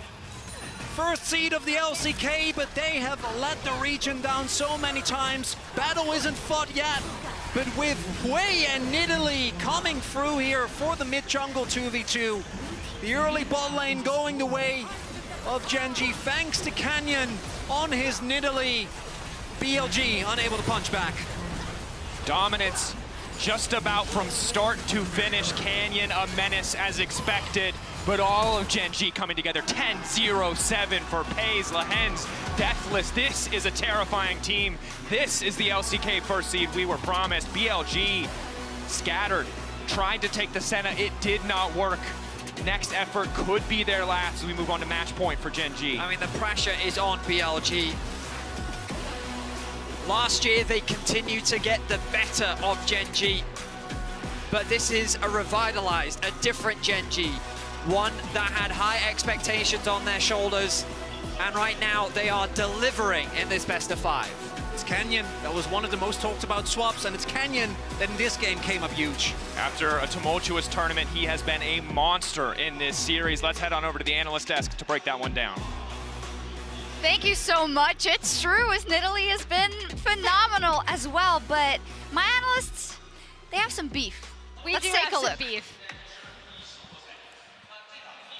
So I still think Knight would be the prio there. Leveraging that blue side and not first Senna pick. first pick. That's it. Yeah, Okay. I don't think we'll see that out of BLG. All right, we'll see if they listen to our analysts. So, what will BLG do? Will they take it away? Will they instead continue to prioritize the Kalista? Okay. It looks like, there you go, there's the answer. Senna will be taken away.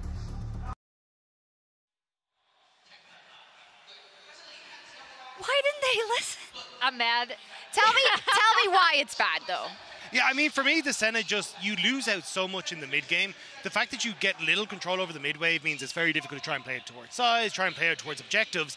And especially for a team that wants to dominate in the 2v2, that's the exact opposite of what Senna brings to the table. I have no idea why you think that's the thing you want to go for in this matchup. Yeah, when I'm looking at what BLG like to do as a team, that's where it really comes into play for me, because we have seen Elk do a really good job on the Senna in previous games in the LPL, and even at this tournament, really. But I think the big thing for me is you want to go into this, you think your bot lane's better.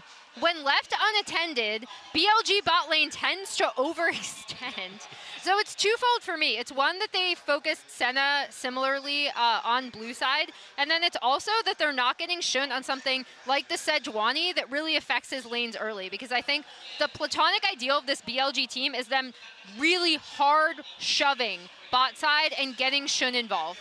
But it was the other side, and every second counts, especially when there's a Nidalee spear heading straight for your face, as we saw the Cougar heading down bot a few times in order to make sure that nothing really could get going in that bot lane for the enemy side. Yeah, every second counts to try and dodge that, but there's no hope you're dodging it with the amount of things that Canyon has been hitting. It has been so incredibly good to see, and I think this is kind of where the game, both 2 and 3, have really been broken open, is Canyon continues to get into this bot side. Game 2, he ended up turning around a gank, but in game 3, it's actually him setting up so many of these plays himself and getting that control against Shun in the 1v1.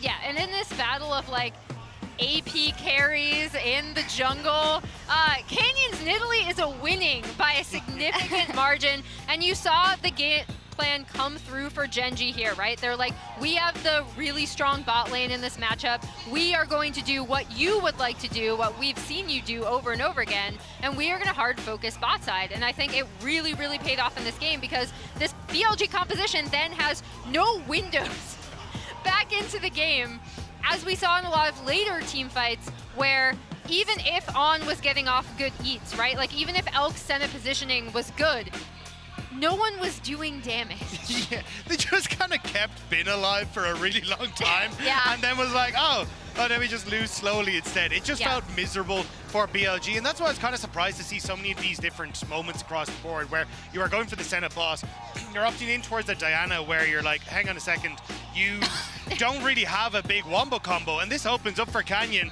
to find everything I've been he needed. converted. I love this Nidalee. He's proving us wrong so hard, and again, when I think of Canyon, I think of his strengths.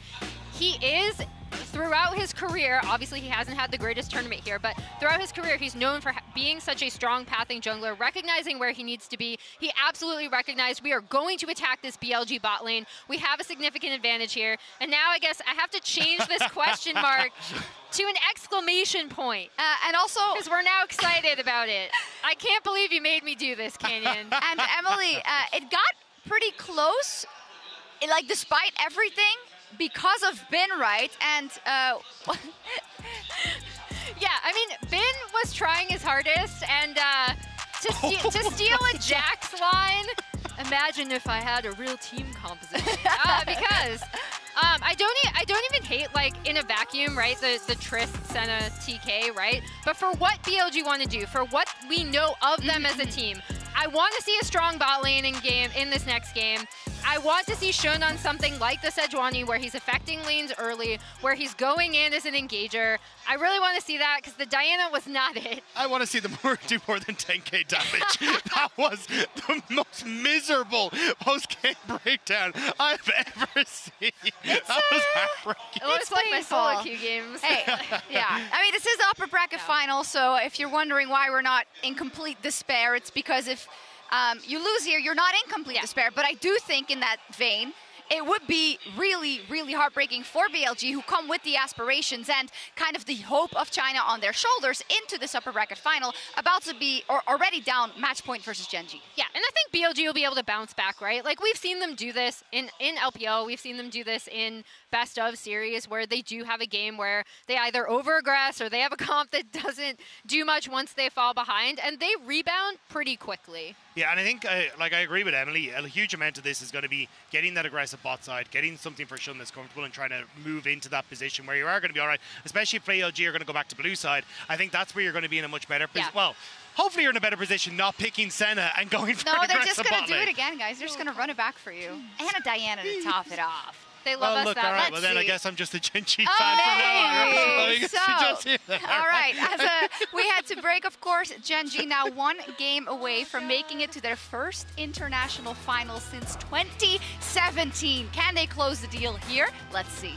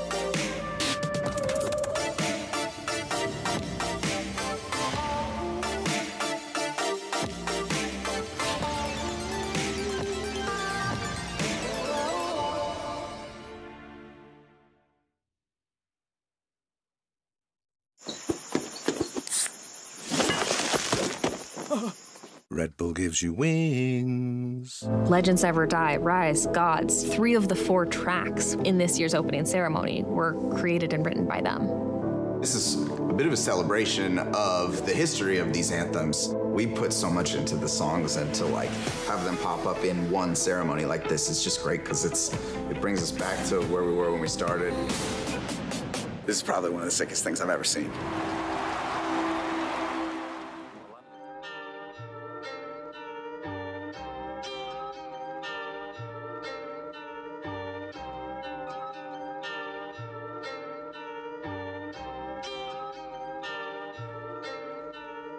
I can't keep up. Miles a minute, yeah. 500 in a way. Time diminished, yeah. I can't keep up. Miles a minute, yeah. 500 in a way. Time diminished a minute. Don't trip. I'm looking at a massive risk. Balancing the past I live. Pushing with a massive gift. I'm looking at life like hues on a spectrum. Running off steam and mist. I'm standing at the edge of a rift in a paradigm shift with demands on my wrist while I'm penning my bits of emotions. I'm a dormant explosive. I don't think anybody noticed. Spreading all the weight on my shoulders.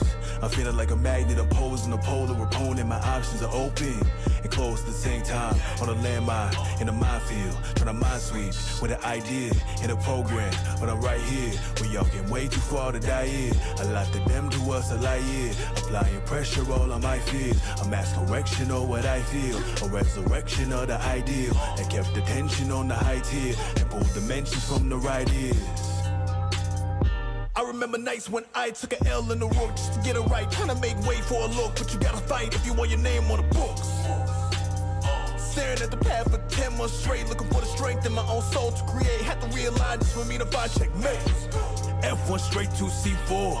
I don't feel no remorse. I can't break to see yours. I can't wait, you need more. If you hate, that mean war. If you take, you need force. Every push gon' mean tour. Hit record and get torched.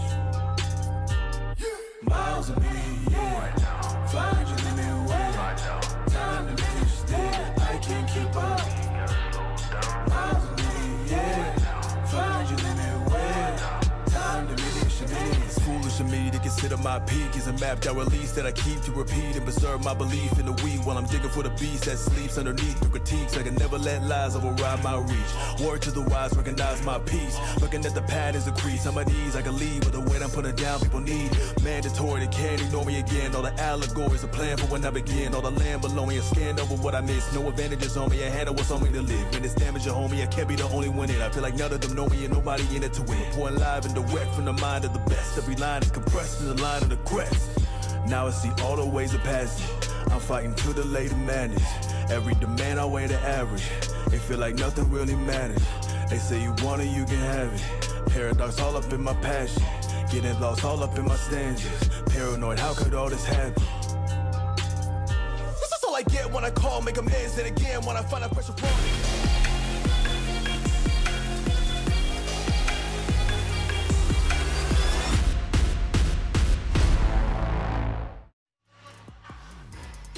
And here we are, match point for Gen G. The upper bracket winner going to finals, having the luxury of watching everyone else fight for the opportunity. But here, a lot has to change for BLG if they want to strike back. Okay, we're not going to have 5 mid lane bans this time. We may settle with 4, but let's see. Senna, okay, so they've just removed the option entirely. Back to Kalista, boys. I mean, to be fair, we have to see what Chovy picks, because those are the bans they lost, right? They lost so many bans targeted specifically at Chovy, but this, in theory, will finally let Elkanon remind people as to why they were favorites, because if not, BLG are getting sent to the losers bracket. Is it a Lucian Nami angle? What do you think? You trust Pays and Lehens? Ooh. I don't know if it's about trust. It's just about, do they think that it is the next strongest option? I think they might. Alternatively, could look towards Avaris, but Pays... Well, apparently I trust them all that I think it makes sense. Lucian Vi, maybe? Lucian Xin? It depends if they want to keep giving Canyon the ability to counterpick. They could just lock in the Nami now, see what BLG do, and then kind of respond. Because this bot lane has proven that they're happy to just kind of bite the bullet, tank it, whatever, just so they can better set up their teammates for success. And both of the kind of aggressive laning options for Kalista supports are available. Rumble and Nico, obviously the two that we've seen the most. See if that's something that BLG want to do. Yeah, I was about to say, it's just a little quirky. But, okay, hear me out. So this is the thing with Chovy. He has all these cool, the Yone, but if he thinks Azir is the best pick, he's blinding Azir every single game. If he thinks Corki's the best pick, which seems to be the case right now, he is blinding Corki every single game. And unsurprisingly, it's going to be the case as Shun love this look. Shun not being on a really, really big power pick early on, I think was a large part of why the game felt so insanely one-sided for Gen.G, as Canyon just got to take over completely. This Vi is a power pick into slippery things like the Lucian. It's a Poppy angle, gentlemen. When is it not? I'm starting to be concerned that it's just all... Maybe Poppy is perhaps just strong. Of course. I really think BLG should consider banning it, especially if they're thinking about blinding a Cassante once more. So Gen.G, they're going to make that mid pool smaller, take the Orianna away from Knight. I wonder if they're fine giving Azir tonight. We know that it isn't one of his best performing champions.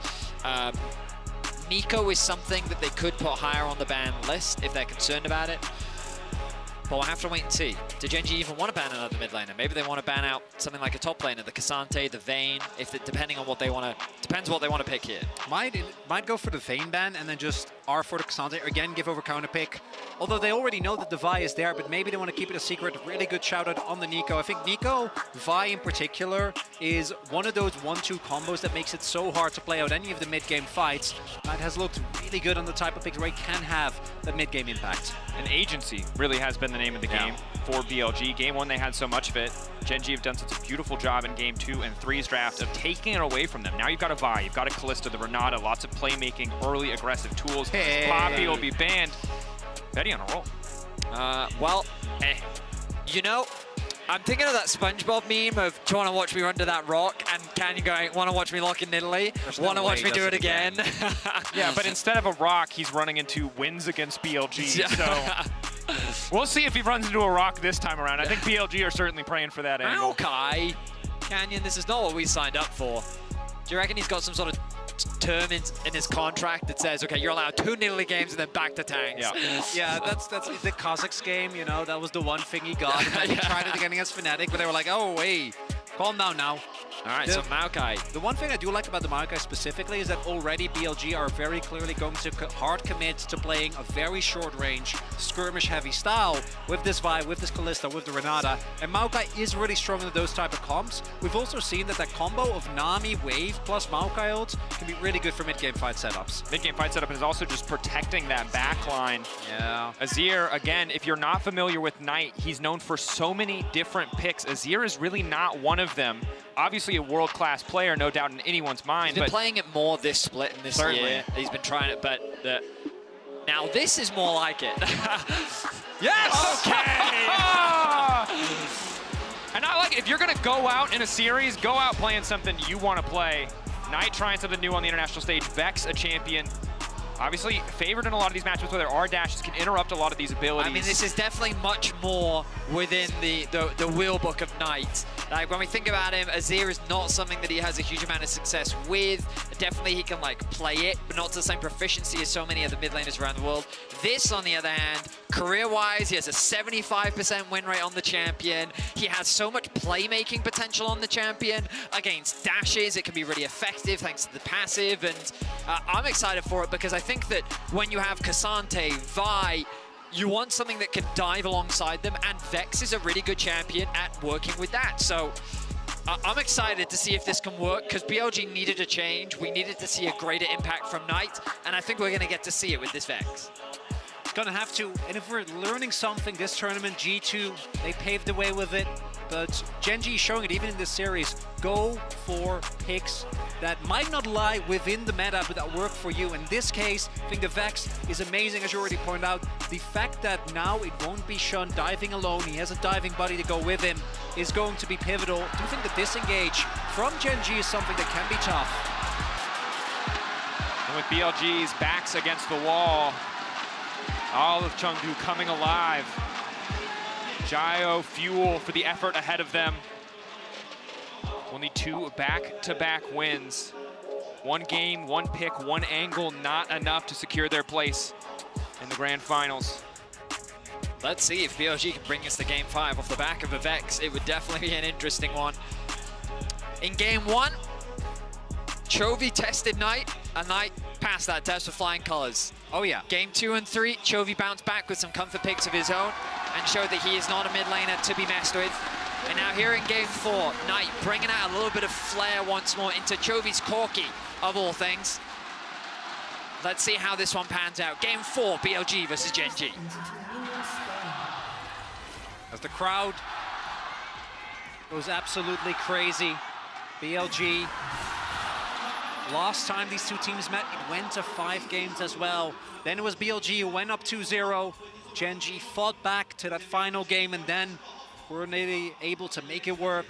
This Corki though, I really feel like it is very similar to things we've seen before, like with the Nautilus mid, where someone plays it and it looks so broken, and then everyone else plays it, and it takes us a really long time to realize that Corki in this tournament has not been that good.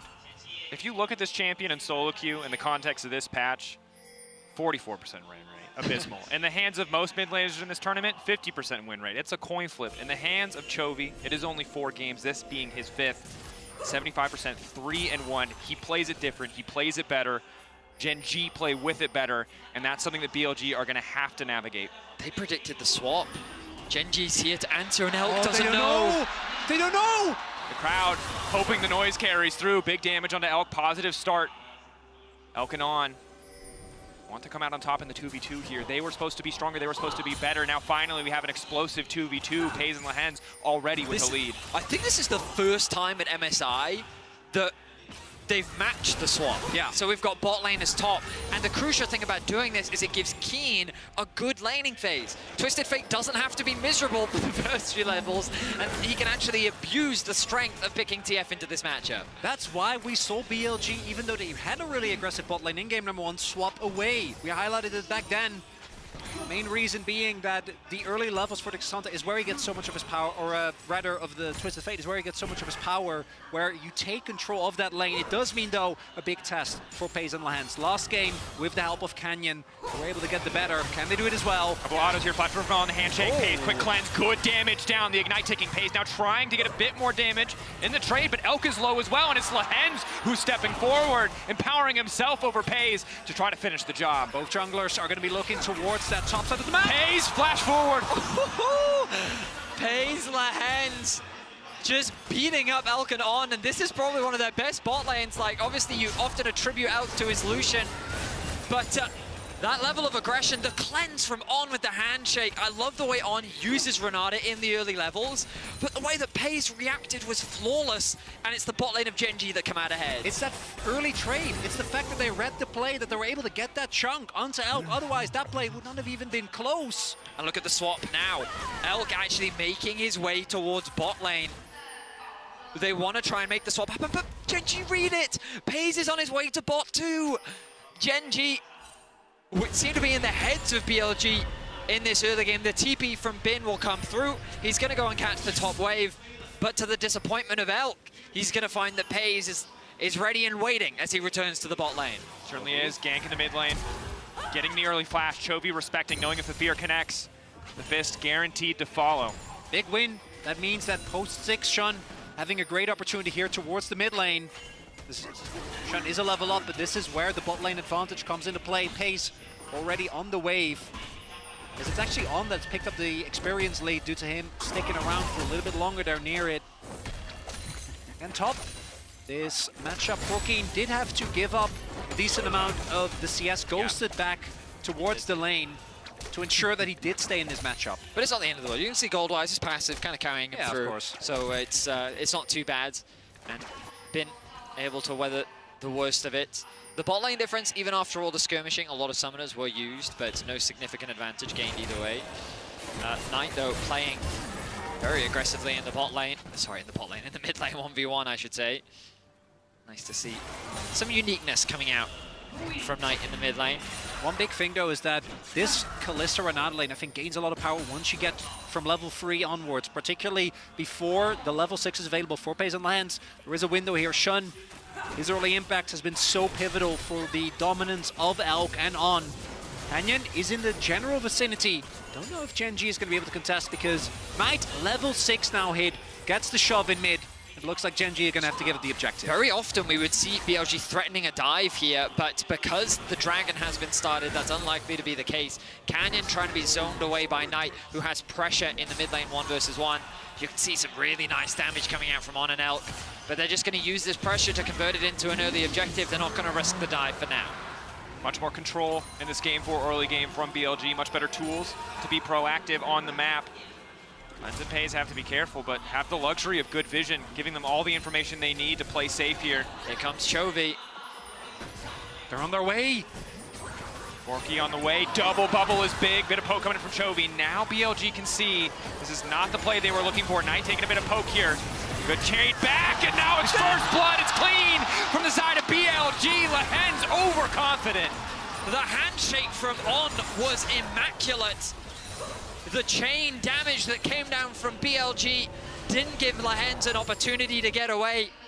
And you can see the difference. Knight with control over mid, the way he works with Jun to pressure bot. This is the style that BLG like to leverage in the early game. And they're off to an early lead. Crucially, for Gen.G, Keen is doing okay here towards his top side. This is the matchup we were talking about that you want to try and keep Bin out of. And we see again, there we go, towards top. Go Elk and On. Might also be to contest here for the early I think it is the Grubs. Yeah. I mean, they have the lead now, right? It's not a significant one, but being able to pick up that early lethality onto Elk means that he's going to be feeling pretty strong. There is a big experience difference between Pays and Elk, which is something to keep our eyes on, but overall, BLG feeling confident in Game 4. BLG first on the move up, Elk still only level 4, but should pretty proactive in starting the objective there. Chovy, though, going to take that opportunity to poke out Knight, knowing that he has the immediate man advantage. So far, just 2 of the Grubs. Flash forward coming in from Canyon. That's the Destiny. Knight, does he want to try and turn this one back? Good gold card to kick things off. Just going to be a quick pick onto On. It's the TF paying its dividends. Keen surprising BLG, catching them off guard. Then we'll be able to crash a wave, but because the kill actually goes over to the TF here, he's still going to be working from a deficit. No one is going towards Keen is moving over now. Yeah, it's going to be a little bit late, so he's going to lose a decent amount of farm as Bin secures a few more plates. But I like that flash in from Canyon too, recognizing there was a window for Gen.G to leverage their numbers and get a winning fight. They get 1 grub in exchange. Nice positioning from Bin, really zoning Keen away from as much farm as possible. He's really making things difficult for Keen. That wave is just disappearing. Bin trading his health bar to zone him off, knowing that his all-in threat is too great for Keen to contend with. Eventually does get pushed backwards, but now the ulti coming in from Canyon. Cat's on the way. On. No tools to escape. Elk not level 6. Excellent timing from Gen.G just to get the summoner. It's another summoner gone. Jun and Knight. Oh, again, look at them working together. Jun and Knight threatening the bot lane. They might be top now, but that doesn't change the aggression coming out from this mid-jungle duo. Crucially, Pays burned ultimate. They know Canyon has no ultimate either. Might be an angle for a dive on the top side, but BLG don't want to overcommit. In the meantime, Ben starting to get pushed in here again by Keen. Still tough with the Maokai there, even without the ultimate. A lot of CC available, a lot of stall. And you see BLG, to keep looking for these openings, not giving them as Keen. Dash forward with the W, doesn't quite able to connect on the Q3. Alti though, Ben wants to make the difference. Ben wants to be the one to make it happen. It's the ghost out from Keen. Alti now coming in. Shadow Strike gonna connect. Knight ready to fall if he needs to. Can just reactivate the ult. Gets the kill. BLG on the top side. That's the combo we were talking about. That's Knight with agency. And Canyon gets found in his jungle. Ends up going down. Elk fates call. Flash forward. They just want to obliterate this Nami. Lehen's is so damn squishy. Hail of Blades and lethality. They finish him off, and now Pays trying desperately to turn it back. Elk with a blinking health bar, but already the cleanse coming out from Pays. Does he want to chase this? How long in the Relentless Pursuit? It's enough! Pays taking down Elk, but Jun here to punish. There's already a TP though. Pays needs to just get a bit more time. Needs to get away from the ball breaker, but the handshake. Oh, the alley-oop, but Jun ends it quick with a fist to the face. On is firm with his grip, and he moves the enemy where he pleases. Well played by him to set up the kill onto Lahens. Pays feeling desperate, flashes in to get something back. But it is a one team fight once again. It's not a team fight, it's more just like BLG dominating in the early game. It's not translating into a significant gold lead, but look at the difference in confidence from BLG. Very different look here. Elk going in, they know there is no ultimate on Pace, just not enough damage. Lahens crucially doesn't have his wave yet, so there's no risk whatsoever. Pace, he hesitates. Wait for a second there. Yeah. And you know he had the right instinct, ends up trading, but that's still a 2-for-1 trade. I don't think they're going to feel And then look at this handshake out. here, really nice, just as the dash comes out. BLG leading in kills. Fans unsurprisingly enthusiastic as Gen G try to set up around the Drake. Chovy already pushing in the bottom lane. Lucian Nami posted up mid. Wave is here for Lahens. If Gen G get first setup, they should still be really, really strong in these type of Drake fights. They are here first, but BLG take control. Lahens has to be incredibly careful. Very squishy. Knight with long range engage in the form. Package. Shadow Strike. On, tries to find the handshake. It does not work, and now it's the package across the entire team. On just tries to turn it back. Shadow Strike.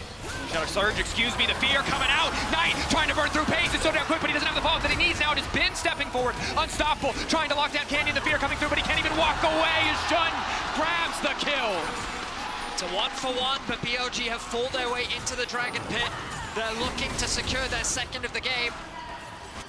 And they're getting scrappy. They're willing to skirmish. Gen G caught off guard as they're forced to retreat. Gen G invest a lot there in starting the fight, but that means that when the eventual engage comes through, they don't have a whole lot of tools. It's again Knight setting up that re-engage with the Vex, able, even with ongoing down at the start of that fight, to find an advantage. Shun might not be done yet. He didn't use his ultimate. Keen.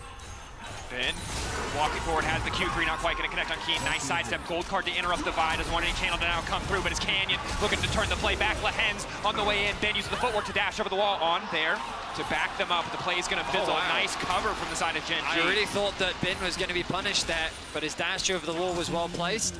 Gets away to safety with Shun. And now we look back at this fight. It starts off with On trying to control the space with the handshake. It doesn't quite connect. Remember that he doesn't have any flash to get out of this, so an overall good collapse. Nice ulti too, does some initial damage. And then Knight with the ultimate, chunks out Pace, almost gets the kill, but doesn't quite have enough damage at this point in the game. Keen is zoned away, and then they're able to lock down Canyon, ultimately resulting in a 1-for-1. Crucially, Knight there not getting hit by the bubble means that there is not enough CC, there's not enough burst. Gen G has to back off and basically leave Canyon to his fate.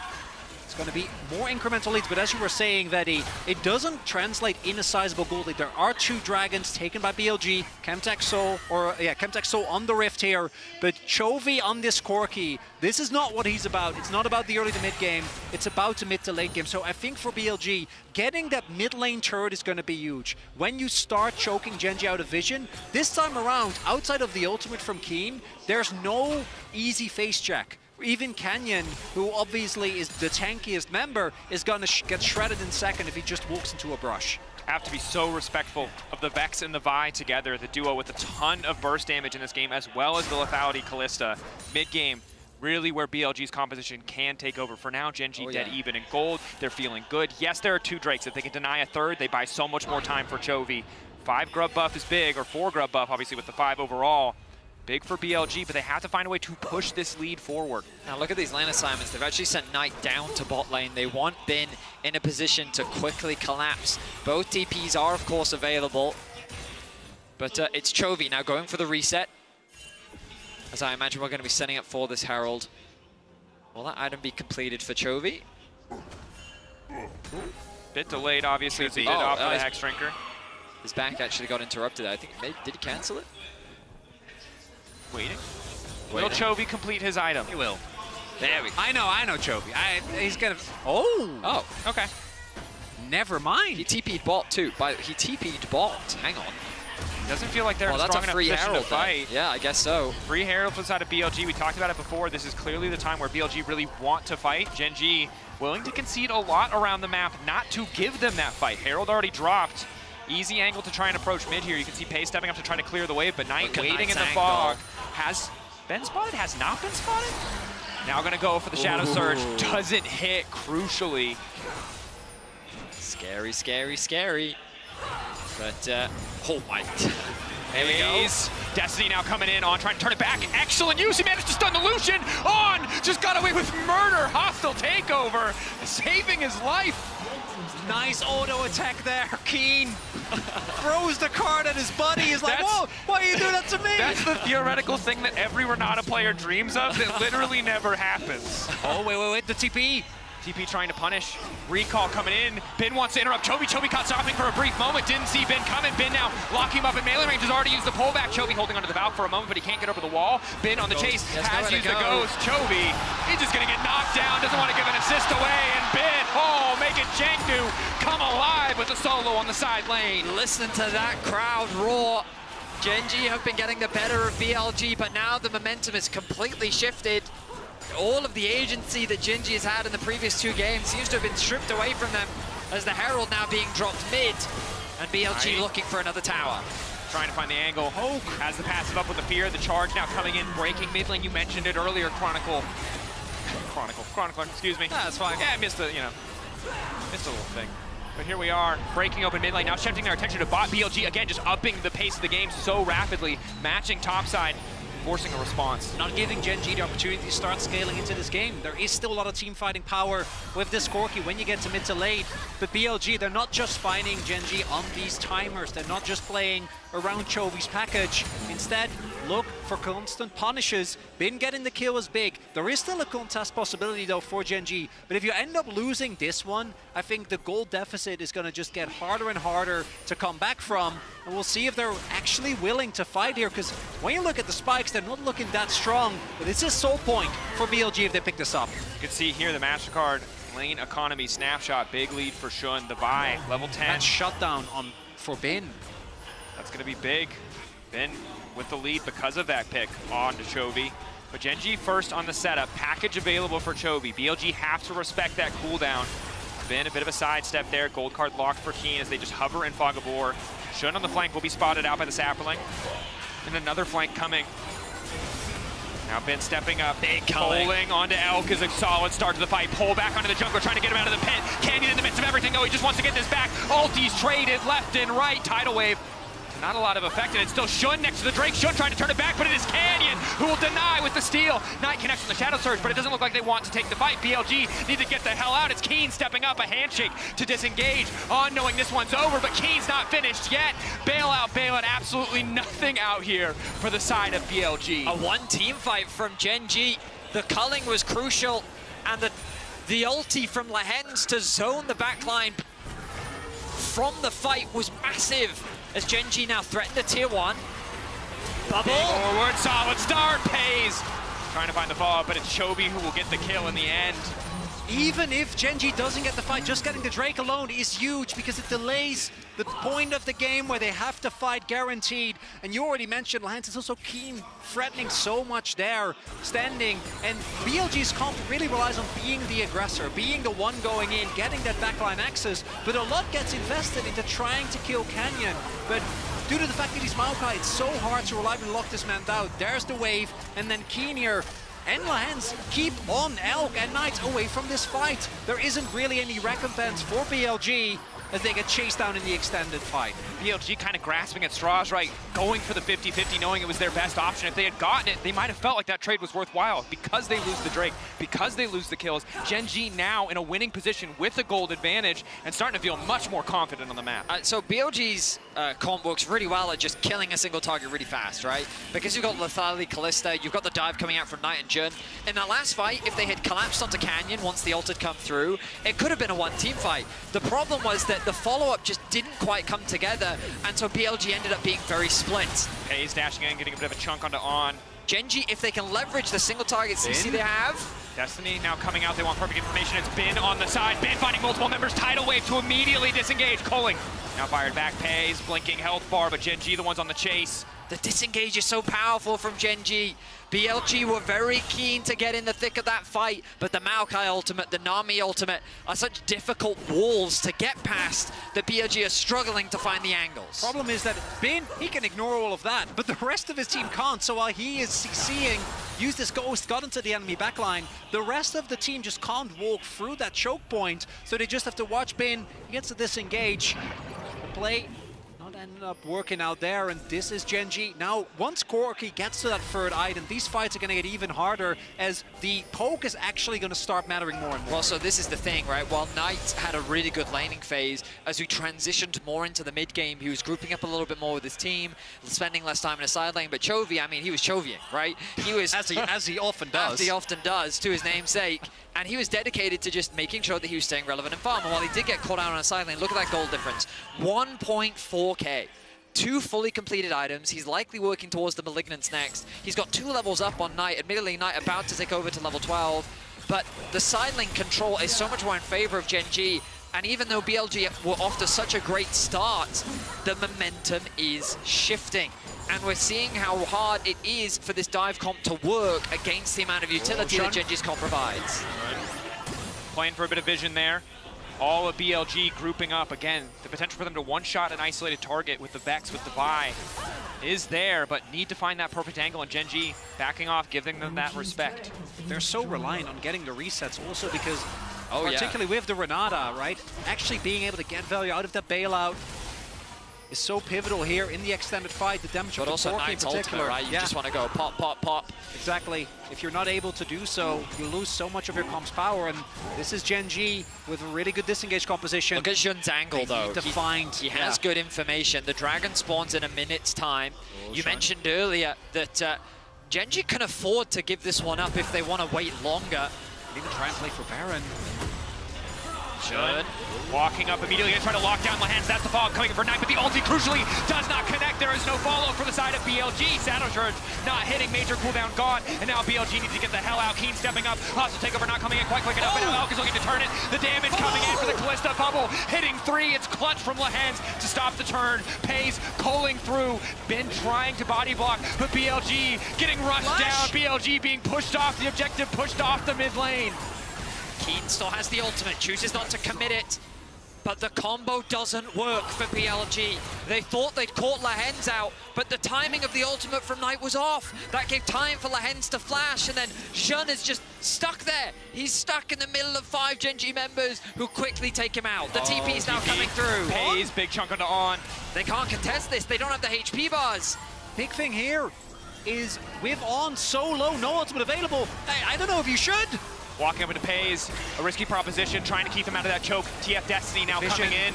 Bin off to the side, but they spot the flank coming. Keen, the flash out from On. Auto attack going forward, Knight locked up. Keen finding the angle. Keen on the back line. Everybody pulling out the bailout, not quite there. Bin, though, trying to make the difference. Pulling Canyon back. Shun, is he ready for the follow-up? 3 blinking out to the side of BLG, but they want to make the fight happen. And it is Bin in the clutch. Keen tries to find the angle, but now he's caught between 3. Has to run for his life, and Bin's not done yet. Nice backstep on the bubble. Will be forced to walk away briefly, but Bin sparks hope for the side of BLG. It's the heroics of Bin. Chovy doesn't have TP. I don't know if he can get here as they go on Keen. Keen out following. It's the power of the Callista, but Keen here trying to get one back. Bail out there to the side. Any potential turn. Canyon amongst 3. Canyon gonna try to take down Elf. Ulti again from Knight going wide. Canyon trying to find space, but he's still living for a brief moment. He flashes out, and Knight, the team of BLG, they're gonna risk the 50-50. Here comes Chovy! Canyon buying space. Chovy on the way. Genji in the extended exchange will finally secure the Drake. What are these HP bars? Everyone on BLG was so low, but Bin ends up dying in the end. How did he die? What? Whoa! Chovy! He will find the package. Is that a Baron? There's no TP on Knight. He's going to be dead for 34 seconds. The Baron is a little too risky, but what a crazy sequence of events. For so long, Genji just couldn't find any kills, but it ends up being a dragon secured for Genji. BLG introduced just a little bit of chaos as this starts off looking completely unplayable here for BLG. On's almost dead, Keen's on a flank, but crucially, the target selection just isn't there. And the moment that anyone on GG walks off, there is Bin on the Cassante. He was a nightmare for Genji last year, and he's won here again as he takes down the biggest damage threat that Genji have. Chovy can Chovy, but Cassante can Cassante, and Bin did exactly that. He oversteps his bounds though. He goes to toe with the one and only Chovy. He gets a kill onto Lahens, but Chovy trades it back. What a crazy sequence of events. But crucially, the most important thing about all of this is Chovy just completed Malignance. He has a 3k gold lead overnight, a 3-level lead overnight. This monster in the mid lane is fully online, and BLG will have to overcome him if they want to bring us to game 5. A steep hurdle, no doubt. Bin, again, for the second game in the row, trying to make the hero play, trying to be the one to make the difference in the clutch. And again, he came up successful, but is it enough to bring BLG back into this game? Has to respond to this wave. Destiny coming out from Keen. Just trying to get a bit of information here so the team can approach the Baron, clear out the vision. Knight has a 3-level deficit. 3 levels! Yeah. So hard, so much base damage is being lost, sitting on the same level as Shun is, on the same level as Elk. And Bin's heroics was enough in that fight, but now that Corky is at the free item point, it's going to be so much harder. BLG, though, we saw there, and that's something that I think Gen.G is going to remember from their last couple of series as well. Can never be counted out. If anyone on Gen.G, if Chovy missteps, walks up to a wave, gets taken down at the start of a fight, you know BLG are immediately going to start that Nash, but disengage on Gen.G is going to become an even bigger problem as we get later into the game. This is the time it is truly terrifying to play against Gen.G. Their discipline around the map, their macro, what they're known for. The fact that they showed up today and fought fire with fire in so many of these early games, probably catching a lot of BLG fans off guard, but this is the place where they are their most lethal. It's on BLG to find the angle against all of the little cats in the brushes, against the destiny of the Twisted Fate. They have to somehow surprise Gen.G, find the pick, find the setup necessary to bring themselves back into this game. And the biggest surprise for me coming in is the fact that FaZe and Lahens, I don't think that they could have done what they did without the help of Canyon. He still, to me, is the biggest contributor. But the fact that the 2v2, I was expecting coming into today that was going to be so lopsided. I don't think FaZe and Lahens have necessarily had a standout performance, but the expectation versus reality still, I think also not what BLG was expecting. Certainly not. The Senna nullifying the first 2 games in so many moments. Kalista in game 3, now the Lucian, Nami in game 4. Lahens hitting so many bubbles, so many disengages. Gen.G, no. Shun, Chovy stepping up, Poke coming through, Canyon trying to collapse. Luckily the empowered blast cone there to take Shun out. The tension continues to mount. BLG's backs are against the wall. Now, of course, they will have the lower bracket if they fall today, but they don't want to full hit. Nice damage. From FaZe is good. Dashes in, dashes out. Bin now locked up. Cat's coming over the wall to follow up. Nature looking to grasp, looking to lock down. BLG, the wave there to follow as well. Fate's call to get a bit more space, but Gen.G forcing BLG back, setting their sights on the Nash. They can collapse on Shun on the flank. Keen, he has ult. 8 seconds, 7 seconds. Oh, there's no way. The rest of the team is going to have to try and help him. Shun, though, so fast. Run. Knight waiting, hovering around. He gets out. Wow, okay, he's actually able to survive. Nothing happened. TP back in. Look at On's HP though. Elk trying to vamp back up. Flash, dash, desperation from the side of BLG. I mean, he thought that he'd caught FaZe out of position, but a nice response. And now the Baron is being forced. It's 100% the Hail Mary. They need a miracle now in Chengdu in front of the home crowd. Anticipation. The flank coming in from Keen, BLG being heralded to their demise, but Bin once again wants to make the difference, pulling back onto 3, and goes 9 to the backside, locking multiple members of the fear, but he's already getting shredded through, and FaZe is still standing. There's absolutely no follow-up on the illusion, but finally, Chovy will drop. Hope for a brief moment for BLG, the flash over the wall coming in is clutch. BLG, it shouldn't be possible, but they're finding the way in the fight. Keen with the gold guard will lock up Bin. FaZe is still standing. FaZe stands tall, and Bin drops. Elk running for the hills, and Gen.G taking the fight. And another wave from Lahens, not going to find Elk, but it's Gen.G that gets the team fight win in the end. And the one member that has been criticized most on this roster has been FaZe, but in these team fights, he is not going down. An ace is secured for Gen.G. A phenomenal display of talent from both sides. We're not done. But the objective does not go down. We look back at the fight, and Bin with a great way to start things off. A 2-man knockup. The follow-up from Knight barely does anything, but it's enough to set up the play for Bin to chase down Chovy. Meanwhile, FaZe gets isolated, but it doesn't matter.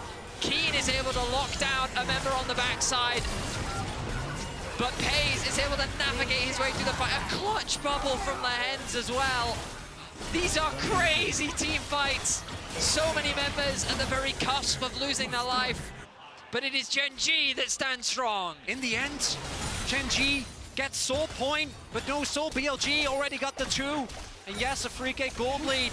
It's something, but we see these team fights still feel so tense. Bin doing an unreasonable amount of heavy lifting here. I mean, the problem is Knight is just so weak. He's only got 2 items. He's nearly 4K behind. He's about to get Flame Horizon by Chovy. And Chovy is on one of his best champions. Level 16, the Rockets are fully maxed out, and the Baron will begin once more. Package is there. I don't know if BLG can contest this. There is so much threat here from CHENGDU. They need to find a pick. 15 seconds on the package timer, give or take, but they don't have perfect information on it. Can they interrupt this? Gold card in on the ball breaker, still going to dash forward. Shun getting deleted, now going to the backside of the fight. Canyon gets an excellent angle on the ulti. Not going to try to fall over to the backside, and instantly, the head's now taken down, crippling for a bit extra healing, and now it's Elf, the one who's coming alive. The lethality, Callista taking over. Pace shut down. BLG found their moment. This time around, they waste so much just killing Shun. Shun's not the main goal. Trying to take on out, trying to get something, trying to delay it, but Chovy will fall. Gold card, not enough. CHENGDU roars for the side of BLG. A great team fight from BLG as they swing the momentum ever so slightly back in their favor. They're showing that the fights are possible to win as they're able to lock down Pays. But listen to that crowd roar as they try to revitalize hope back into BLG. Crucially, 30 seconds on Chovy, doesn't have his TP available. So BLG, we're seeing the pings go down. They're on their way to Baron. And CHENGDU, without their main damage dealer, I don't think they're going to be able to contest this. Canyon looking for a steal was possible, but highly risky. Not the fastest Baron, though. Sustained damage, not the strength of BLG's composition, but they'll start it anyway. He's on his way. Knight sitting off in the fog of war. His ultimate is available. Knight, no flash. Canyon doesn't have the flash to get into the pit. I think this Baron is secured. DK trying to zone them back. It's taking a bit of time. Pays trying to step up and poke. Ulti goes in. Been there to body block. Knight waiting for the fight. Using the space. 2K. Colin coming out. Baron taken down. CHENGDU now backing up. Just wanted to poke. What else can they do? Accepting the defeat there. Don't want to risk anything else. BLG with the Baron. Spectators to the objective. Without Chovy, they just don't quite have the poke. BLG stands strong, and they demonstrate their world-class team fighting. It's Shun that gets caught out. He does what he can by utilizing the ultimate. Look at Bin on the side as well, but it's this crucial fear that connects the Renata ultimate onto 3, along with the knock-up from Elkin on. They were massive in that team fight. Oh, the poke. It's the 1-2 there, as you're saying, Vedi. On one hand, Knight finding CC on, layering on top, and then CHENGDU also using the package only to kill the Vi, not one of the more crucial members. This bot lane from BLG. They're stepping up when they need to. I mean, admittedly, a lot of the heavy lifting is being done by Bin to set up, and the reason why BLG are even at this point in this game is because of what he's been able to do on Cassante. But I keep my eyes on Chovy. Close to level 17, the Void Staff finished. With the Baron buff, BLG will have control over the map. They have push in mid, push in bot. They're setting up for the next dragon and looking to chip away at some of these towers. CHENGDU grouping on the bottom side. They know they have to concede at least one tower, willing to give up mid lane tier 2. Careful not to overstep. Losing a fight when the enemy has Baron would be the end of this game, would take us to game 5. CHENGDU overall still incredibly strong, the quirky, powerful. Might not be the end of it, because right now, it looks like BLG is going to pick up the Drake, so we're going to go possibly to 7 Drakes before the soul point is taken by either team. CHENGDU does have an okay amount of vision, obviously has the TF ult as well, but I don't think they're going to be contesting for this one. Just want this timer on the Baron to run out, because the Rebel Baron power play hasn't been that impactful. Got a turret or 2, but outside of that, inhib standing, base still up. Are we gonna, it's gonna come down to another team fight. CHENGDU though, they're making their way over. 23 seconds and they're first to the objective. This game is just delivering on all fronts. Oh! CHENGDU at the precipice of making their way to a final at MSI. Chovy would be his first international final, whereas BLG looking to keep this series alive. The Dragon is up. Keen separated from the team, but he has his ultimate. About to tick over. There it is, level 17. The Dragon started off by BLG. Genji happy with this. Chovy damage is real. Knight, the last remaining member of the victorious JDG roster, but Ben wants a trophy for himself, wants to take us to a game 5. Pulling Canyon back in the meantime. Knight now getting poked out by Chovy though, and it's a disaster. Canyon still standing. BLG ushered into the pit. The soul will go to Genji. It'll take a miracle. The hostile takeover, not gonna do enough. 4K getting lower. The reset now coming in. Knight TBing back to the fight, trying to find an angle. Everyone flashing out. Soul to the side of Genji. But no one dies, a lot of summoners being used. We'll see if Genji wants to turn this into something more. But everyone in BLG gets out. The damage from Chovy was just crazy there. Knight he did nothing in the fight. He was completely removed. Chovy asserting his dominance as he forced Knight back to base, and BLG forced to retreat. The soul now secured, the Elder an opportunity in 5.5 minutes.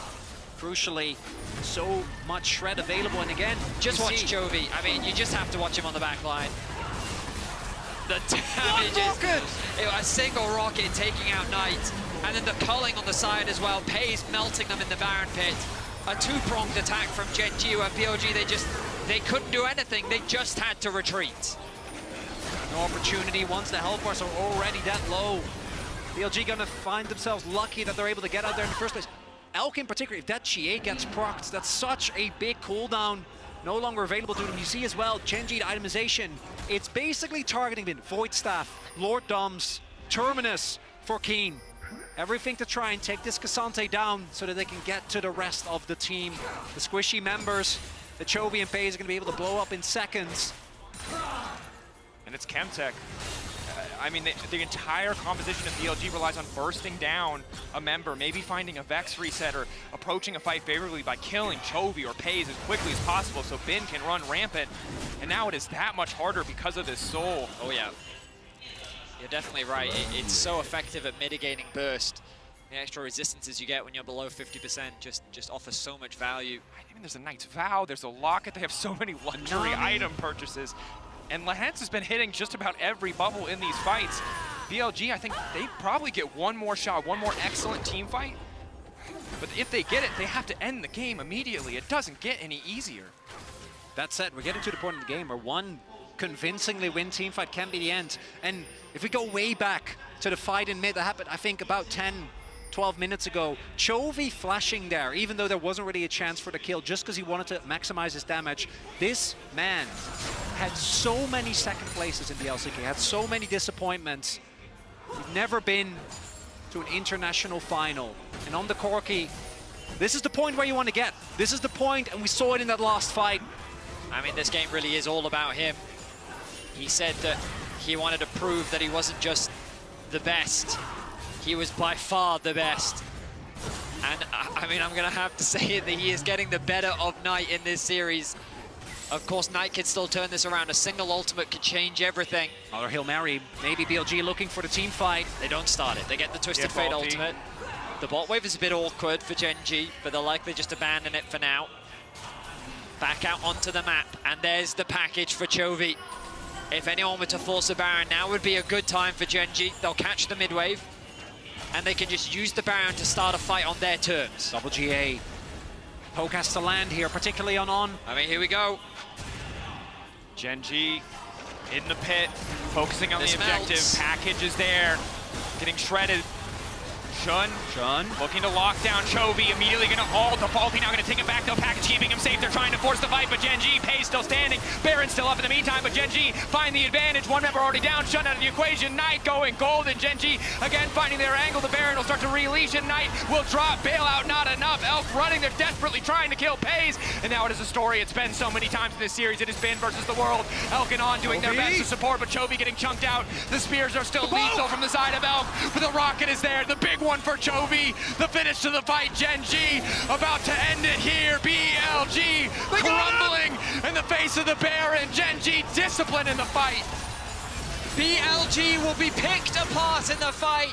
Genji spread out, and they take them down one by one. The Baron now uncontested is easy pickings for Genji. I thought they were going to look for the ends, but they don't want to risk it. TP on Knight, TP on Bin. They don't want to walk into a trap. Instead, they're just going to go for the Baron here. They're low. They're low. They're low. I think this should still be fine between Chovy and Canyon. Minus TP, but no great wards here for BLG. Crucially, Genji still going to be able to break the inhib, but the Baron, a colossal win because it sets up this Elder Dragon. I mean, we look back at this fight, and the lockdown comes down on the Chovy, but a great use of the package takes him to safety. The dive comes down onto Keen, but look at the positioning of Pays. He gets a little worried on the backline, a good cleanse from him, but he's able to create enough space. And then the fight just becomes so disjointed as Keen and Chovy turn their attention onto Knight. Keen, the sort of unsung hero of this game, as he's dished out so much damage in the fight. Bin doing what he can, but it is not enough to win the fight for BLG. Bin also throwing a lot of resources, does kill Lahens, but Pays is able to stay away from on an Elk. They were trying to kill the AD carry. If they'd gotten him, that could have been big, but he was able to flash over the wall as they were thrown at him as Bin again trying to make the difference. The pullback there, bubble good from the side of Genji. Cass now coming up to look for the disengage shun. It's disjointed. Knight can go forward, but he's only connected on the Canyon. Tidal Wave is there as well. Hostile takeover for On. Does nothing. Fates call to pull him back. Genji on the march. Genji looking to put the final nail in the coffin. It's a three-man knockup. Elf finishes the job on Canyon. They kill one, but Genji are still stepping up. Bin wants to make the difference, but it's Pays calling Elk, cutting him down. That's not enough. The bailout does nothing. BLG about to lose it all. Chovy, he's gonna do it! He's gonna make his first international final! Chovy amongst his brothers, backed by Canyon, the entire team. He will make it to the international final, waiting for a worthy challenger.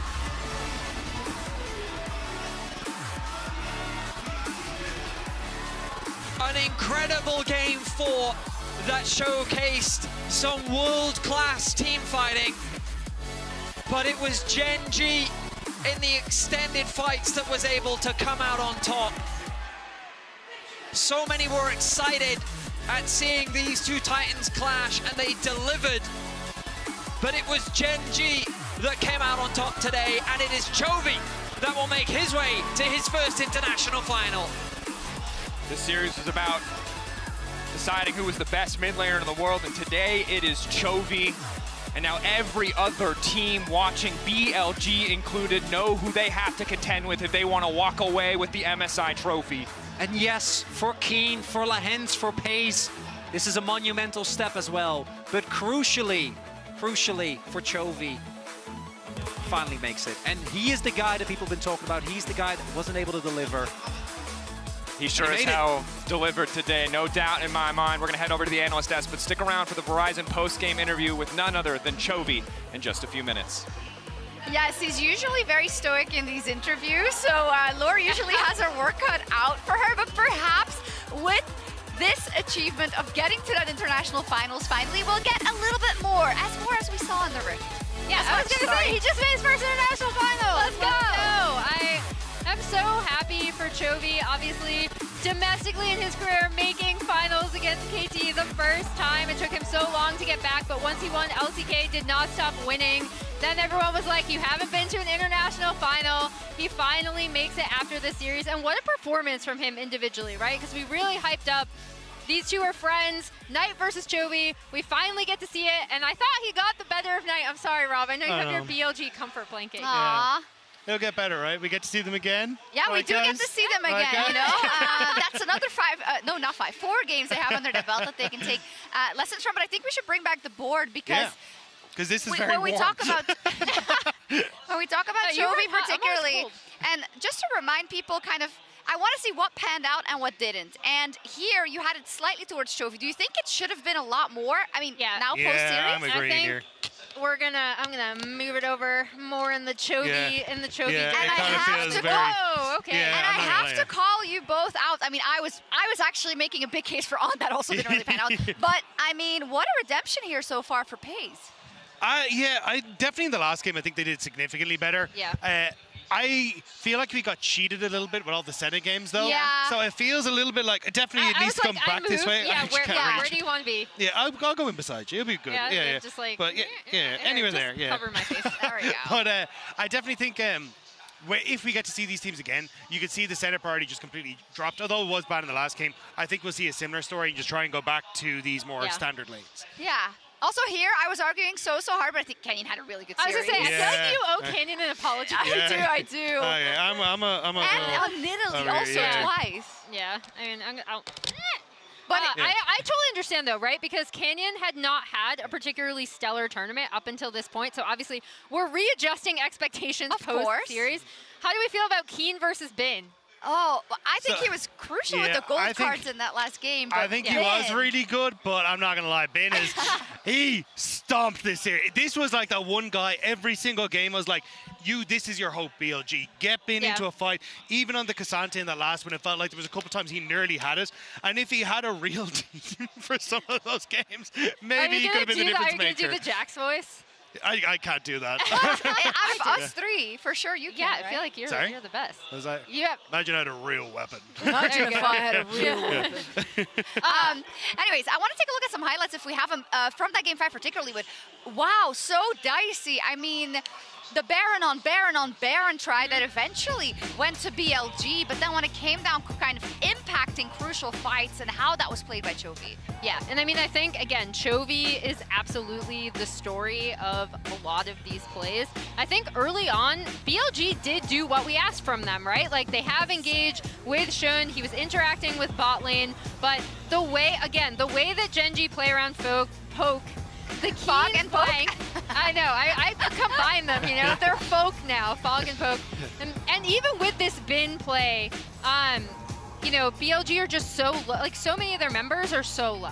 Yeah, I think the folklore is real here. The story of the way that they managed to play this is just absolutely insane. And I think there was the crucial factor was with getting that much poke down, you actually don't have a huge amount of return damage immediately coming through from BLG's side. Like Elk is on the Lethality Callista. Knight isn't going to have a huge amount of damage on this Vex. He's more of a setup. So it did come down towards Bin in a lot of the fights. But Genji, you actually highlighted coming from Yamato in our last post game, was saying that look, they are very good at playing at range, playing around a lot of this poke, not overextending into fights. And I think this was a great example of it as this game went on. Yeah, because Canyon was stalled and was able to stall for so long, they were still so low, they knew that Chovy was coming back, obviously, and then they had to back off. And then this is kind of the decider, Chovy coming in. We've talked about how much damage he does on Corki. Knight still gets a really good Vex off on this, right? And so this is where you think like, okay, maybe BLG can come back into this.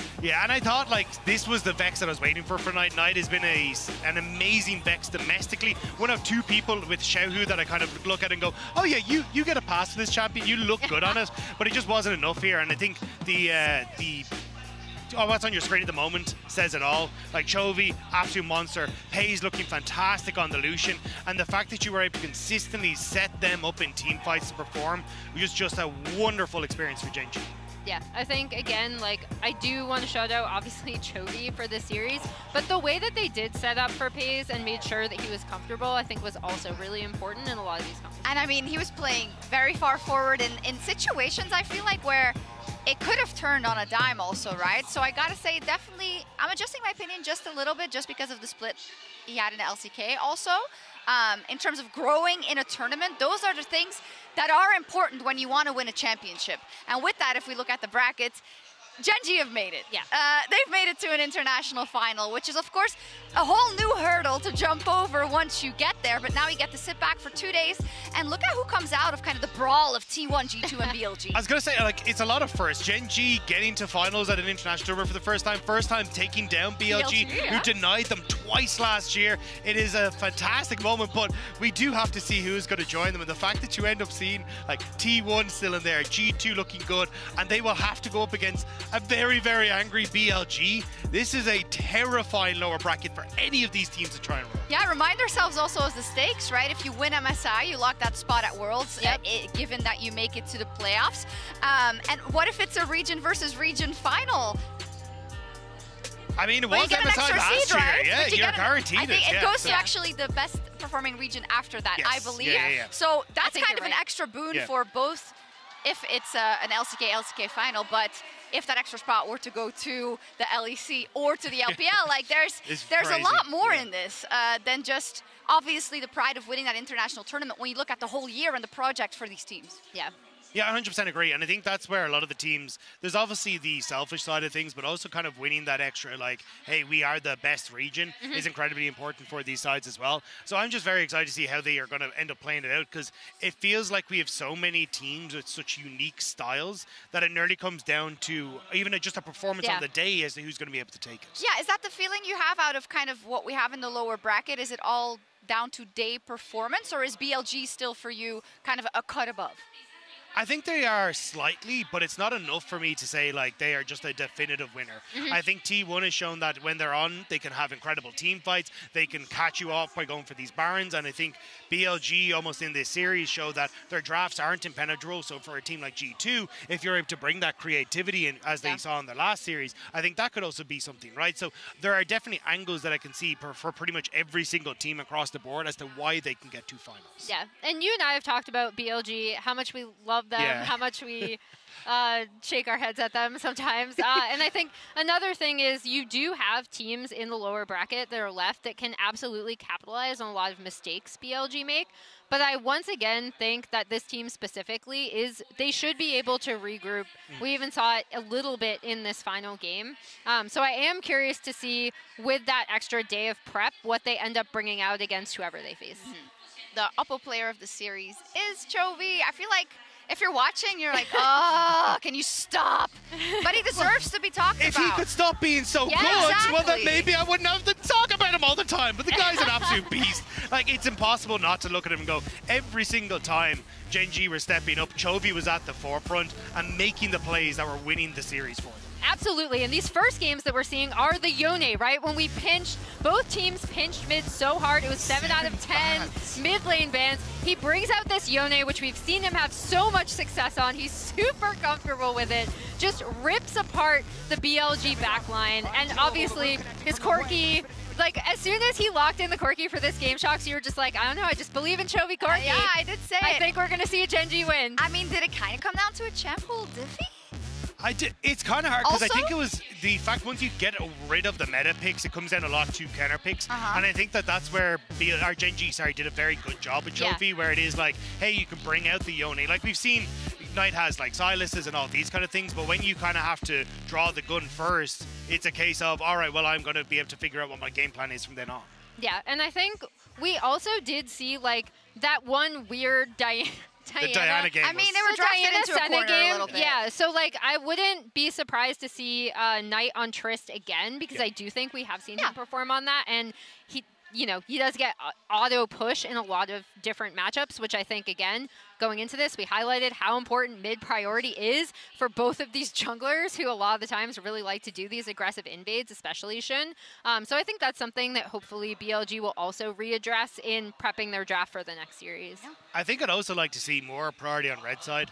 I think blue side is actually started over the course of the tournament to become a little bit of a base. The fact that we see teams consistently going for Kalista and Senna, I don't think they've had a big enough impact to warrant that first pick, whereas the counter pick on top side and red side has worked out really well. Even if you third pick your mid laner, able to ban out on that next rotation is super handy as well. And oftentimes you are getting a Varus Ashe or something along these lines that is a super strong combo. So I think we'll eventually start to see teams drifting across to a red side priority as well, which will then make another rematch, if we do see between these two teams, incredibly interesting. Yeah, this is one of my favorite parts of international tournaments, especially when we get this many best of fives. It's like the evolution of metas in general within a tournament, within the specific matchups between teams that you might see repeated, which is a huge talking point for tomorrow. And since we still don't have the interview, let's dive in a little. I don't know who's on the desk with me. Are you? I'm casting up. tomorrow. I'm going to be on the co-stream. Okay. So I'd love to know what you think. It's going to be cursed. Yeah. For tomorrow, I think I'm curious as to what T1 have got available to them, because it was incredibly close series last time where I think a lot of people go, hang on, but T1 won. But we did see a Baron throw from G2. I think the last game from T1 was very much one-sided, right? So I think a huge amount of this is going to come down to draft. I don't want to see a Kog'Maw without a Braum from G2. If I'm perfectly honest, that did not look great for me. So I think there's plenty. Can I sell you on Kog'Maw though? I like the Kog'Maw Braum. Yeah. Just maybe not with Renata. You know? Yeah. I'm a Kog'Maw enthusiast, so you know. She really is. You're such a League of Legends fan. Yeah. Like, you know everything about every region. In fact, I don't. probably about like tier 3 jungle pathers. No. Let's toss to the interview. Is he ready? Chovy is ready. All right, to Chovy talk to Lore more. in the Verizon post-game She even knows when the interview. interview's ready in League of Legends. It's insane. CHENGDU advances to their first final since 2017, and I have Chovy with me to talk about this amazing victory over BLG. Thank you so much for joining me today. MSI last year, 3-0 against BLG. Worlds last year in Korea, 3-2, defeated again. This time around, you got them, Chovy. How does it feel? 네, 승리 정말 축하드립니다. 작년 MSI에서는 BLG에게 3대0 패배, 그리고 월즈에서 또 한국에서 또 3대2 패배를 겪고 정말 쓴 고배를 들이마셨는데 이번에 드디어 복수를 제대로 하셨습니다. 지금 소감이 어떠신가요? 이번에 이제 좀 제가 BLG한테 안 좋은 기억이 많아서 꼭 이렇게 복수 겸 높은 무대에서 만나서 이기고 싶었는데 그게 좀 이루어진 것 같아서 좀 좋은 것 같습니다.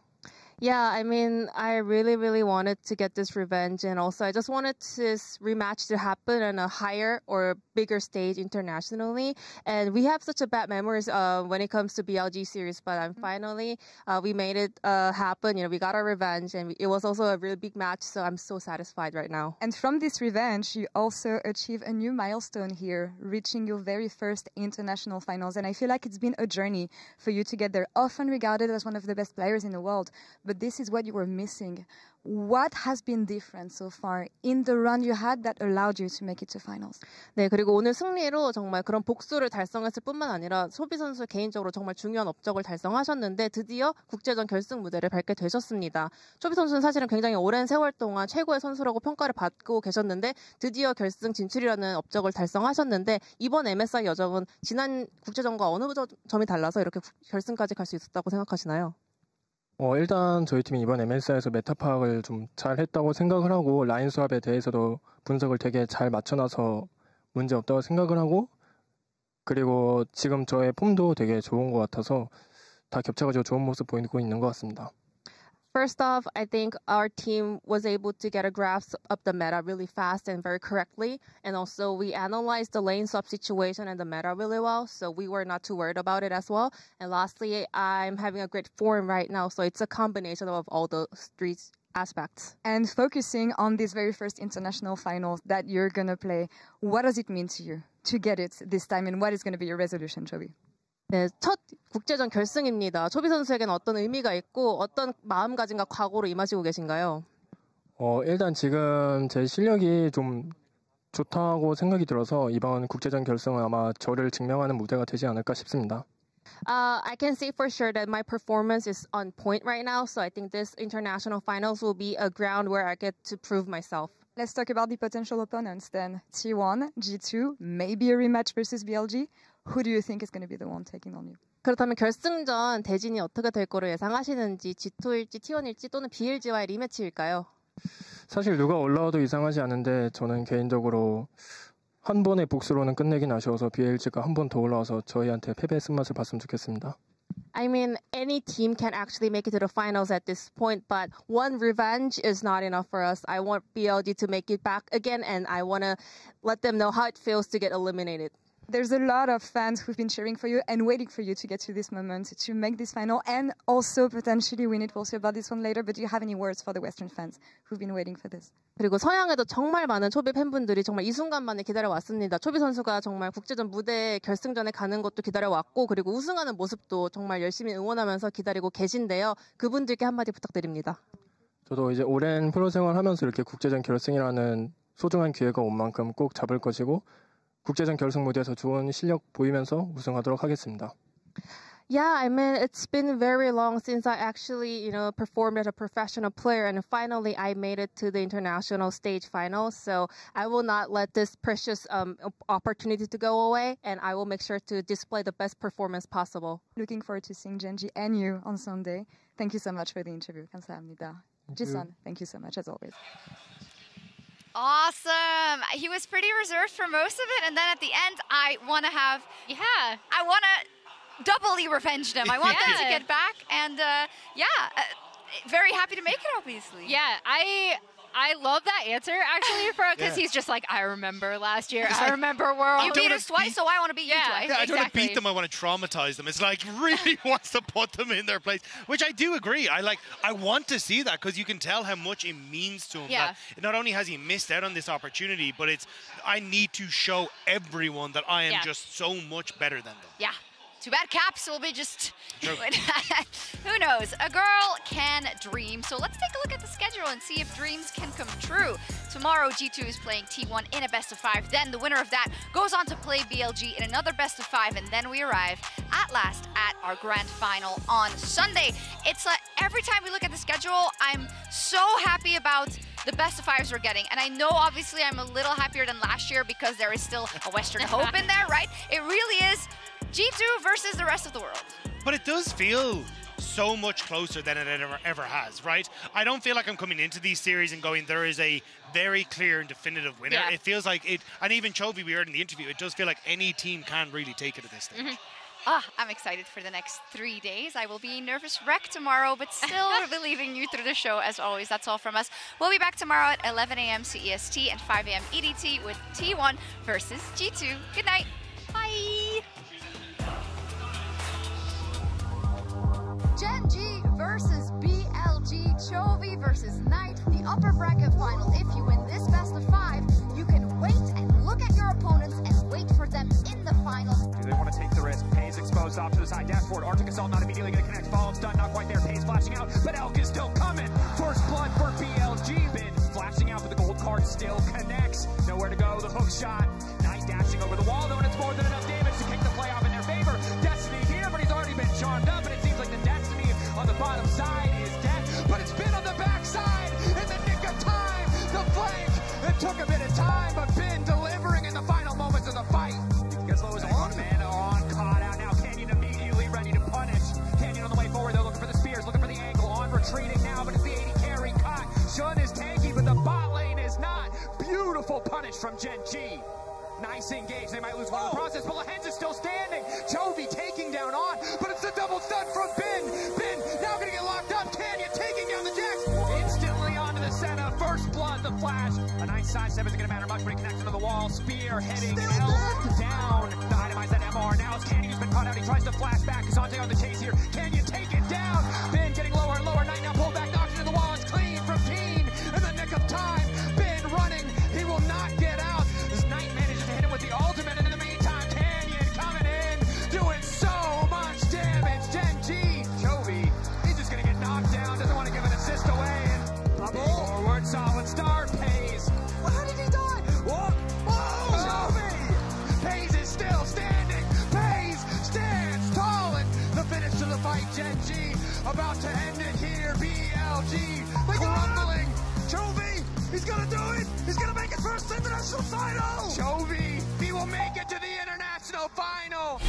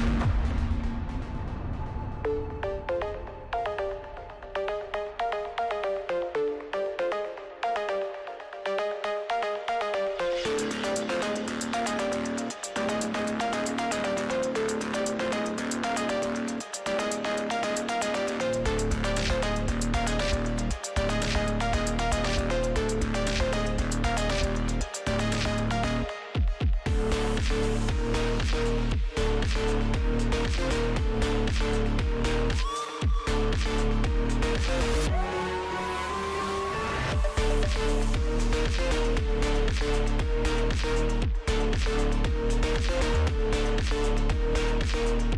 right back.